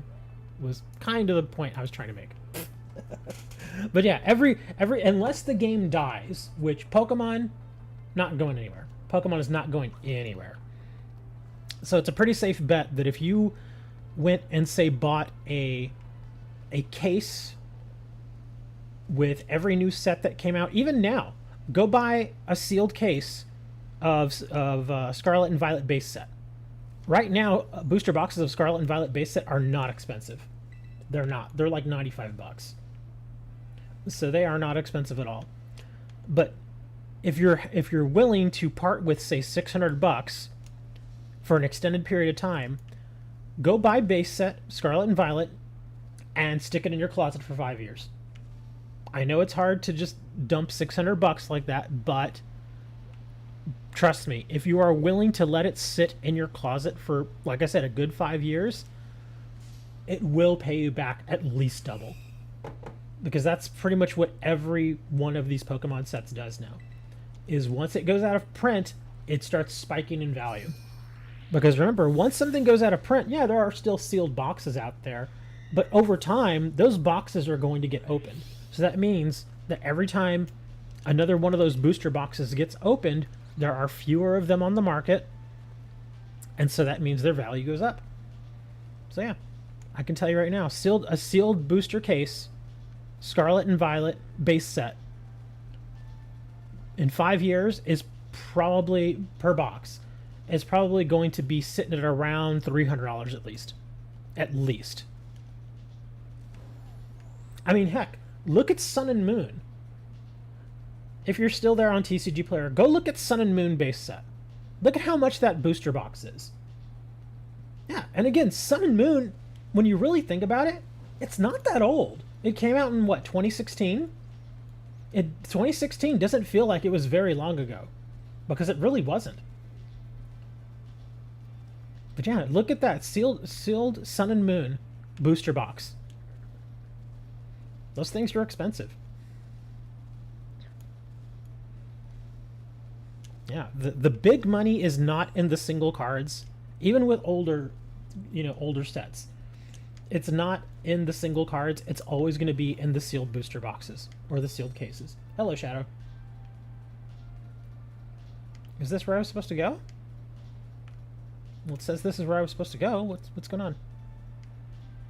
Is it down, or am I supposed to go into this cave? Oh, here we go. What are we talking about? Oh, we're talking about sealed booster boxes for various card games. Thank you for the sub.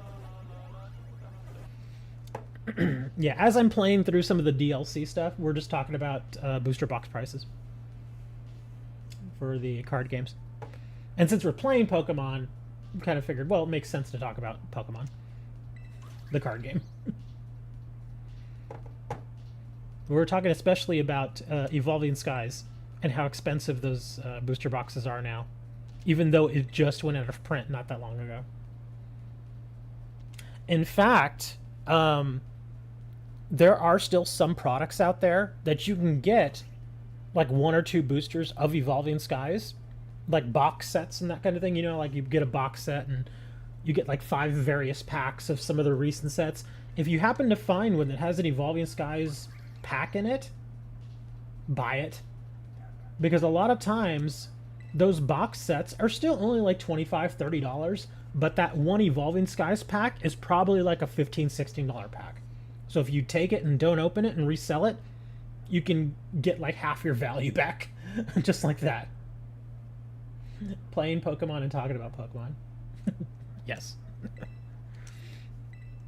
That's why when I forget which tins they were. There were some of those like those little mini tins where you get like 2 booster packs. Those little mini tins that came out a couple of years ago that had packs of XY evolutions. Those things, you could not find them anywhere because they would sell out. Because everybody knew that if you bought one, and again, they were only like $9. And it was the tin, 2 booster packs, and then like an art card or something that you would get into it. The only reason why people would buy them is because you could open the tin and take that XY Evolutions packs and stick it online and get like $15 for the pack. Yeah, it was insane. You would immediately make money.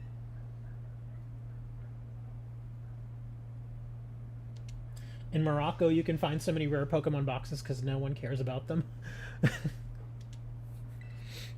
that'd be interesting. I guess I need to make my way to Morocco, huh? The only problem is the plane ticket to Morocco is probably like $2,000. And then I would have to find a way to get the cards back. All right, let me locate a Moroccan seller and see if they'll actually sell me their boxes. Morocco, and found 3 evolution just for $30. That tells me that those packs are not real.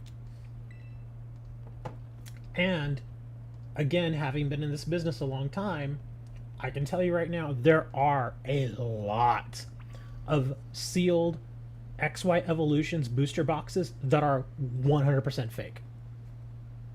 You can open it and the cards may seem like they're real, but they're not. Because again, you know how it is. Whenever something gets really popular or something spikes in value, there's always going to be a certain amount of counterfeiting that goes on. And XY Evolutions was one of those that fell victim to the whole counterfeit thing. Because again, in China, you can make pretty much anything you want. And it can look almost exactly like the real thing. In some cases, it is exactly the real thing. It's just not authorized. So yeah, some people that were selling XY Evolutions booster boxes, a lot of them actually were fake. Now, those didn't hit necessarily a lot in America, but I can tell you in Europe, that was happening a lot. In Asia, that absolutely happened. And I'm talking about the English language version, not the other languages. But yeah, some certain boxes, especially of Pokemon, are counterfeited all the time. Okay, where do I need to go? Do I need to go down? Okay, so we're not here. Or do I need to talk to... Go. Exit! Why won't you exit? Just get out of the cave. Thank you. Okay, so I guess I gotta talk to him again, or... Okay, I do. Like I said, some of those counterfeits are actually very good. In fact, I can tell you right now, again, as a seller, if you don't know specifically what to look for, you probably wouldn't be able to tell that it's counterfeit. Like a regular end consumer, if they bought some of those, they would not be able to tell. But for those of us that do this for a living, and I learned this specifically at first with Magic cards, because again, certain Magic cards like, you know, Black Lotuses, Time Walks, all your Power 9 stuff, and a few other cards, they have been counterfeited for decades at this point. And some of those counterfeits are very, very good. And again, If you don't know specifically what to look for or what little tests you need to do on that card, then you're probably not going to know that it's, a counterfeit. You're not going to know. And I'm pretty sure they do the same thing with Pokemon cards, especially with a set like that, where you could make a sealed booster box and sell it for like $1,000. At one time, that box was $1,000. That's a lot of money. And so, again, most people wouldn't even know that they were fake.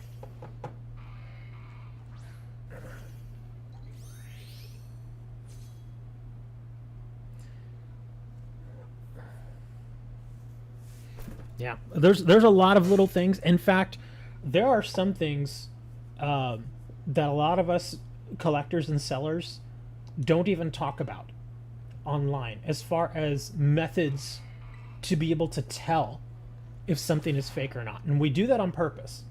The reason being is because once we figure out a certain way to tell if something is counterfeit or not, if we make that public, then I can guarantee you that the counterfeiters are going to learn from that, and they're going to try to figure out ways to undermine that. Like one thing that they actually have a hard time correcting is, and again, this is something that's already out in public, people already know about this, so it's no big deal. Magic cards. There is a very specific type of pulp and core to the card that is used. And what I mean by core is, how can I put it? Whenever you make a Magic the Gathering card, it's basically more than just one sheet of like cardboard paper. Okay, it's more than that. It's usually several layers of paper that get smushed together so that you get your card stock. And there is a very specific type of card stock that is used for Magic the Gathering cards, and the core is the color of the stock inside between all the other layers.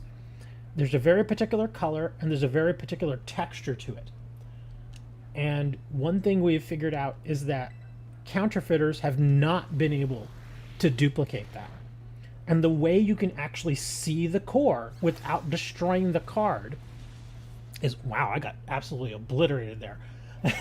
The one way you can actually see the core of the card without destroying it or messing it up in any sort of way is you get a very bright light, and it generally has to be like an actual old school incandescent light bulb, not necessarily an LED. LED can work, but it's not as great. But if you use an incandescent light bulb and you take it, and again, it has to be a bright light bulb. I'm talking like a 100-watt light bulb.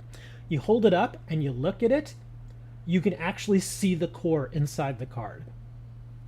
And again, it has a very particular texture. It has a very particular color. And if it's not done just the right way, then you can tell immediately that it's not a real card. The actual feel of the card, the coloring of the card, the printing quality of the card may be all there. But if that core is not there, it is a fake card. And that's why I'm saying most people, if you just hand a Magic card to your average player, they may very well be holding a counterfeit and they wouldn't even know. But it's little tricks like that that we have had to kind of figure out. And not only have we been figuring them out, just by talking to each other, but we also figure them out based on information given to us by distributors and also by information given to us by the companies themselves. Like, for instance, there are a handful of people out there that have found themselves in possession of fake Black Lotus cards, which again is arguably the most popular and most valuable card in Magic the Gathering. Now, anybody that knows that there is a very particular texture and a very particular feel. Also, the core is a very different way, and the actual flexibility of the card is very different from modern cards. Not only that, and again, this is actually out in the open. People already know about this. There was a card stock that, excuse me, that WotC used to use when they would produce these cards. I'm talking alpha cards, beta cards, unlimited, and revised. Like all the basically the first year or so of the cards used a very specific card stock that is actually no longer produced today. You can't get it, and it has not been duplicated. And so, again, these Black Lotuses, these Time Walks, these old school cards that are very expensive, it is virtually impossible to duplicate them to the point where somebody like a PSA or a Beckett or, again, a seasoned seller would not be able to tell if they were fake or not. Again, your average player may be fooled, and I'm sure plenty of them have been. But for those of us, again, in the know, we can very much tell. Little stuff like that. And again, you can see that with other card games out there like Yu-Gi-Oh! Again, I remember back in the day when Yu-Gi-Oh! Got popular, like in 2000, like when it really got popular, I'm talking like 2003, 2004, kids would show up to my events and they would have fake Yu-Gi-Oh! Cards, and I would have to say, I'm sorry, I can't let you use this card. And of course, the parents would get upset because they're like, oh, it's just a tournament, why can't he just use the card? And I'm like, I'm sorry, it has to be a real legal card. And if it's not that, then I can't let him use it. Well, how do you know it's real or not? And of course, I'd have to sit there and explain to this parent, you know, this is how I can tell. And they're like, I don't know, I don't believe you. And of course, because the parent doesn't want to believe that they spend a bunch of money on a bunch of fake cards. But anyways, sorry, I'm just kind of... Oh, he's going to bring... Oh, of course, now he brings Probopass, now that my water type is almost dead. Crap. Yeah, I did not have a great team for this. I need to switch my team around just because I know I'm going to have to go and keep fighting stupid Kieran like 8 times. But anyways. Damn, I think I have to find a professional to see if they are real after knowing this. I'm not sure they are real. It can be hard to tell.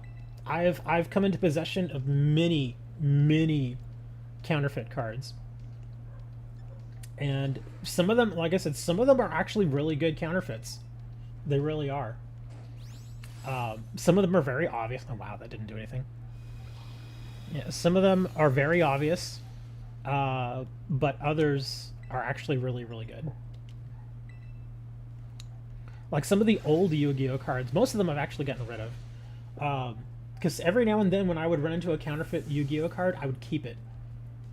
Not only because it's like, oh, it's a bit of an oddity, but also because it can be used as a prop to kind of show other people what to look for. Man, I am just getting my butt kicked here. Man, I've got a level 60 left. Ugh, this is getting ugly. I'm not even paying attention to what Kieran's doing. I'm just kind of doing this here. Sometimes you can't always tell by pictures. Sometimes you can, sometimes you can't. One way I think that was kind of ingenious for Yu-Gi-Oh! To be able to tell if a card was legitimate or not was the tiny little foil stamp that they put on each card.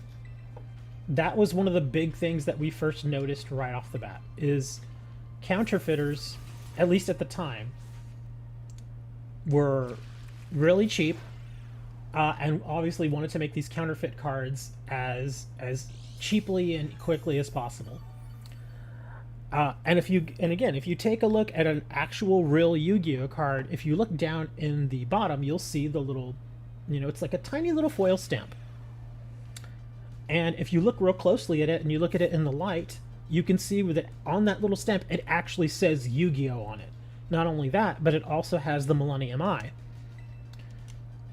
On the old counterfeits, they would put the little stamp there and it was reflective, but it did not say Yu-Gi-Oh! And it did not have the Millennium Eye. And that was probably the easiest way that we could tell if something was real or not. At least with Yu-Gi-Oh! Cards back then. I've not run into really any counterfeit Yu-Gi-Oh! Cards lately, because I've simply never come across them. A lot of the collections that I buy lately have been mostly Pokemon cards and Magic cards, not really a lot of Yu-Gi-Oh cards. All the Yu-Gi-Oh cards that I run into, I get them from legitimate sources, so I know they're good. So I've not really had any reason to have to go through and be like, is this real or not? You know, that kind of thing. But yeah, it's probably one of the easier ways to tell. Not only that, but some of the really early Yu-Gi-Oh counterfeits were just so bad. It was like, okay, any reasonable person could tell that this was not a legitimate card. They were really bad. Like the colors were washed out. The cardstock was like paper thin. There were misspellings all over the card. The artwork was different. Just all sorts of stuff that could say that, hey, this isn't the real stuff. So yeah, the early Yu-Gi-Oh counterfeits were very easy to tell apart.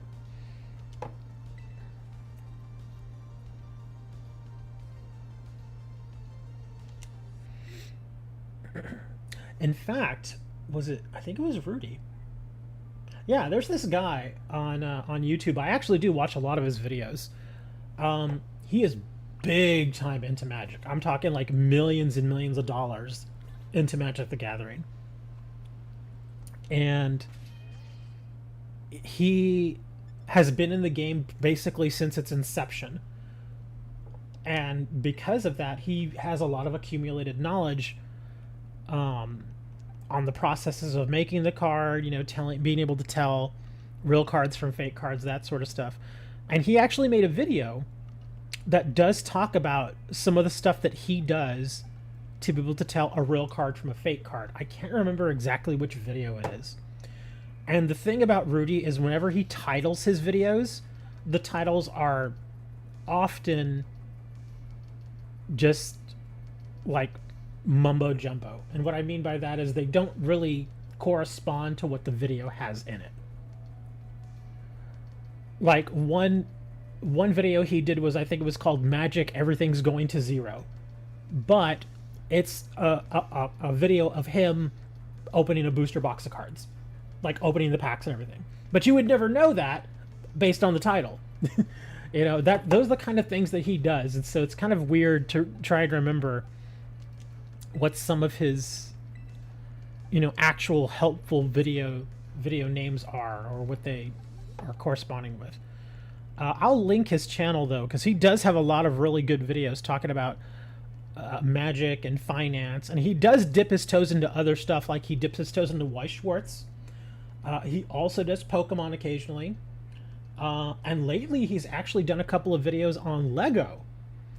Yes, the Lego bricks that you build all sorts of goofy stuff out of. He has done a couple of videos on that. I don't do Lego myself, but there actually are a lot of people out there that do Lego, and it makes sense because I have known for a while that certain Lego sets that are available out there, or that were available, have actually gone up in value a massive amount.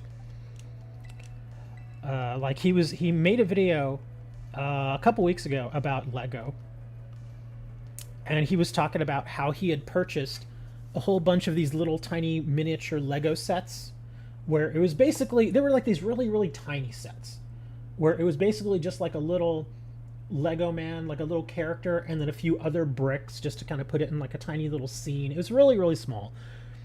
And at the time when those sets had come out, they were extraordinarily cheap. Like, you could go into the store and get them for like $5. They were like dirt cheap. Again, nothing major, not the big giant sets, but they were just like these tiny little sets, like mini sets or whatever. And you get them for like $5. Anyway, so he bought a bunch of these. And again, at the time, they were about $5. Now, that same set is worth between $50 and $100, depending who you sell it to.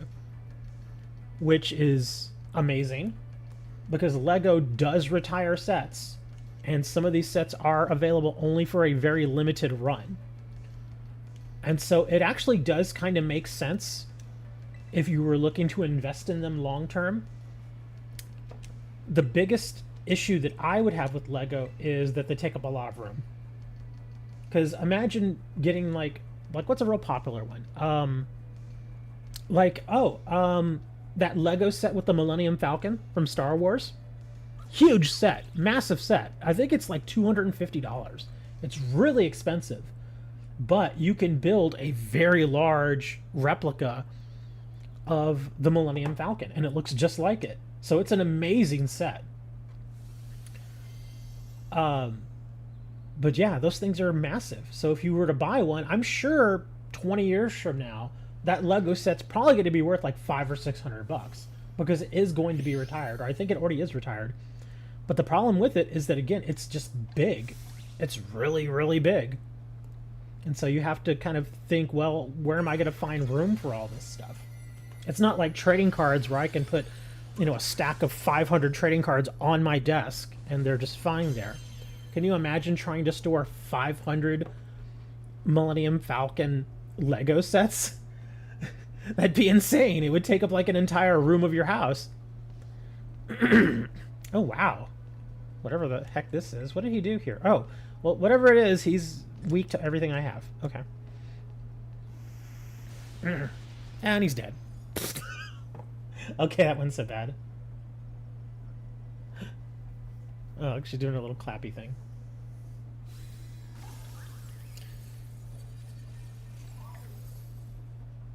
Now I want to go find some of those old excuse me, some of those old Yu-Gi-Oh cards that I have from back in the day. Oh wow, he's going to terrestrialize again. What is he terrestrializing into now? Oh, well, he's not... Is that a water type? Is that what that is?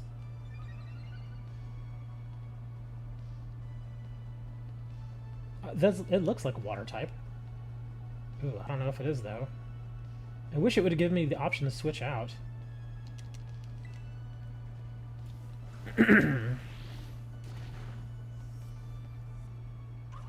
Ivy Cudge? Ivy Cudge? Sounds like grass. Oh, that hurt! Oh, and it's a critical. That's great.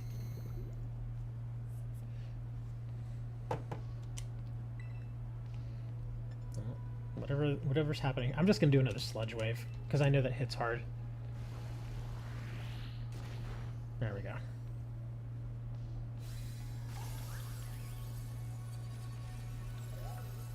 Oh, I didn't even realize I've been streaming for 4.5 hours.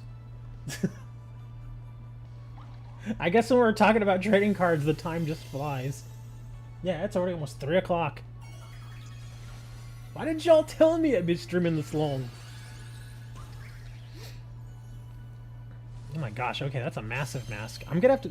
See, it really should let me switch out here. What is that? Is that a steel or a dark? Let me see. Okay, I think it's steel. Yeah, because he's weak to earth power. Oh, well, he's dead. Okay. Yeah. I guess that was steel.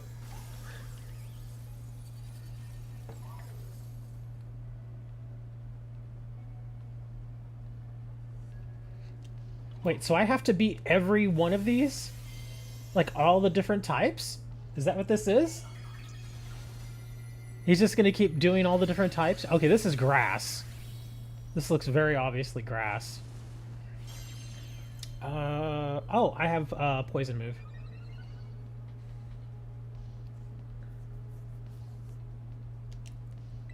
So it feels a bit like...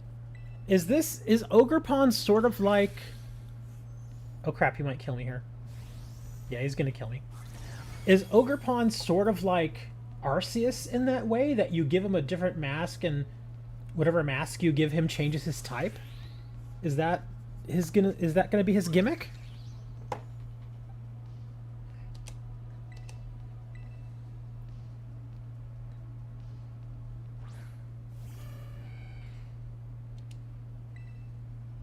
Let's see. Let's do Ice Beam. That thing hits the hardest.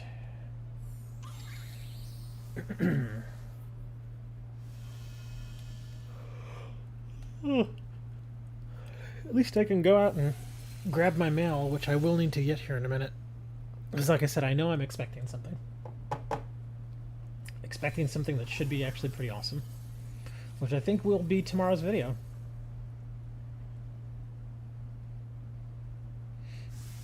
Now, oh, okay, that's it. Okay, so now I can catch it. Okay. I guess I could put it in a friend ball. Friend ball's kind of neat.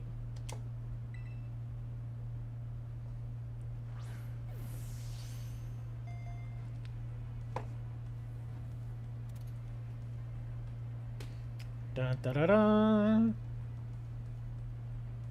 It's the Ogre Palm. There we go. Pokemon is full of curiosity. It battles by drawing out the type-based energy contained within its masks. Okay, so I guess it is sort of like that. So does that mean I can go somewhere and get all the masks? Or what? I trusted you with the Cornerstone Mask. Oh, he just gives them to you. Okay. Cornerstone Mask, Wellspring Mask, and Hearthflame Mask. Oh, okay. So I guess just whatever you equip them with, that's this type. So not all the types, but a good amount of types.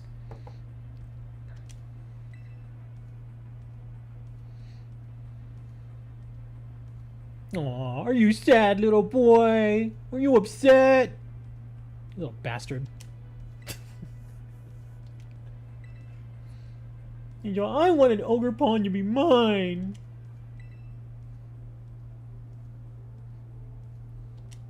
Why can't you be like me? You mean not a little bitch?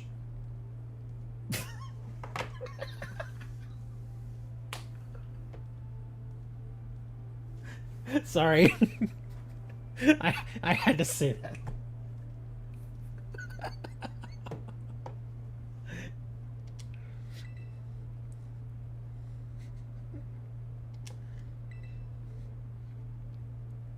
Come on, he was acting so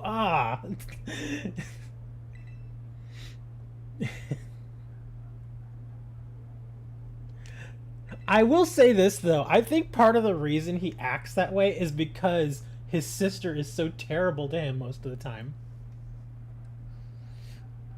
That's not the first swear word of the day. I have actually said something else.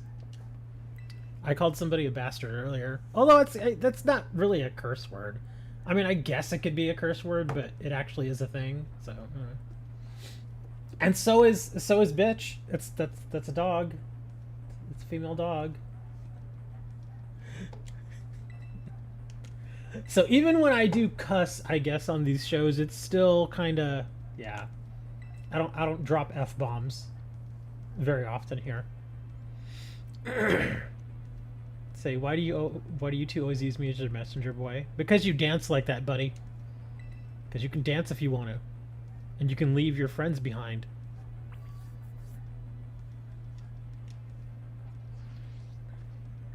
Oh wow, she's way back over here. Okay. I can't fly from here, huh? It is kind of dumb that the game doesn't think, oh, well, let me have the character walk outside, and then it can fly.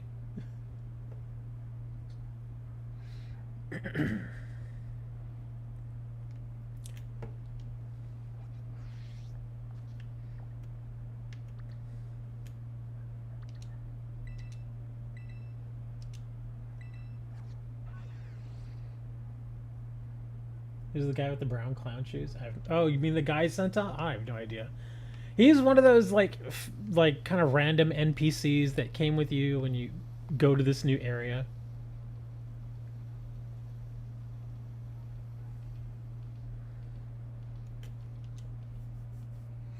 Hold on.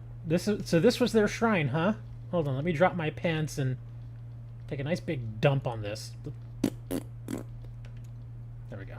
Okay, all better now. You took your... Dude!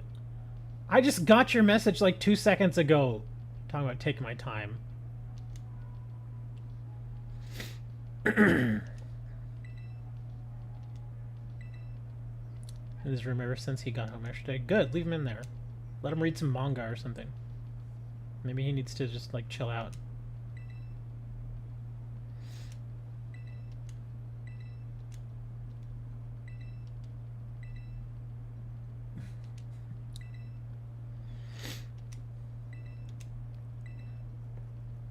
Why did I take so long? Lady, this isn't a DoorDash order. Calm down.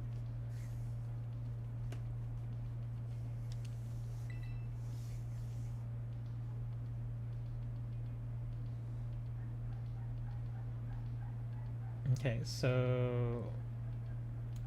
Do I... What? I guess I have to face her now, or is... Oh! I gotta put Ogre Pawn on... Fine. Hold on, lady. Where is Ogre Pawn? I think he's gonna probably be all the way back here. There he is. He's only level 70. But he does have amazing stats! Here, I'll put Cresselia over here. So he is naturally a grass type, huh? Is that his thing? Or does he already have a mask attached to him? This Pokemon has any stat lowered by an opposing Pokemon, its attack stat will be boosted sharply. Oh! That's right, it's Defiant. That's actually really good. So he is a grass type. Okay. I don't even know what his moveset is. Oh, I should probably heal him, huh? Here, let's give you a little health there, buddy. Here, have some berries. Got hundreds of these things.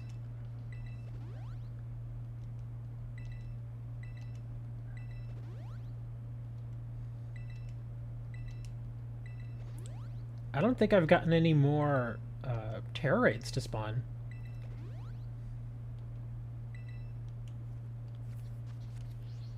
I don't think I saw any more. It's the same ones. Yeah, they are just not spawning. That's a bummer. So that is the downside of this DLC, is these things don't spawn very much. I have berries, 2 of them. Okay. Well, it won't be so weird, man.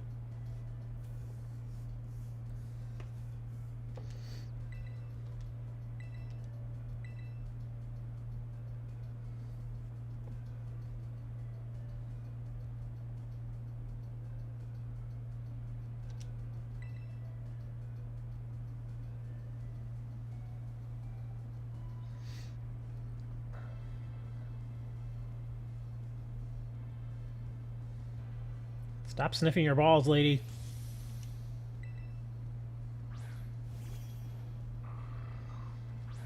Oh, it's a dog. That's a dark, right? Isn't it a dark dog? Dog dark. Dog of darkness.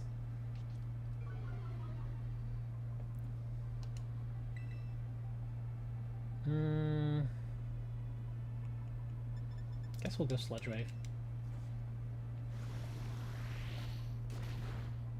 Oh, it doesn't matter, he's dead.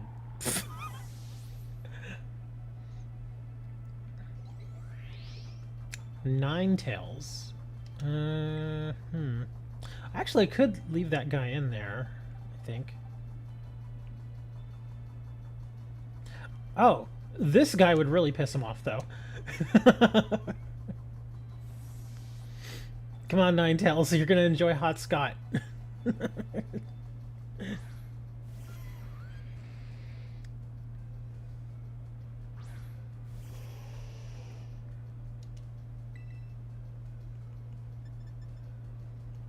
Actually, I'm gonna annoy him first and just use Metal Sound.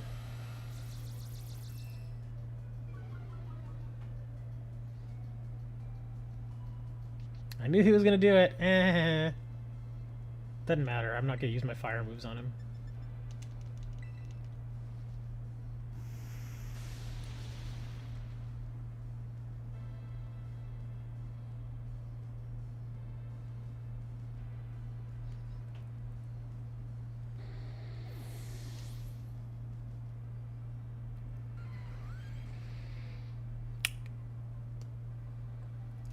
Sinistra? What is Sinistra? Is that a ghost? Let's see. Do I have anything that's going to hit a ghost very hard?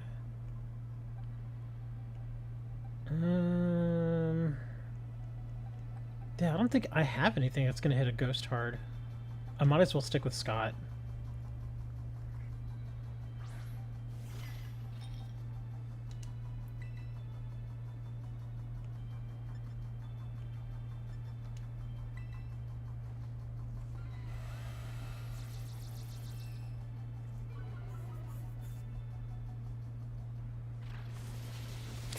Ooh, that wasn't good.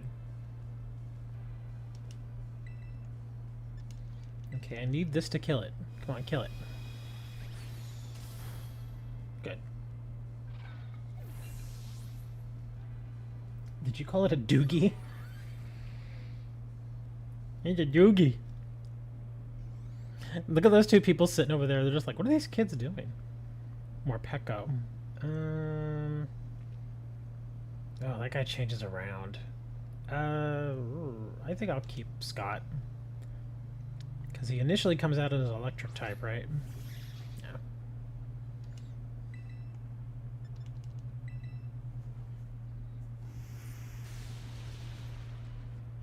Oh, wow, he didn't die. Oh, focus sash, okay.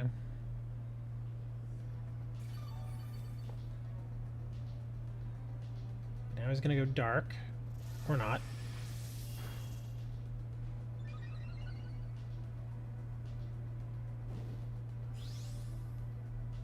So I guess he gets hangry? Is that's what they call it?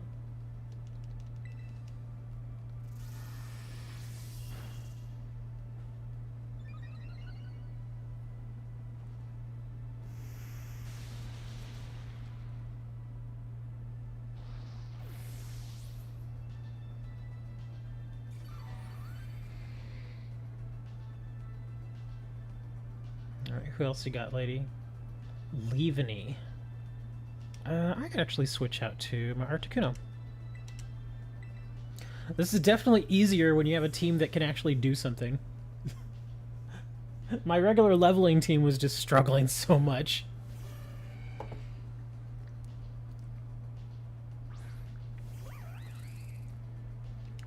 Alright, let's do a little freeze dry.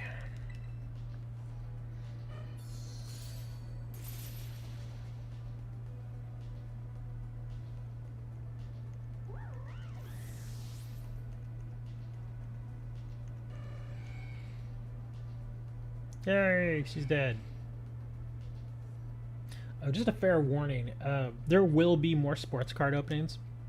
Not a ton, but there will be more.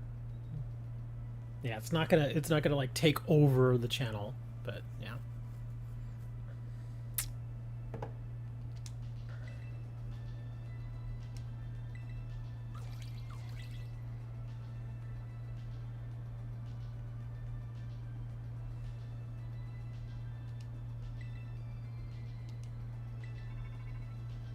Oh, come on, really? And the phone rings right when she's going to confess her love to me.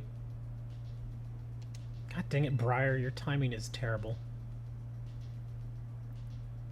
It seems all student pairs have completed their orienting as of this morning. Wanted to have some words, so could you head back to the meeting center? No! I'm busy. I'm out in the woods with this girl. And I'm sure you can imagine what's happening.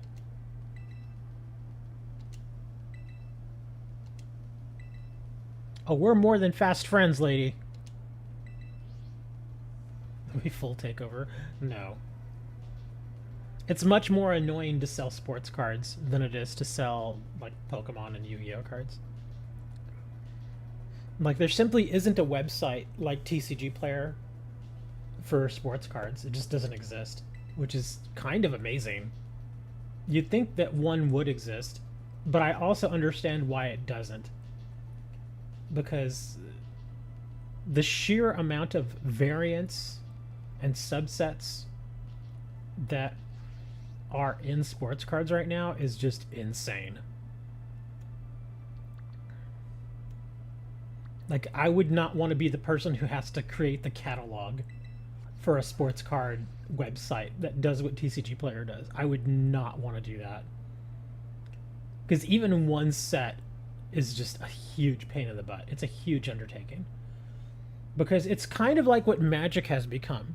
how you've got your one base card, and then you've got like your refractor version, and then you've got your like green version and your purple version, and it's just stupid. There are so many versions of some of these cards that it's just dumb. It's just so dumb. I wouldn't want to do it. That's another reason why I haven't gone as much into sports cars as I thought I might.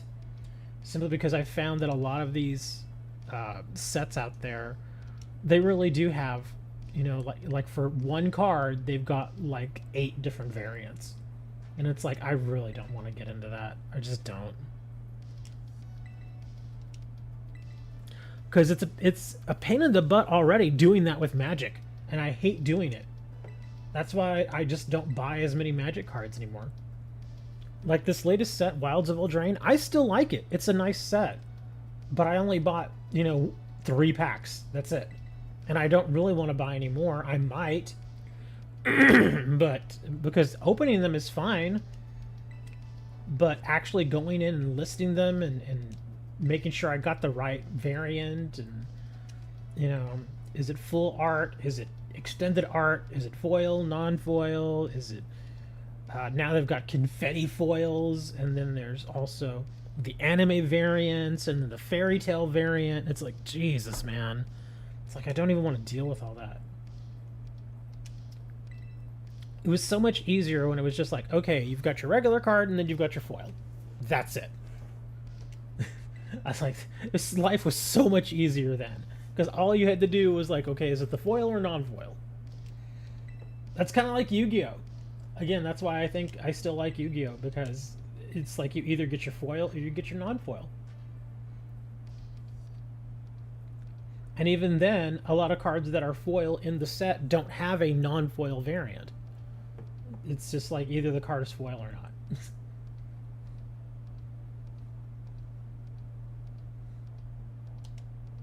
Oh, they need to go back to the academy?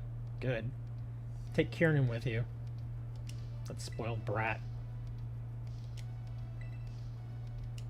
So I guess the whole thing is, this is how you meet the people from Blueberry Academy, and then I guess in the second half of this DLC, which is to come like in a couple months, I guess that's when we actually go to Blueberry Academy?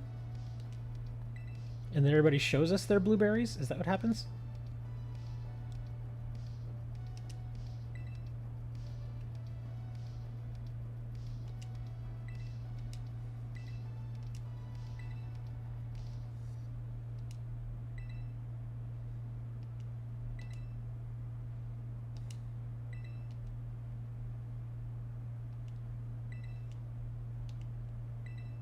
Blueberry pie.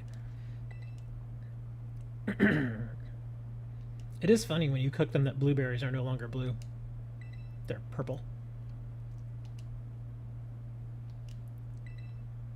Yes, it is goodbye forever. We had our one encounter in the woods, and that was it. My knees are still chafed.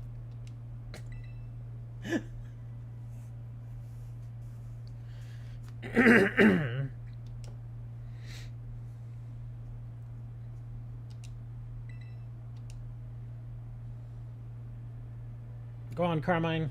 Run away. It's what you do the best. Get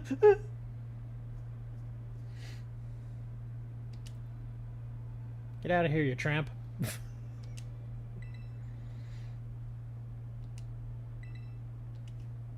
Okay, now Briar needs to go hook up with Jacques already. Oh, speaking of which, that egg that Jacques gives you, it hatches into a turtwig. I was like, oh, thanks for the turtwig, I guess.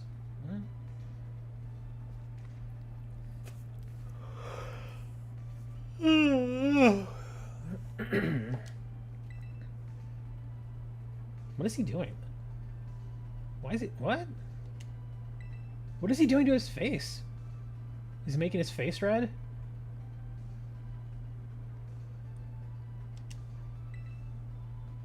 No. He keeps saying he needs to be stronger. That means he's gonna start using steroids. Next time we see him, he's gonna be all roided up. I guess the next time we see him, his hair is gonna be pulled back too. To be continued.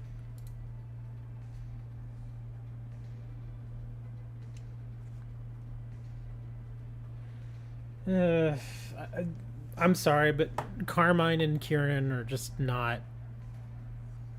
They're simply not likable characters. I guess the story's over now. So, since the story's over, where do I go and catch these other legendary guys now?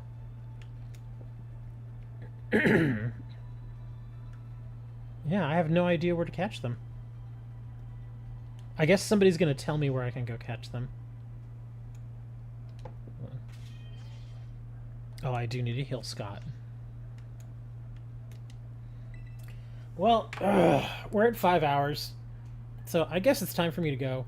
Thanks for hanging out. Did Nimona die or something? Why is she not there with you? Because she's back in Paldia. She didn't come with us. I think the reason why, and I guess story-wise, the reason why they didn't want to bring Nimona is because if Nimona's with you, she would look at Carmine and then murder her. Because obviously Nimona does not want you to have another girlfriend. So that's probably the reason why.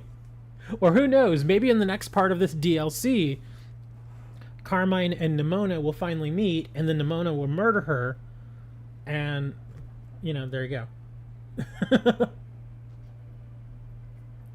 He named you Monmi. So Moni's new name is Monmi.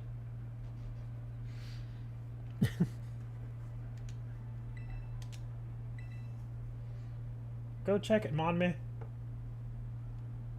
Okay. But I'm done. I'm out of here, guys. Thanks for hanging out. It was fun. Once the meds kicked in, the pain was a little more tolerable, so. But I'm still hurting. I'm gonna go lie down. See you next time, guys. Have some cat girls.